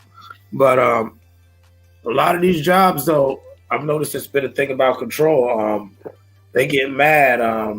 They get mad because they see that, I'm not a nigga who's going to get high and spend all my paycheck and just have just enough money to get to work next week. And so now I cut my hours. No, because they want to keep you there. Like, they just want bodies on the floor, and they just want to keep your ass real. You know what I'm saying? And that's then how they look. I learned too at the job, like, you got to treat, like, I look at it like, let's say for whatever reason the government is trying to investigate you, right? And they send an informant, a federal agent. You got to understand, like, when you talk to people at the job, it doesn't matter what they say, especially if the upper that person that try to pick your brain. They can say all the crazy shit in the world, but the minute you say it, you're going to be the only one liable, because like the person that's there isn't on their behalf of like what they really did or not. So I can tell sometimes when people just be making up crazy shit just trying to get you to go along with it. Like, yeah, man, like, you know, that's my favorite thing, especially the way I look and shit like that, where, you know what I'm saying, And I used to love, especially when I would be like safety coordinator for these big construction projects and everything, and at different plants. You know, because I know how I look and I know how I come off. So people don't get it, but I'm seriously about my shit. So sometimes I wouldn't wear the white hat. I just wear my regular hard hat. Regular high vis, whatever. I'm looking like a regular worker, so people just think I'm some laborer or whatever. And it's like, no, I'm the safety coordinator, bro. Like, and you sitting here talking to me about smoking some weed and sniffing lines and shit. And then deeper still, I'm laughing because on the other side, they don't realize that I don't even give a fuck. That I probably could sell them some better shit depending on what time, what time in my life was when we was having that conversation. But I'm at my job and I'm doing my job. You know how many motherfucking times that would happen? Like, that would be sometimes why I had job security in those capacities was because, I could clean up a motherfucking job site or yard real quickly because I would just walk around for a couple days without my white hat and dressed up like a regular person, and motherfuckers would just get too comfortable around me. And the next thing you know, you can spout all the people doing all the safety violations and all the other crazy shit. Like, these just get way too. Back in the 90s, they would have like undercover, I guess they would call them like personal shoppers or whatever. Like, they would do that shit. They would, It was the same come in and they would act like person. a normal person, and they would try to catch you doing some slipping ass shit. So you just got to be careful, like how people, what kind of questions they ask you and shit. Right. Like, that's why I always would laugh. It's like, motherfucker, we are at work. Why are you talking to me about dope, drugs, like, what the fuck is he doing? Like, that's weird. Like my default question is, who wants to know? Like, when they say, oh, so, you're doing it. Okay, well, who's asking? Who wants to know? Oh, no, I'm just asking. I said, okay. And I just walk away. Yep. I've done that several times too. Like, you ain't shit. Fuck you. It's not your job to be questioning me. And at certain job sites, like, they tell you when you go to them crews that you have your point of contact and you have your foreman. Other than that, ain't nobody supposed to be talking to you. So a motherfucker comes over to you, you go get your foreman, or you just politely just walk away. You know what I'm saying? Like, for real. Yeah, we have certain times we know. Like, when JCO is coming in, they're just like they're a committee that tries to catch hospitals or whatever slipping, making sure that you're doing everything that you're supposed to be doing. But we know when they're coming. And so I've never, like, in 21 years, I've never seen one of these people come, oh, JCO's here. You got to make sure everything's straight. Like, they've never been in any one of my departments ever, but people be really tripping. But like, all I say is, like, if they come, I'm just going to the bathroom for a long time. Like, I'm not going to talk to these motherfuckers. Oh my God, I had to take a shit. I was saying just like I that. gotta go to lunch. Yeah. Like, So, sir, can I ask you a few questions? Yeah, I just gotta go take a shit. like, if you come in, they got suits on and shit. Like, oh, your ass ain't got no scrubs on. What the fuck you got? I gotta come in with your little punk ass clipboard and shit. Yeah, like, oh, I know what this is. Oh, y'all trying to set a new look. You on that bullshit? Yeah, I ain't That's what for your little bitch ass. What I did? Yeah, what did? Hit that nigga with the Icky Woods motherfucking juke move. Like, they be like, hey, where's Foodie? I was like, oh yeah, well, what happened? Oh yeah, they were in here asking us a lot of questions. Oh well, no, I ain't seen nobody. Yeah, I ain't seen nobody.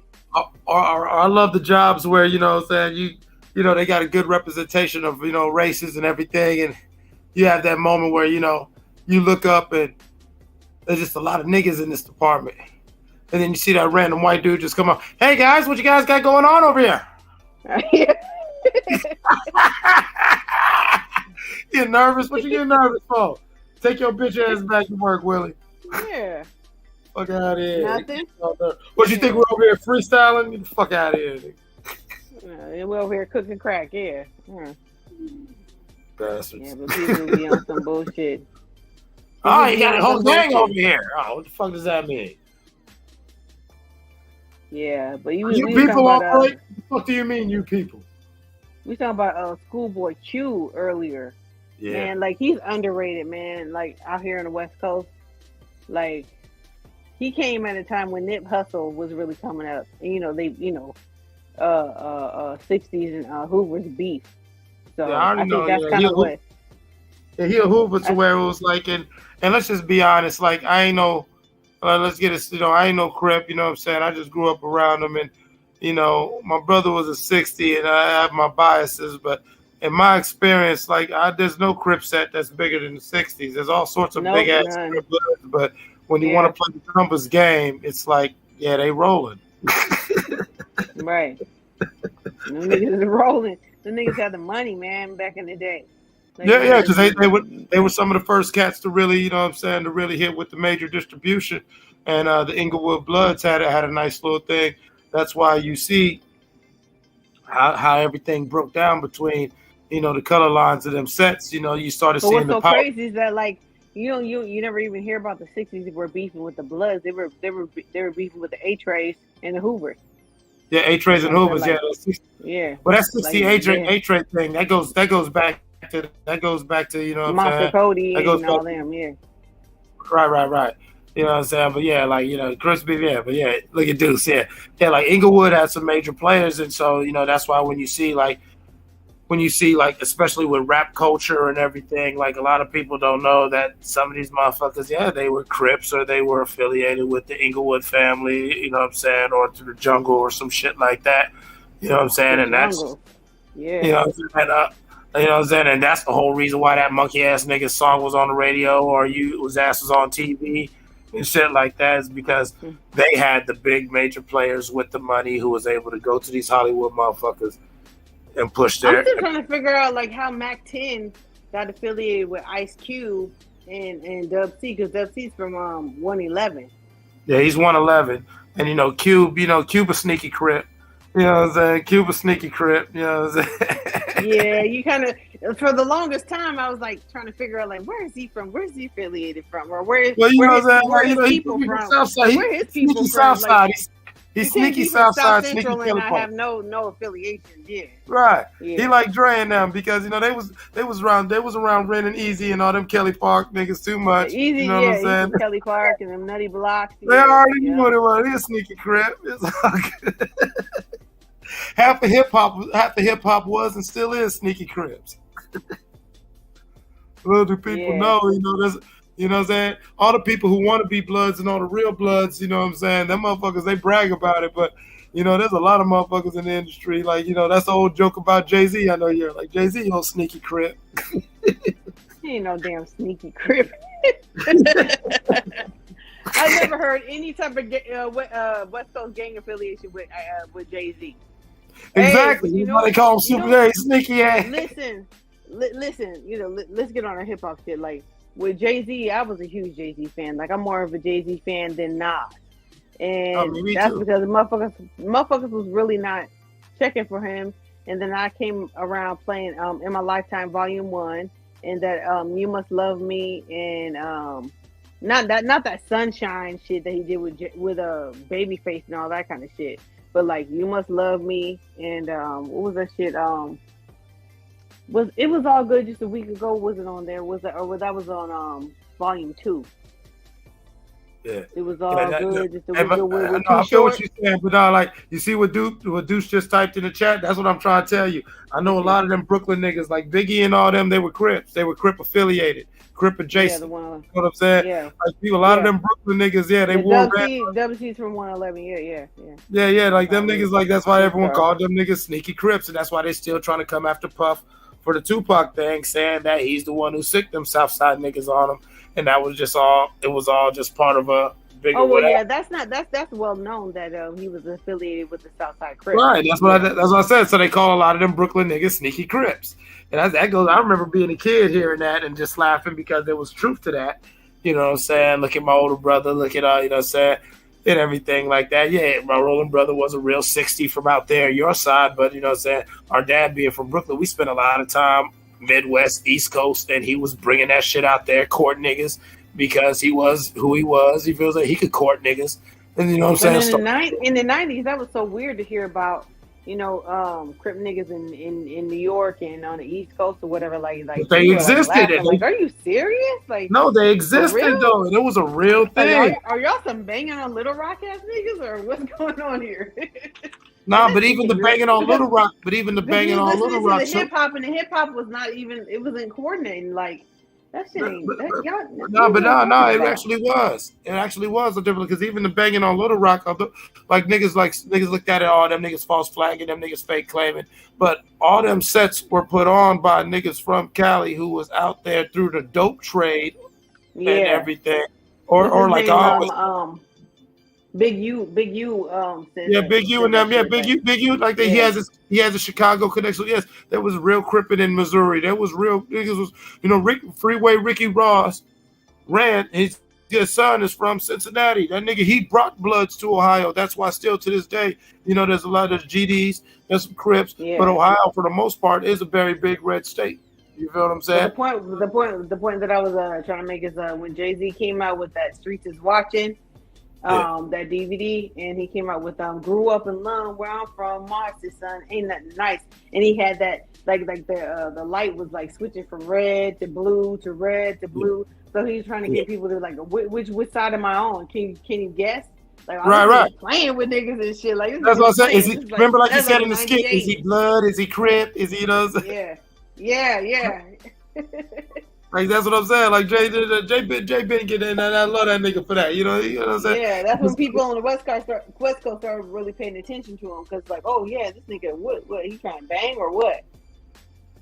Right. Yeah. But niggas like me, I understood it also. Like I told people, I was a military brat. So growing up in the military, you would bump into the weird little pockets of like Colorado or whatever, where you got niggas from everywhere, and. You know what I'm saying? Yeah, okay, so a nigga from Slauson Ave might call this nigga a false flagger, but in Denver, he's serious about his cripping or his blood. Let me tell you, though, about them white boys that be banging. Them motherfuckers go harder. You feel me? Like, in his mind. Else. Yeah. In his mind. He's serious about his goddamn prove. They feel like he running through Davenport. He running around Davenport, Iowa with a red rag, chopper on his motherfucking front seat. He twisting his fingers. Man, respect this. This boy's out here serious. But a nigga from Cali be like, he fake. He blah blah blah. It's weird. Yeah, I know Big U's only a factor in this section. He's just one dude. Like I know there's a lot of niggas that was, from 6-0 that's, like I like that's why I used to like to watch what's his name, Vlad TV. Like he used to have some pretty decent interviews with niggas like from the streets, but then he started getting too weird. He became too much of a fan. Like his default question was like, "So I've seen American Me, and what scared me from wanting to be a gangbanger is that one scene when that dude got fucked in the ass or whatever. So have you ever been fucked in the ass?" I'm like, man, you need to stop asking people that shit. That's just weird. You need to like stop doing that. Man, for real. That's when motherfucker started feeling like he was the police. Like, what the fuck are you? Well, you're supposed to be talking about my music right now. I've always felt like Vlad was the police, even in his early days. I felt like he was that dude that shouldn't have been in the room, that was allowed in the room. You know what I'm saying? And nobody really. And then by the time when niggas really wanted to kick him out the room, everyone's like, "Why you tripping on Vlad? He been here." Well, no, that nigga probably never needed to be in the room. You know what I'm saying? And Deuce, of course, you would hold on. Deuce, of course, you would say that. And I know niggas be hating, but you know what I'm saying? Like, well, I can't say white boys go harder, but I'm just saying like they be doing like a whole bunch of extreme shit trying to prove themselves. Nah, I knew some. I tell people all day. I know in the Arizona chapter, you know what I'm saying, that my brother, you know what I'm saying, put on the map. Come on. I always tell people publicly without naming too many names. We had a group that we called the CAPs, the Cool Ass Peckerwoods, and these white boys was real members of the set, but they, excuse me. You okay? I'm ready. They weren't wiggers, so they didn't dress or act a certain way.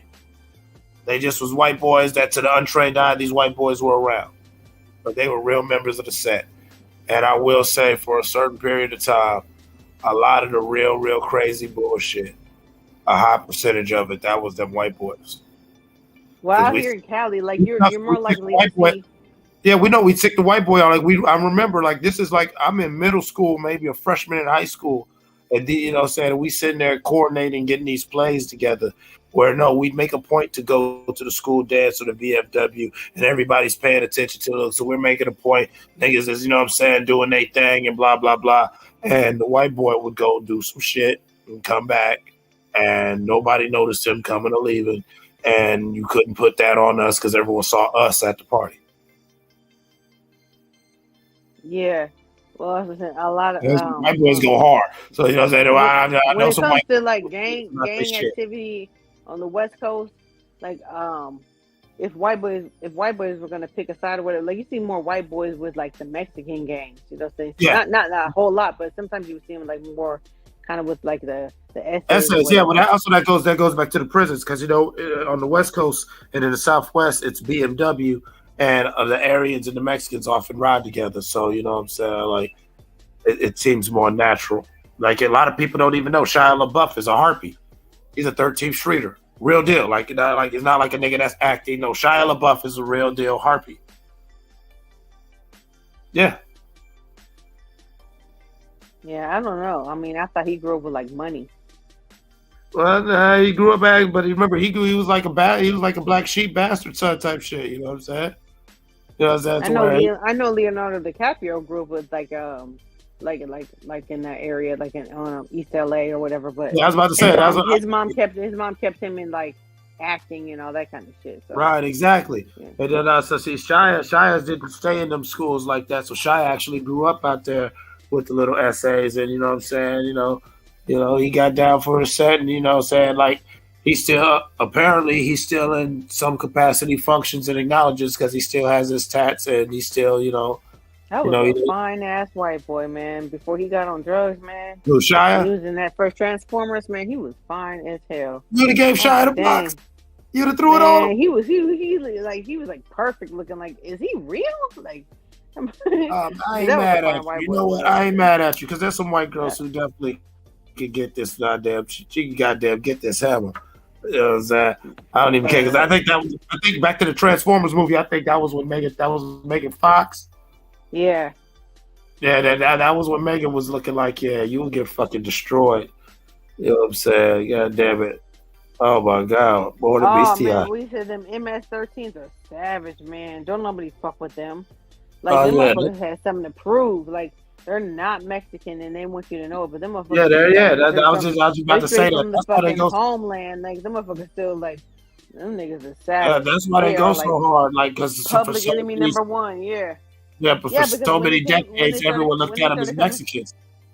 Yeah, when they started coming to Cali, like, the Mexicans would not accept them. So they had to do their own shit. And so, like, they were such a small faction that... You know, like they really had to go hard, and then them really like. I remember when they really started coming across that border. And I was still out there. That was around them years I was leaving, and it was like you started noticing that some of the essay sets started getting. Yeah, over there in VA, yeah, them motherfuckers in VA was like public enemy number one for a long time. They was doing like the most. Yeah. That was the beautiful thing about like them.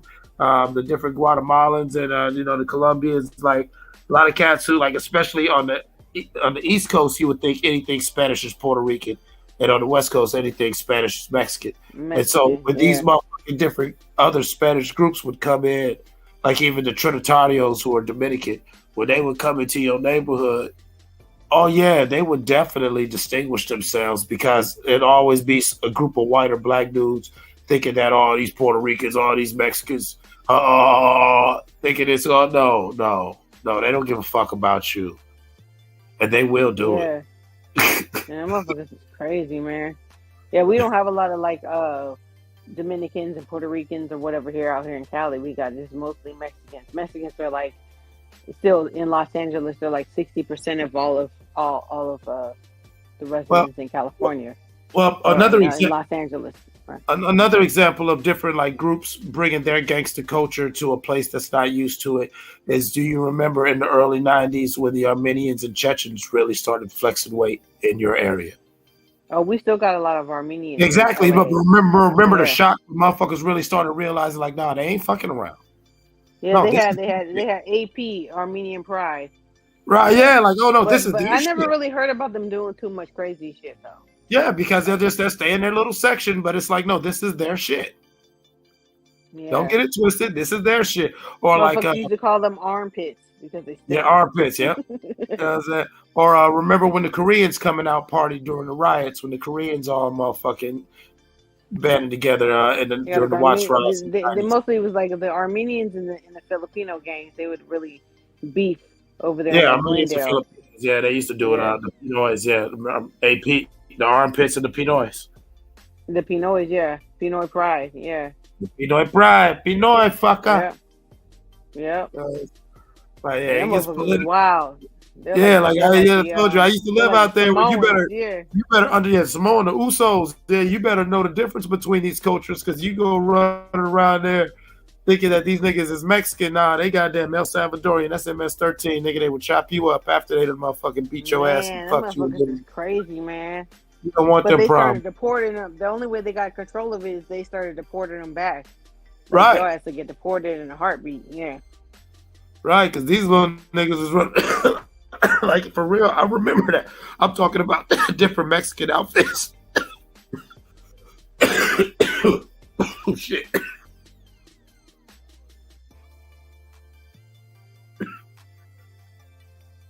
Were scared. They were scared. And it was like crazy. Because these niggas was genuinely scared. And it was like, where the fuck these niggas who they beefing with from? El Salvador. What the fuck? I remember that shit. I remember El Salvador.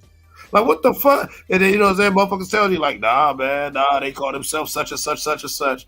And you be like, whoa. And you start hearing motherfucking the stories That about shit, like the whole Mana Salvatruche. Mana Salvatruche, that's what the MS stands for. It's like, that's they're like it's called like Salvadorian Ant Army. Like, they come from the political warfare over there in their country. Right, they're real soldiers. Yeah, they're real soldiers. Yeah, like little soldiers. Yeah, the motherfuckers is crazy, man. To where it's like, okay, like, you know what I'm saying? To where, yeah, once you started, I remember being a kid and having to get hip because it was like, these motherfuckers, like, you know, I remember, like, you know, like, they, you know, to my understanding at the time, you know, it was a BMW power structure where I was at. And everybody else got in where they fit in. And then I noticed this other group leaning on these Mexicans real tough. And we was in a position where we could just sit back. It had nothing to do with us. We were just sitting back observing. And so me being me, even though I was young, of course I had questions. And that's how I got hit. That's why I've always tipped my hat and, you know what I'm saying? It was like, yeah, you know, that's a serious movie. So the way I was looking at it, the way I was observing it was like, they always want to talk about like there's always black on black crime, but it ain't just black on black crime. They got, you know, Hispanic on Hispanic crime out here. Like, right. these motherfuckers, them 18 streeters and them 13 streeters and 12 streeters and the motherfucking MS-13s, them motherfuckers was like, it was a lot of bloodshed for a long time. Right. Like, That was the motherfuckers didn't even want to go downtown because that's where they're like, you know, East LA is kind of near downtown LA.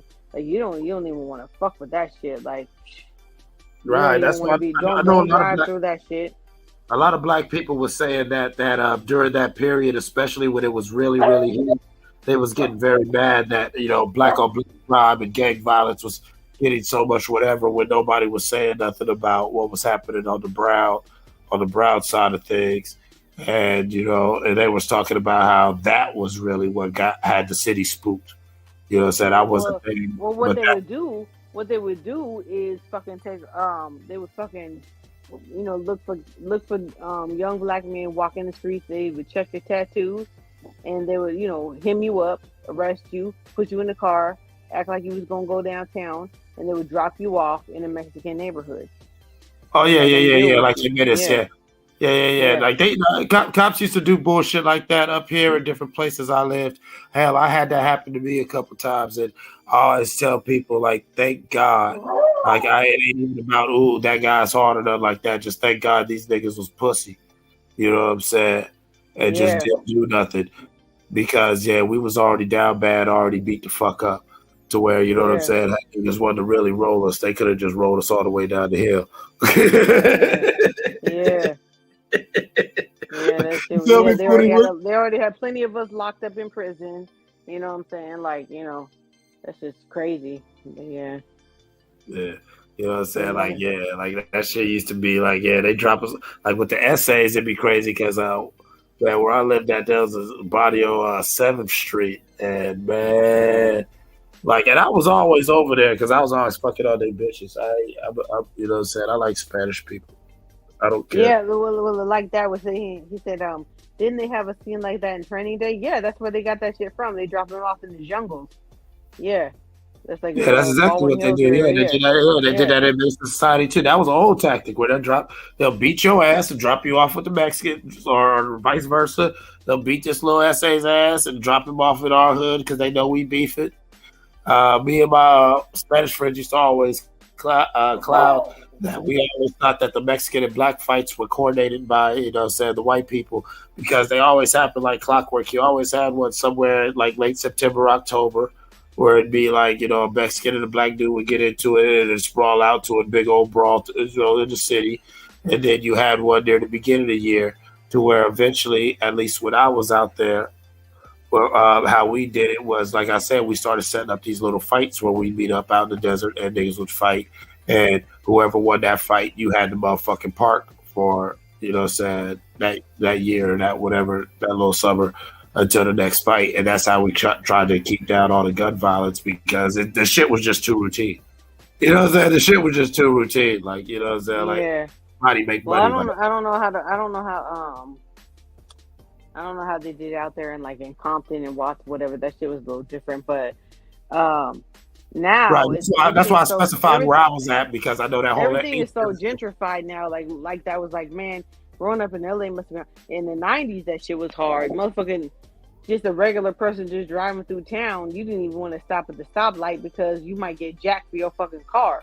Like, motherfuckers will run up at run up on you at the stoplight and fucking just jack your car. You know what I'm saying? They had a lot of carjackers. Jacking for beats was not just a made up thing. Like, niggas was like, them niggas was real jackers. You know what I'm saying? Then that was shit to the chop shop.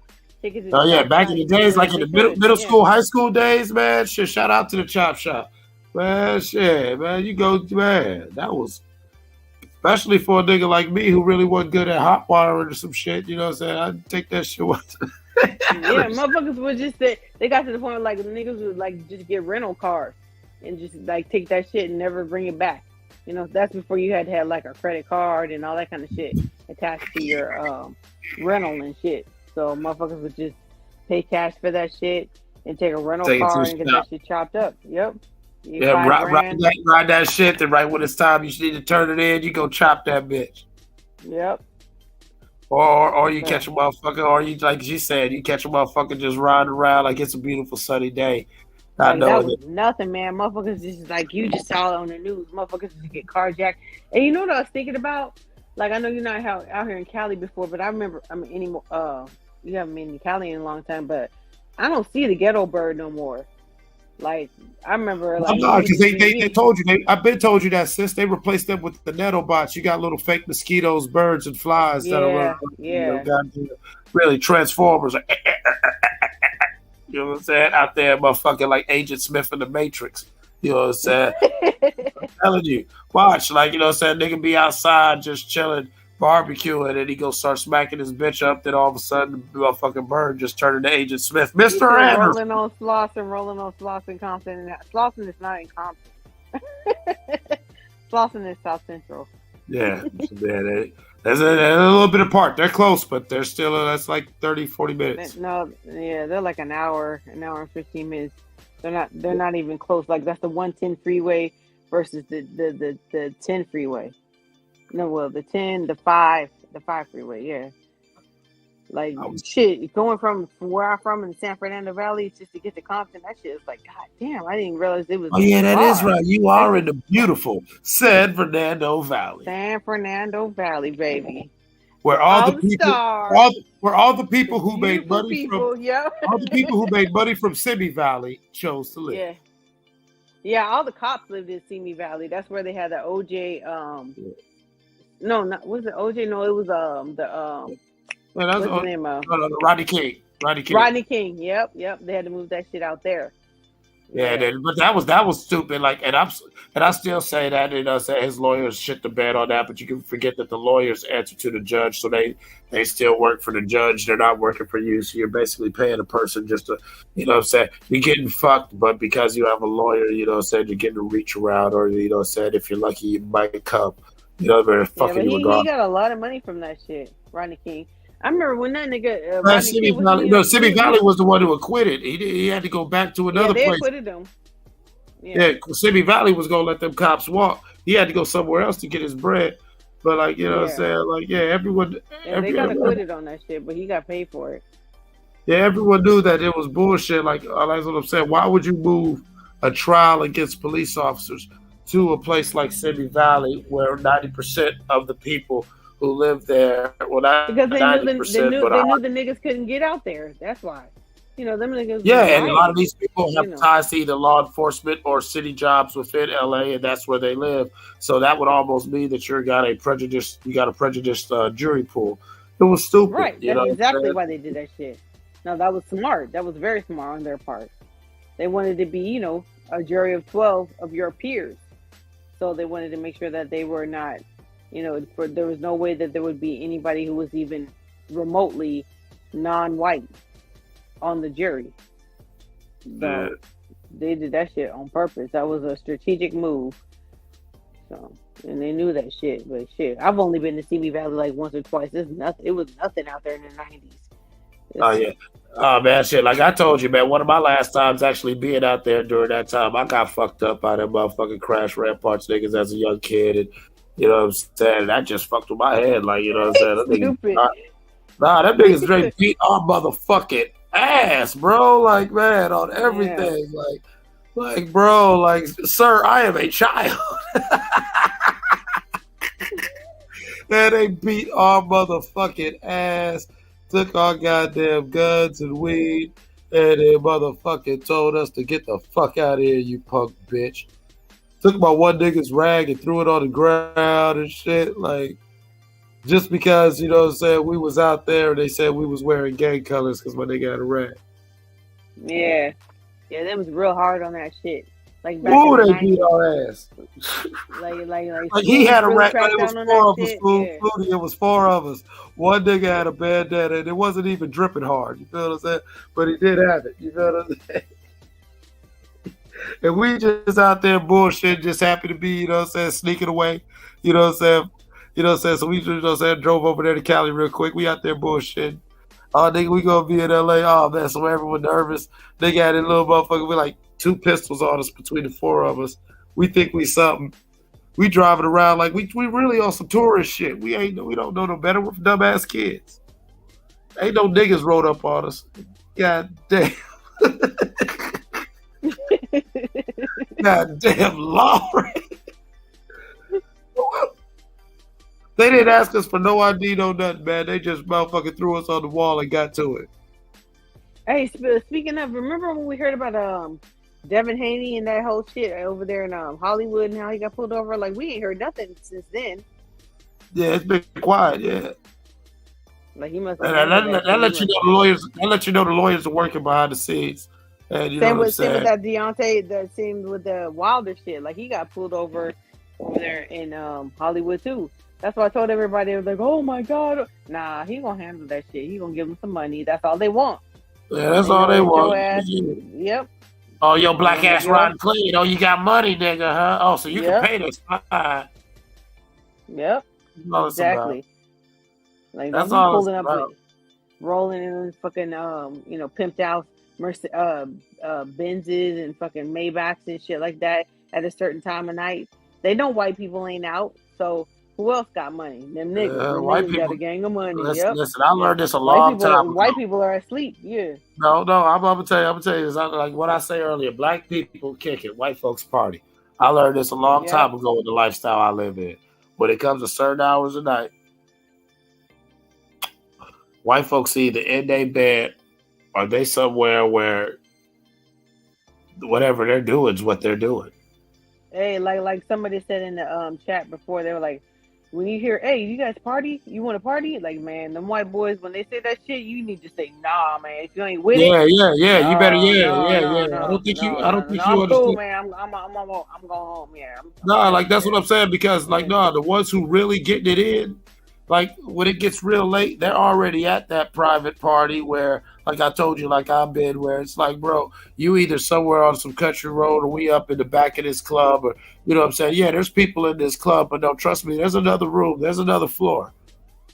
You know what I'm saying? There's another floor. They be having it going.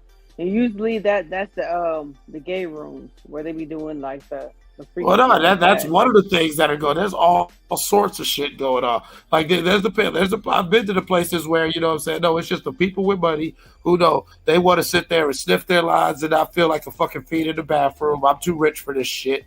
So they're gonna be right there at their little bankhead, you feel what I'm saying, sniffing and popping bottles and chilling and doing their thing.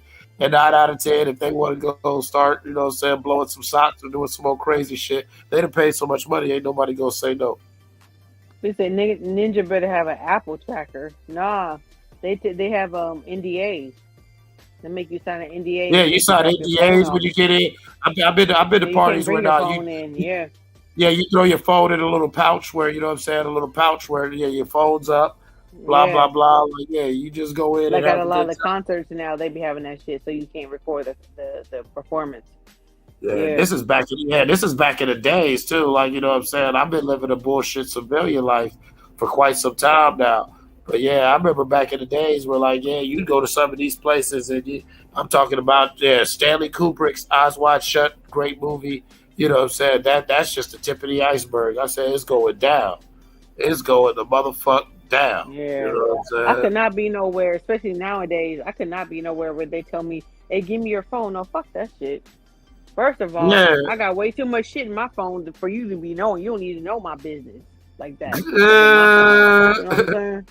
Like you don't need to know all that shit. Like, you know. So I'm good. You know, whatever y'all got going in here, y'all can have that. I'm good. So if y'all caught that, y'all caught the Freudian slip in that comment right there. Booty a freak. She likes to film herself. No, I ain't seen nothing like that. Like I got I'm fucking with you. Certain shit like that up in there, like, you know, I got bills and mortgages and all that kind of shit. Like, fuck that shit. You don't need to know all that shit. You don't need to know my personal information like that. So I'm know, I feel you on that, but I'm also going to this point now where I just feel like they already got it.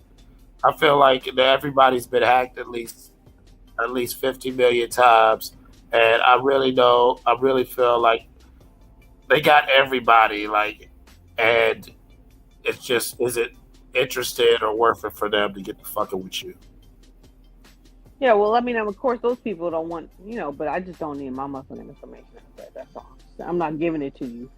Ain't no partying worth to, like, you know, letting you know. Well, here's my thing, like, you know what I'm saying? Like, I feel you in Conquest, but it's like, when I've been to places like that, I knew where I was going. You know what I'm saying? A few times I didn't know, but most times I'm prepared. Like, you know what I'm saying? I don't even got a coat on to take off.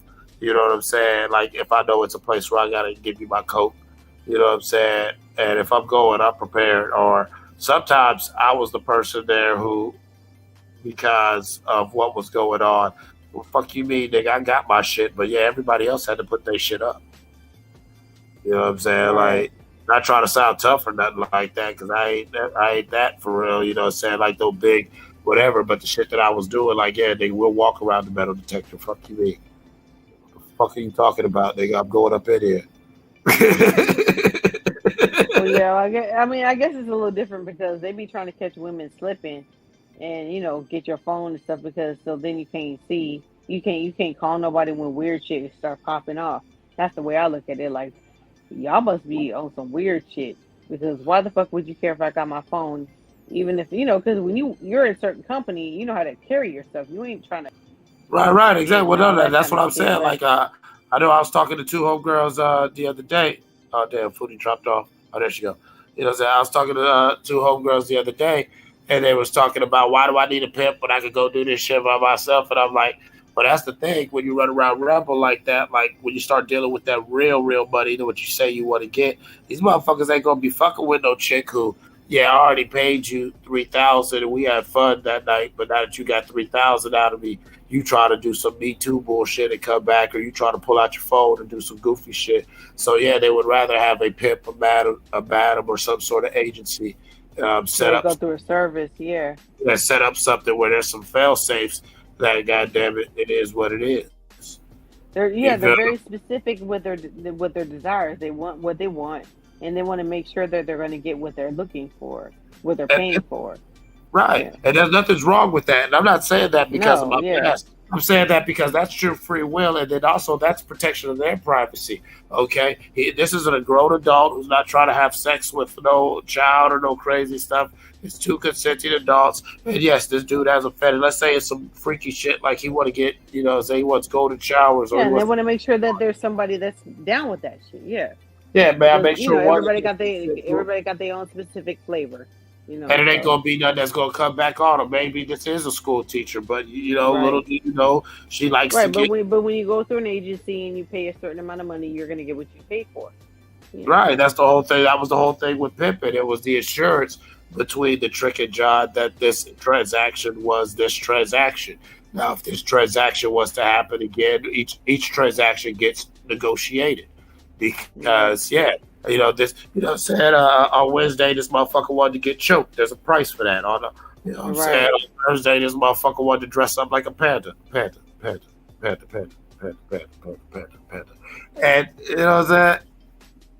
a price. What you feel about this? These girls or these kids talking about if you're gonna eat ass, eat it in the shower. Where the fuck did I even hear that shit? Like if you're gonna eat ass, listen, that must be a rap lyric or some shit. You go eat ass, eat it in the shower. That's just stupid. The crazy thing about it is like when you hear. First of all, come to the bed with your ass clean. First of all, you come to the bed. No, and that's all women. So Foodie, you got to get these little bitches in line. You know what I'm saying? You got to say, hey, little bitch, and have a little meeting with the little bitches. You know what I'm saying? Grow up with the little bitch. I think they're talking about the women eating ass from the men. Man, either or. Like, first of all, can we normalize? I got to go to the bathroom to freshen up. Remember, motherfuckers used to say that in the movies. Yeah. Can we bring that back? You know what I'm saying? I know it seems hot in the video and on like motherfucking your favorite little show on Showtime. They just got the kissing, they got to it. But you know what I'm saying? If some of y'all of a certain age, y'all remember, like, they would be doing shit and blah, blah, blah. The female would be like, I'll be right back. I gotta go to the bathroom. No, I gotta go powder my nose. Yeah. Yeah, powder my nose or something. Say, I gotta go powder my nose. Yeah. Yeah, and dude would be sitting there either in the living room or in the bedroom getting ready, and all of a sudden she comes back with the negligee and everything. And what y'all didn't get was she wouldn't wash her ass, got that pussy ready. You know what I'm saying? Like real dudes, like at different times. You know what I'm saying? We say we got to go to the bathroom. We might get ourselves. We might prep. You know what I'm saying? I ain't saying the full pregame. I ain't saying like rub one out in the bathroom. Watch out, guys. Watch out. But you know what I'm saying? Like freshen up. You know what I'm saying? Like. Before we go out. Because you be so nasty nowadays, though. They don't even do shit like that. Like, yeah, dudes. Like, first of all, can we, as men, get back to the good old days where real men wash their hands before they piss? Yeah, or wear cologne. Like, what happened to wearing cologne? Like, that's an aphrodisiac for women. Like, yeah, I love a good smelling man. Yeah, some of them clothes just got a little too expensive, and you know what I'm saying? And some of them just, they're just a bit like basic. That's the thing. Like, you don't even have to wear nothing that just, like, it's too expensive. Like, you just have to wash your ass and put on something that smells good. You can go to the fucking swap meet or whatever. Like, you ain't got to wear the most expensive shit. Like, just wear some shit that smells good. We want to smell a man that smells like a man. Not that fucking axe. When that axe came out, when that fucking axe, that they start wearing Axe, like they stopped even buying cologne. I know niggas used to wear Issei Miyake and niggas used to Cool Waters and what's that shit for CK1 and all that kind of shit. Hold on, Foodie. AJ, you don't understand the logic of washing your hands before you piss? If my hands are dirty, why would I touch my dick?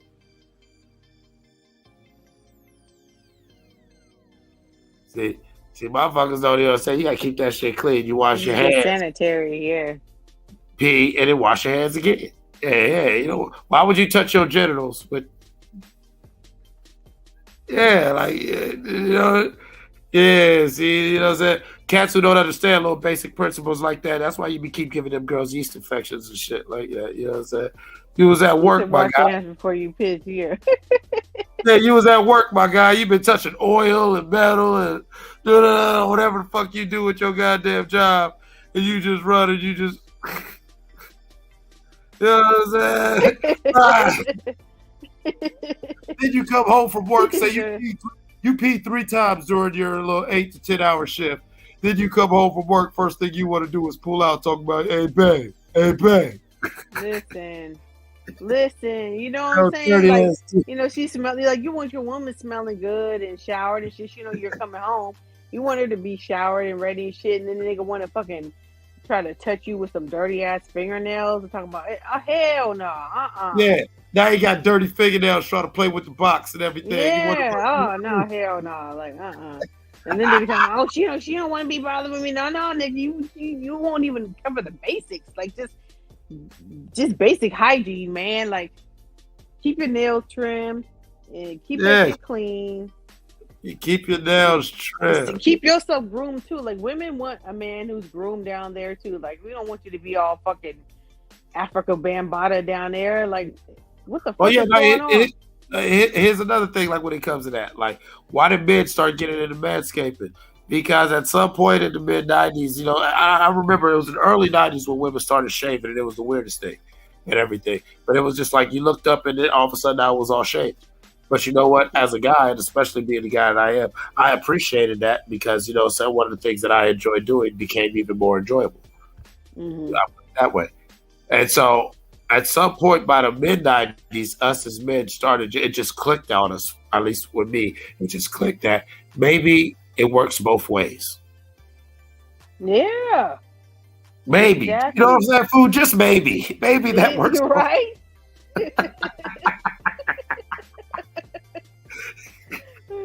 It was a revelation. It blew my mind. Like you know, you watch the motherfucking pornos back in the day, and motherfuckers was all hairy and shit. Motherfuckers come up from everywhere, like spitting pubes out and shit. Like what the fuck? Like, oh yeah, hey, listen. I came up under the age of wolf. I came up under the wolf pussy. Look, what's the same for men? Like goddamn, like motherfuckers will be wanting motherfucking long ass hairs and shit. You be having the hair just like you be having the pubic hair tangled into your eyebrow. You can't even really enjoy eating this pussy because you know what I'm saying. They motherfuckers smell like matted piss. Like hell no. Yeah, exactly. Yeah. Yeah. All them different scents and smells just all in the hair and shit like that. The pussy clean, but it still smells like just. I'm talking about the dudes. Like y'all motherfuckers be, you know, like women. We have to use toilet paper to wipe ourselves, but men, y'all drip dry. So some of that drip is gonna get into your fucking pubic hair. So why the fuck would anybody want to be bothered going down there and your shit smelling like piss? Well, that goes back to what I said about, you know what I'm saying, the whole let me run to the bathroom and the pregame, you might you know what I'm saying, you might want you need to keep that shit trimmed and shit, like keep it trimmed and you might want to wipe it and then when you urinate, fellas, you know what I'm saying, the 3 shakes. 3 shakes. It's smelling like old folks home. Yeah, exactly. It's it.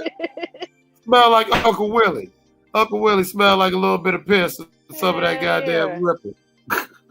Oh Lord, ball sagging and smelling like piss and shit. Yeah, you know what I'm saying? Got that pee stain. Get that little weird little stain right there on his jeans. You know what that is? You know what I'm saying? That was he didn't shake that 3rd time. And anything more than 3 times is actually jerking off. So it's 3 times. Shake. No, your hands ain't moving up and down on it and shit. Like, yeah, just shake that motherfucker. You know what I'm saying? And depending on how you build, maybe shake it and give it a squeeze. You make sure all that shit's all out. That way, you know what I'm saying? Give it a squeeze. Give it the good old Charmin squeeze. Yeah. You know what I'm saying? Like you trying to get the last bit of toothpaste out there, but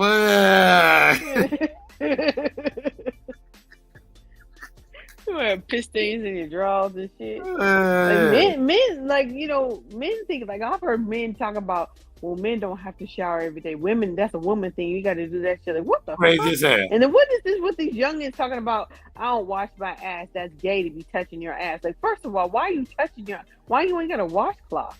No, Like, no. Why are you? No, first of washing all, your you gotta wash your body ass. with And no- also, when you wipe your ass, preferably your index finger, but you don't finger your booty hole. Right. But you definitely get around the rim and try to get up in there and get anything that's just chilling at the edge of, at the edge of the chute just out. That way you ain't got no dookie stains or no cuckoo bugs. A little bit after you get up from the toilet, as you walk around, something else just squeeze out because it was right there, but it didn't come all the way. I'm like, what? Your butt cheeks don't be sticking together if you don't like wash your ass. Like that's. Yeah, exactly. So you just out here just smelling like just whole butt and must. You know what I'm saying? Like you wonder why the flies won't leave you alone because your ass smell like shit. Yeah, you got little cooker bugs on. You know what I'm saying? Man, we got hair on our legs and ass. Where you actually got shit just wrapped up in your little motherfucking ass hairs, bro. Like that's like Talking real about you shit. don't wash your ass. Like how the hell is that gay? Like y'all niggas need to go get some therapy. That is crazy. Yeah, like you can't overdo it. Like you can't overdo it. I get it, but you can't overdo it. Like you should men and women wash their ass. Because no, I've seen it. I've seen it before. Everybody, every grown. I've seen it before. Hey, I've seen it before. I've hit a chick or two from the back and look down and fuck and just. You need to stop messing with them chicks. Oh yeah, I was done. That's I was gross. done. I was done. I said, what the. There's that little bits of toilet paper or something.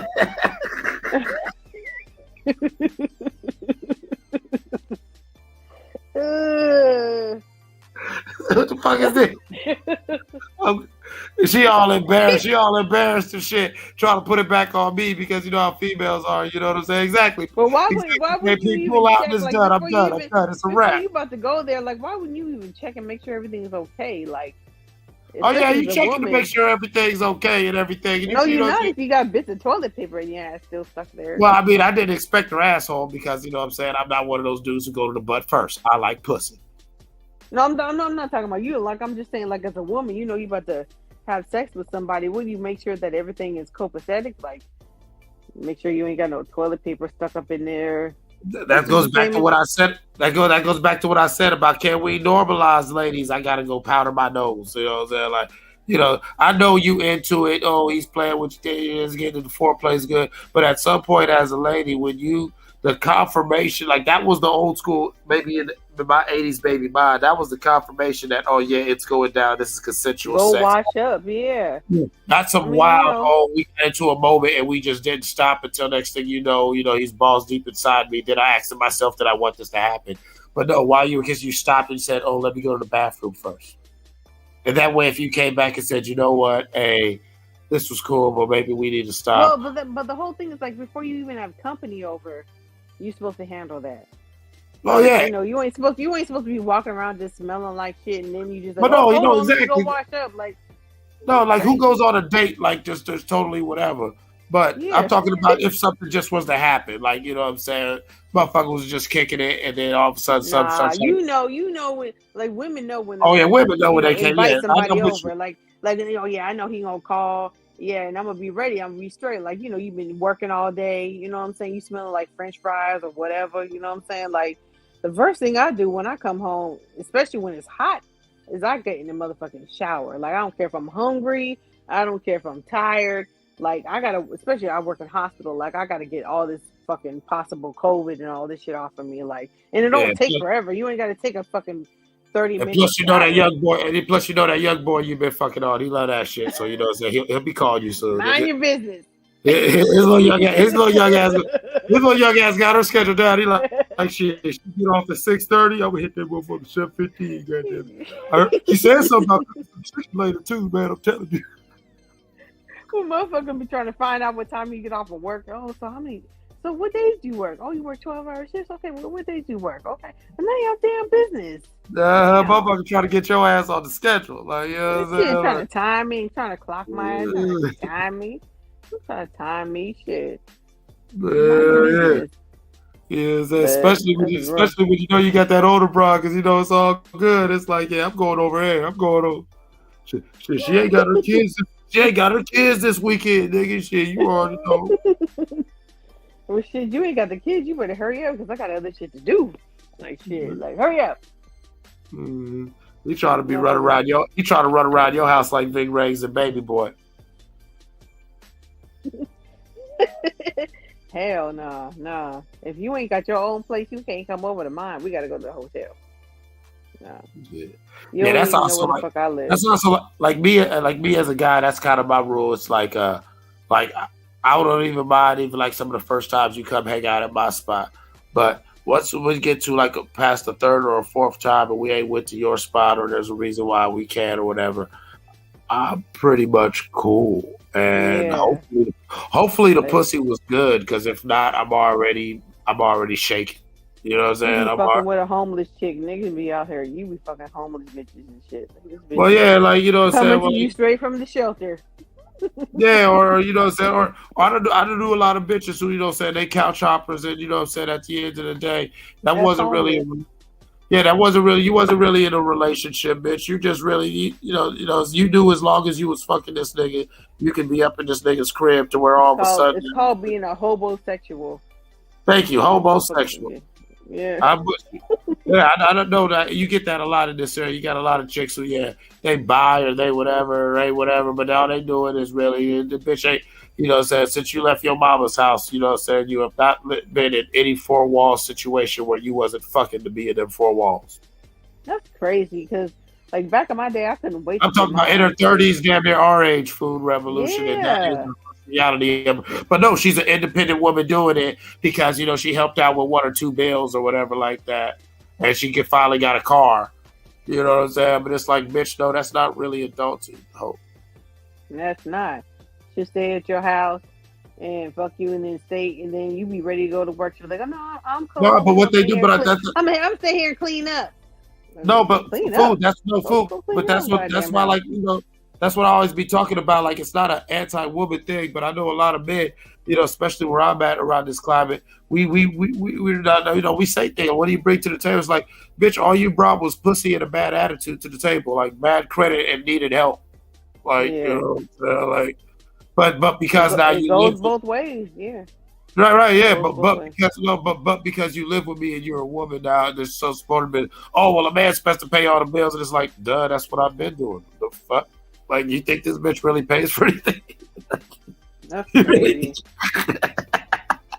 Like, I know what she's saying and what she's posting on Instagram, but like, realistically, I can't imagine not even being able to pull my own weight, because what happens when shit goes wrong? Like, what happens when you realize, oh shit, this is not the person I wanted to be with? Where you gonna go?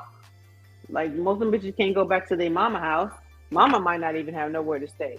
Like, well, no, that's what I'm saying. So you get a lot of these females out don't here. you get tired of seeing them motherfucker? Like, don't you get tired, like, after a couple of days, even when it's new or whatever, you be hanging out 2 or 3 days or whatever, go out of town or whatever, like, don't you have a routine you need to get to? Well, yeah, that's always my thing, is always like, let me miss you. Let me miss you. You know what I'm saying? Like, you know, I'm a real Scorpio to where, like, say, me and you, we hit it off, and yeah, we might be at it like rabbits. But by like day 2, like, I need about 8 to 10 where I don't see your motherfucking ass. Or I'm asking questions to myself, like, what we doing? That's not good to be too visual, to be too available. That just means you ain't got nothing else going on in life. Right. And familiarity breeds contempt. And how are you gonna build something with somebody that ain't got nothing to bring? Right. And what do you? And I found myself in different relationships that weren't really relationships, but this motherfucker was just around you. You know what I'm saying? Like, I even talk about, you know, one of my baby mamas. It was like, you know, we've been done. It was done.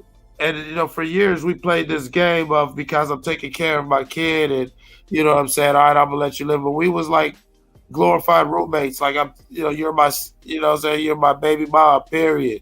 You know what I'm saying? It was years of, she's just waiting for the lease to be up, and then, you know what I'm saying, I'm paying everything because she's saving her money and she's gonna get somewhere else. Like, it's understood. But did she do that? Nah, she chose the other route and ran with the narrative because that's easier. And when she goes that way, she can still get help and keep fucking, you know what I'm saying, and find someone else to fuck on to find somewhere else to stay. You know what I'm saying? Like instead, That's what I'm saying. Like you gotta. the whole time you have understand an opportunity to do something for yourself. It's human nature to become comfortable. You know what I'm saying? So people, if they don't have anything to like really strive for, they're going to get comfortable in whatever environment that they're in. It's just adaptation. That's how human beings are, unless you are a real go-getter. So that's why I tell my sons, it's like you really got to assess people when you meet them, and don't go by their word and what they say. You know what I'm saying? They got to show proof. Yeah, show me that you really will work, and more importantly, show me what. Like the older I am, the more I want to see. You know, are you willing to struggle? Are you willing to struggle? And how do people act? Some people get desperate. You know, some people for all that bullshit they talk, you know, and everything like that. You know, said this is America. Some people are straight up whores. You know, you get them broke enough, you get them whatever. You know what I'm saying? Everything's up. Well, in America, everybody is a whore for something, you know what I'm Yeah, saying? exactly. Like, This is what I said. There's very little that we won't do for $1, you know, but it has to be for a specific purpose. And I don't want to use the word struggle, but I say, you know, are you willing to sacrifice? You know what I'm saying? Sacrifice. Are you disciplined? Do you have discipline? Can you tell yourself no when you really want something and you've got the money for it, but you know that this money would be better used for something else? Then, you know, can you say, well, in 6 months, I'll get that? You know, because I'll be in a better financial position. You know, I'll have money saved up for other things, and I'll be able to treat myself here and there. Because you got to take, you know, you got to treat yourself every now and then. You can't just deprive yourself of everything. But, you know, are you willing to, you know, can you do that? Do you have discipline enough? And that's what you look for when you become a certain age, because you can't build anything. The whole point. Well, I've always looked for that. About me personally, I've always looked for that. But like, you know, on a personal level, like, you know, we've conversated, you know, the type of shit I seen growing up to where it was like, I've always had weird motherfuckers in my orbit who, you know what I'm saying, always that false sense of obligation. That's why I'm so big on free will. You know, things like family and things, you know what I'm saying, and things of that nature where you start feeling like, you know, you get distracted or you get shamed into not making the play that you need to make, because you know good damn well if you made that play, there would be things that you still value that would literally be put at jeopardy, because these motherfuckers will not, or they're not able to properly look after these certain things. It's just not going to happen if you're not doing it.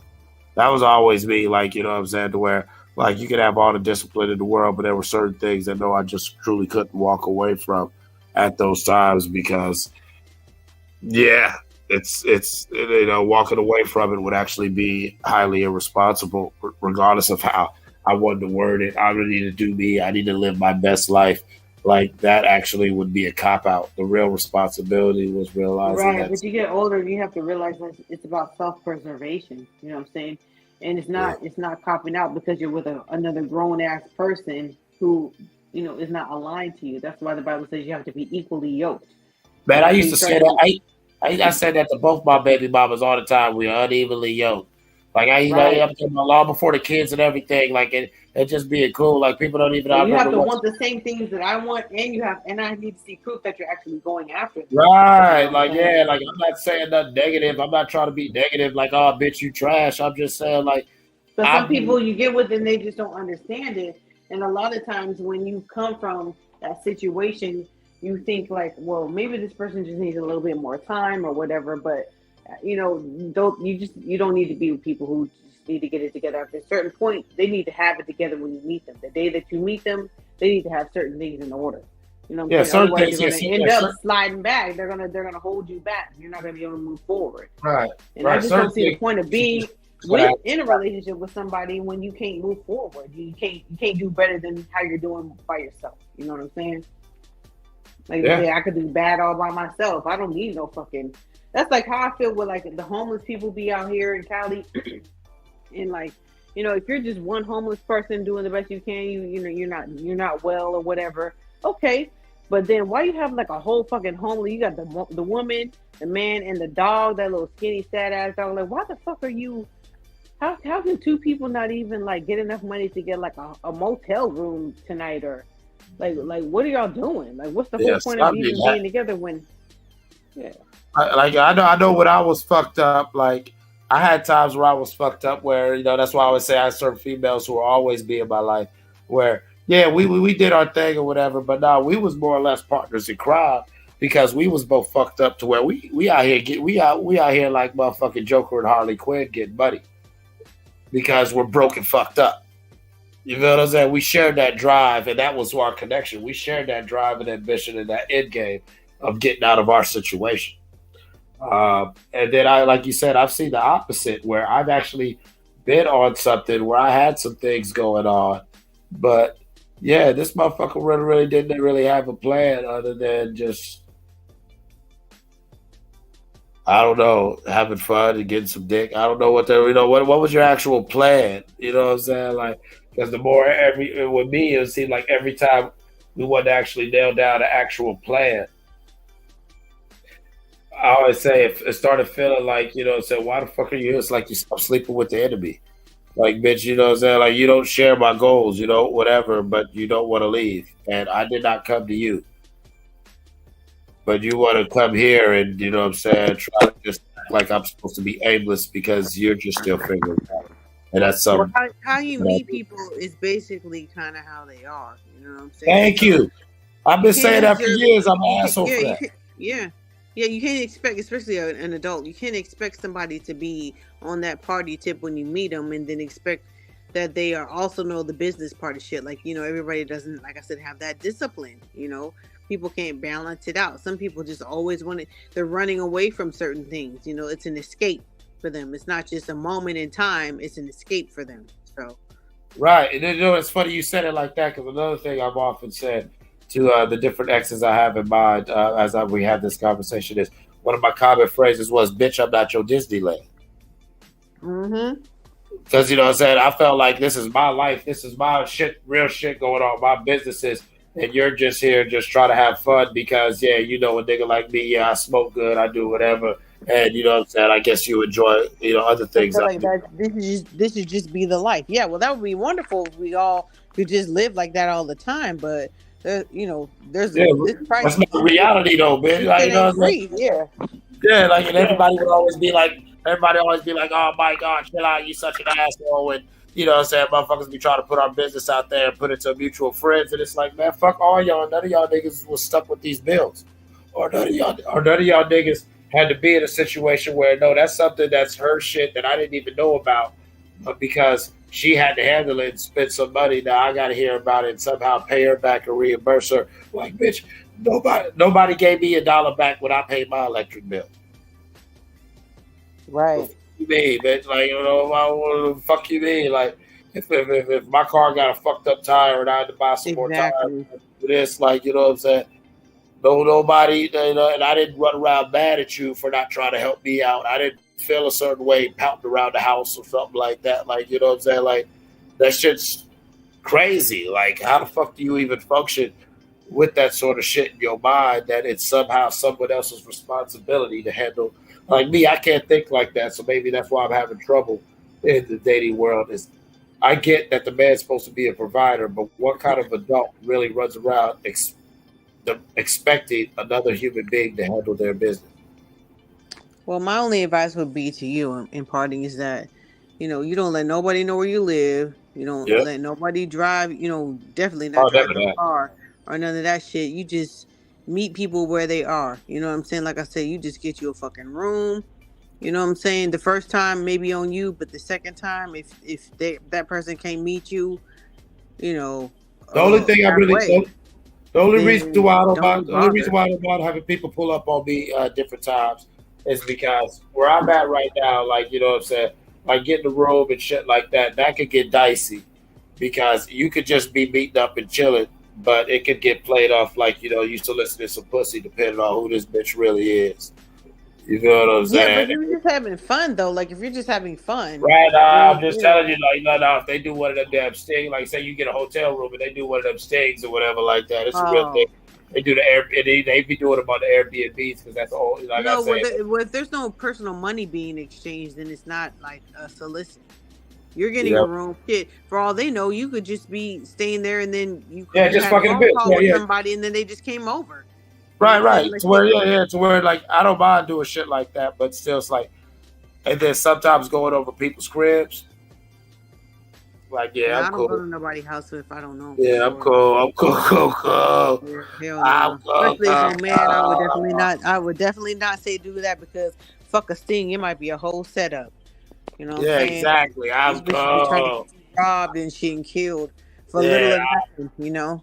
Like, you don't know how bad motherfuckers is out here. These motherfuckers do that shit for $60 in your wallet or something, you know what I'm saying? that Like, little book. Yeah, like I've always said, people always laugh. I've said it for close to 20 years. I'm like, yo, I'd rather be that broke nigga in the room with my little bitty buddy compared to the rest of these niggas than be in one of the places where I can't even spend $200 at the bar without niggas ready to rob me. cause like after the first time you get the room, if you know what it is, you know what I'm saying? You know what I'm saying? Yeah. You get the room, you do your thing, you know what it is. Like, don't even be bothered with that bitch after that because you know that bitch ain't got shit. You know what I'm saying? And just move on, move accordingly until you find somebody who can really meet you on your level. If you out there. No, that's how I've been moving for the past many moves. Because it's like it's ridiculous. Like that's why sometimes, like I said, that's why I just wanted to clarify that. That's why I don't mind. Motherfucker, yeah, bitch, pull up was because, like, you know what I'm saying? Worst case scenario, like I kick your ass out like 5 minutes before you walk in the door. Like, as soon as you start talking crazy, I can be like, yeah, you gotta go. You know what I'm saying? Like that's fine with me. You know, or I'll meet you out somewhere. Like I don't even, because me, I don't be pressed for pussy, so I'm not really like, oh, meet over here to whatever. I'll meet you out somewhere. Right. I'll meet you somewhere to where I'll just walk away. And you know what? I'm a slick dude. I might even pay the bill. I might even just pay the bill as I'm walking away to where you can finish your drink or whatever. But yeah, I'm gone, man. I'm not dealing with none of this It just shit. depends on what you're looking for. Because if you're looking for a woman, or if you're looking for a woman, she ain't even gonna want to meet you at the hotel. She's gonna be like, "Oh no, I'm cool." You know what I'm saying? That's also what I'm at too. Like if say me and you just somehow met, like whether we met on some stupid app or we just met in real life, exchanged numbers, and our first time of really hanging out, I'm like, yo, I got a room at the Westin, and you're like, oh yeah, We're having a good night. Yeah. No. If you say, oh yeah, I'm gonna meet you at the Westin, Right. That's what I'm saying. That lets you know who you're dealing with. Yeah. Thank you. I'm gonna meet you at the Westin, but in the back of my mind, I know what it is. Right. Exactly. Like, oh, you meet niggas at hotels now? Oh, Yeah. okay, yeah. That's exactly what it is. Yeah. You owe me the nigga. And I keep, and listen, I still be doing it to this day, but that's why I be getting mad at some of these bitches who be, they be trying to expect you to put them at a certain status. But you will pull up and let's smoke, bitch. Yeah. But that's the whole thing is that when like, you say, bitch, you want me to really treat you, you really want me to go crash out for you, but I said pull up and match. I never once asked for pussy. And not only did you pull up and we smoke, but yeah, I've been fucking you and your homegirl for how long now? yeah. And now you in your feelings, expecting me to be jumping out like, you the homegirl, Yeah. homie. Yeah. Exactly. And I wouldn't be mad if a chick played me like that if that's the nature of our, like, yo, you to pull up and match dick. Like, nigga, chill out. Like, she didn't say, yo, let's go out sometime. She didn't ask you, she didn't invite you to the family cookout, my nigga. Yeah. Well, depending on the maturity level of the woman that you're dealing with, they understand that. That's what I'm saying. So, like, even if you meet somebody and you say, hey, pull up, I'm at the Westin or whatever, you don't even have to actually have the room, but just see what she's gonna say. You know what I'm saying? Oh yeah, I've done that. That's game right there because I've done shit like that. And yeah, I'll meet you. Let me know what room it is. All right, I'll call you right back. Click, and that's it. You know. Well, so I see like how I normally do it. It'll be like I'll be talking to the chick and I'll be like, she'll be like, oh yeah, well, I'm just at home, blah blah. I'm like, oh okay, shit, maybe I should come over, whatever. I don't be really letting people I don't know like that to my house. I'll be like, well, shit, I go get me an Airbnb and go get this hotel room. Now, as soon as I say something like that, if her voice just breaks up, well, that's cool or whatever. Like, okay, I'll be like, oh, it's one of them. Like, you feel me? Yeah, exactly. Like I'm just talking, and it depended on him. I'd be like, yo, you can just come over or whatever, like that. Because but I already know what it is. Like it was like, yeah. He's like, all right, I'll call you right back. I'm gonna let you know. Yeah, I'm gonna go get this room, or I just have Women you do come it over. all the time, and niggas be like, oh man, she fell asleep. No, that bitch didn't fall asleep. She had no intentions of fucking with your ass. She was testing you, and you failed. Or she she didn't mind fucking you until him called. Yeah, possibly. She don't know about you. You a prospect. You got potential. That's why she talking to your monkey ass and everything like that. But she know him. Yeah, sometimes. But either way, that ain't the one. You know, you don't want to be bothered with that shit. You definitely don't want to get involved with that shit if there's someone else, because these niggas be nutty. That's how that nigga, that one rapper got killed. What's his name? From Georgia. Shit. Which one? I know. Yeah, which one? The nigga from Georgia. Like I like that song. Bring it back. Bring it back. What's his name? Trouble. I think it's Trouble. Yeah. Going over there to a bitch's apartment. You know, he was always fucking with them strippers. You know what I'm saying? And he had a nutty ass fucking boyfriend. He still had the keys to the apartment and shit. The nigga came in there and fucking shot that nigga. That nigga ran to his car and died on the way. And that bitch was like in the ICU. Like, he was trying to kill everything. Like, you know. Yeah, I mean, it'd be like that. And then, and then you get that. But then, like you said, like, who's really single nowadays? Like, everybody say they single, but who's really single? Because everybody say they single, but everybody that's why I was teasing you earlier about that young boy or whatever like that. Everybody got somebody that they fucking on. You know what I'm saying? And that was another thing that in my other lifestyle, you know what I'm saying? That's why I talk about certain uncomfortable things openly. I done synced it too much. Oh yeah, she don't be fucking with niggas like that, but her and her one homegirl, why you think they so cool? Yeah, I don't know nothing about that life, but I know it happens. Yeah, what you really think going on? Like, well, I'm the nigga that, like, for years, for a good portion of my life, I was the nigga that random people called at weird times in the morning. Like right now, it's 5 a.m. Here on the Eastern Standard Time. I was getting them weird phone calls and, and meeting people at hotels or they little private houses or whatever. And yeah, you'd be surprised who you'd be seeing.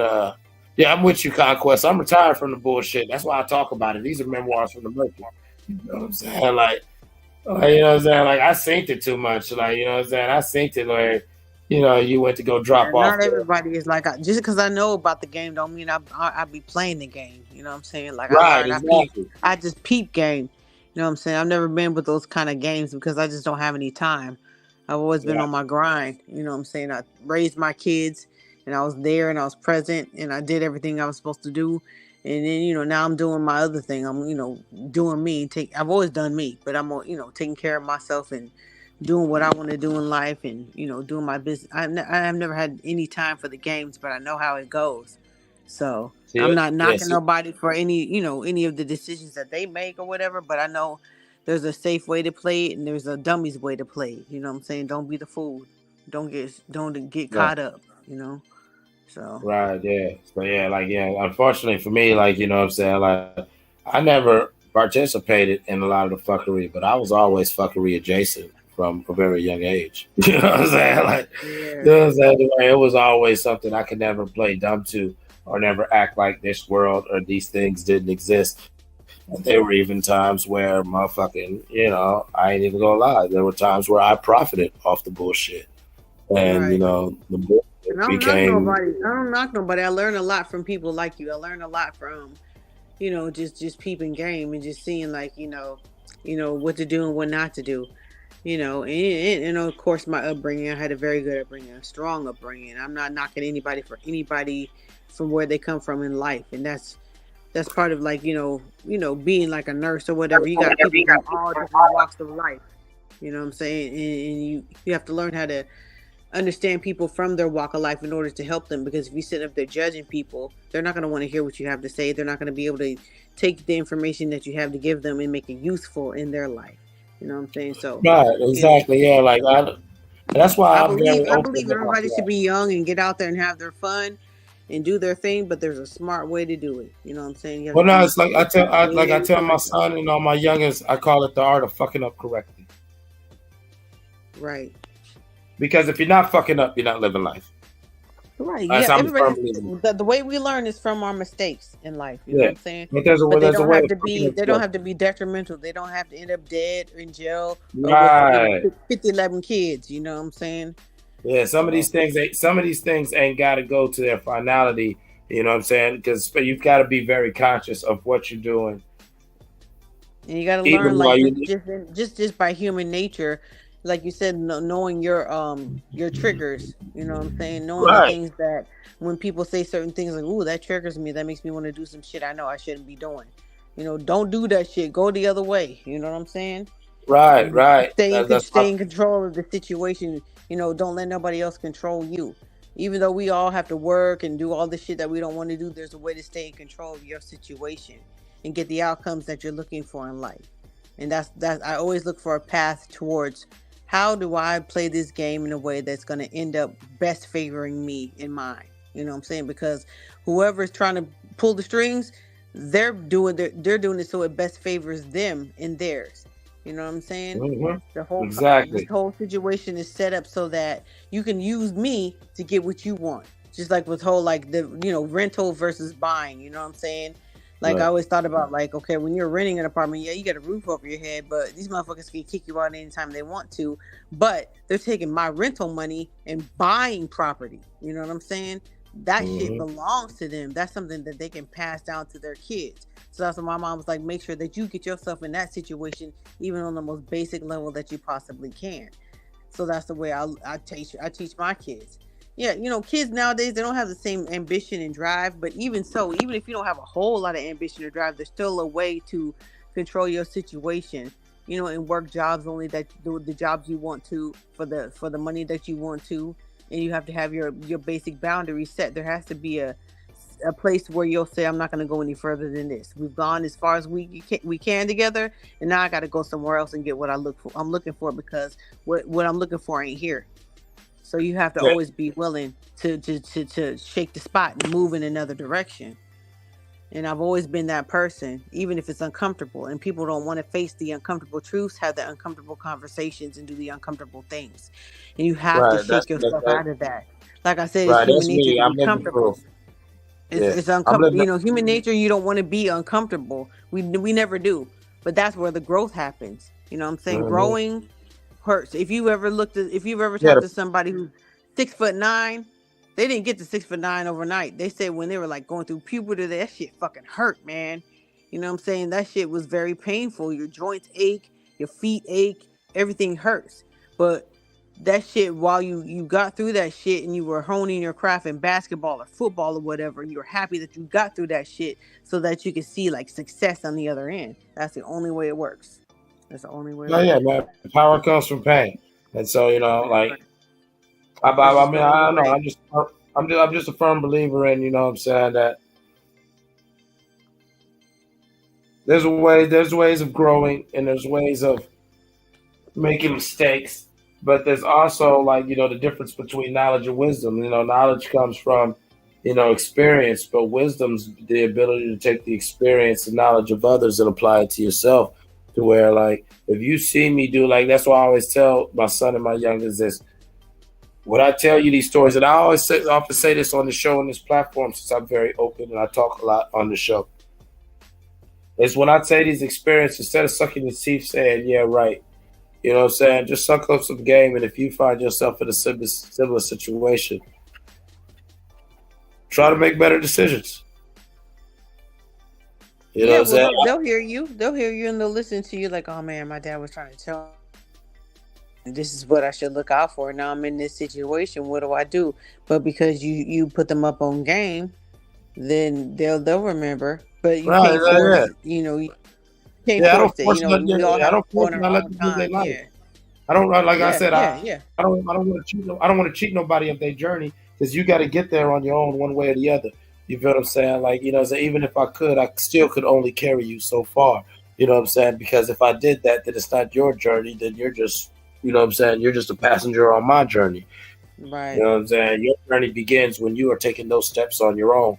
And so the main thing, you know what I'm saying, I want them to be able to be is like, yo, if I told you I bumped my head this way and that way, like I always tease myself sometimes, I'd be like, yo, fuck up in new ways. Like you can fuck up in a new way, and as your dad, even if I don't agree with you, the most I'm gonna do is talk to you about a better way we could go about this and resolving the situation, whatever the fuck it is. But I'm always gonna support you. But I am gonna start getting disappointed and mad at you is if you bump your head and fuck up in the exact same way that I did, knowing good and damn well I told you. I've been very honest with you with my life. As I always say this to myself, I've been extremely honest with you about how I got to where I'm at. To where if I find out you fucked up in the same exact way, I'm gonna feel insulted. I'm gonna feel like you didn't even listen to me or didn't take my shit serious. You know what I'm saying? Yeah, but if he did get in that situation, then you know exactly how to help him out. So that's the good thing about that, because you've been there and you've done that. Sometimes you do, repeat the mistakes of your parents, but as long as they know they've got support, then they can get through that he's always shit. gonna have my support. But And, as a and parent, I maybe would they'll rather get through it in a different way. Like, they come out to the other end on a different way. Sometimes it takes, you messed up in your way and it ended up in a certain way. And then they mess up the same way and they become fucking a billionaire because they realize a way to go out there and like fucking talk to people and, write books and all that kind of shit. Like, you just never know how it's going to manifest in someone else's life. So don't be right. I agree with you on that.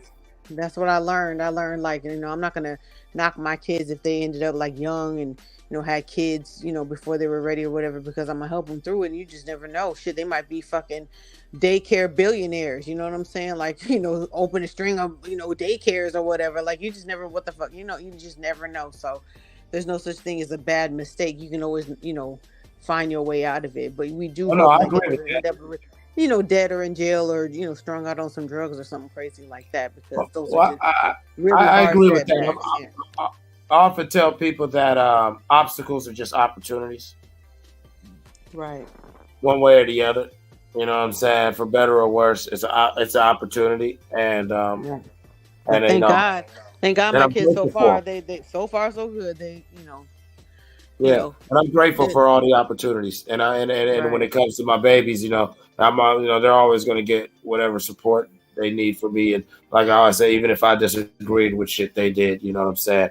The most I would do is be trying to just work with them and figure out a better way of them doing and going about this that is true to what they want to do. Like, I wouldn't try to get them to change. Like, if this is what my son or my daughter believed and stood on, then fuck it. Then that's what it is. But we might just need to work on your messaging. Sometimes life just happens so fast that you end up somewhere. You're like, fuck, how the fuck did I get here?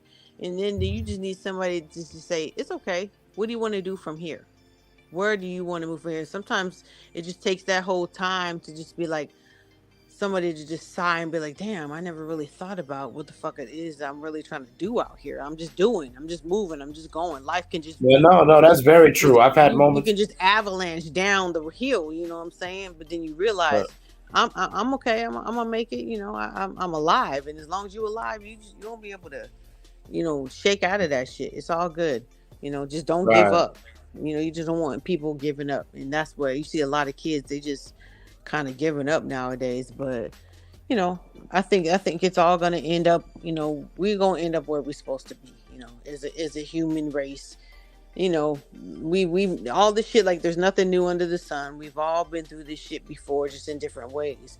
And as long as people don't focus on their downs, they'll be able to get back up.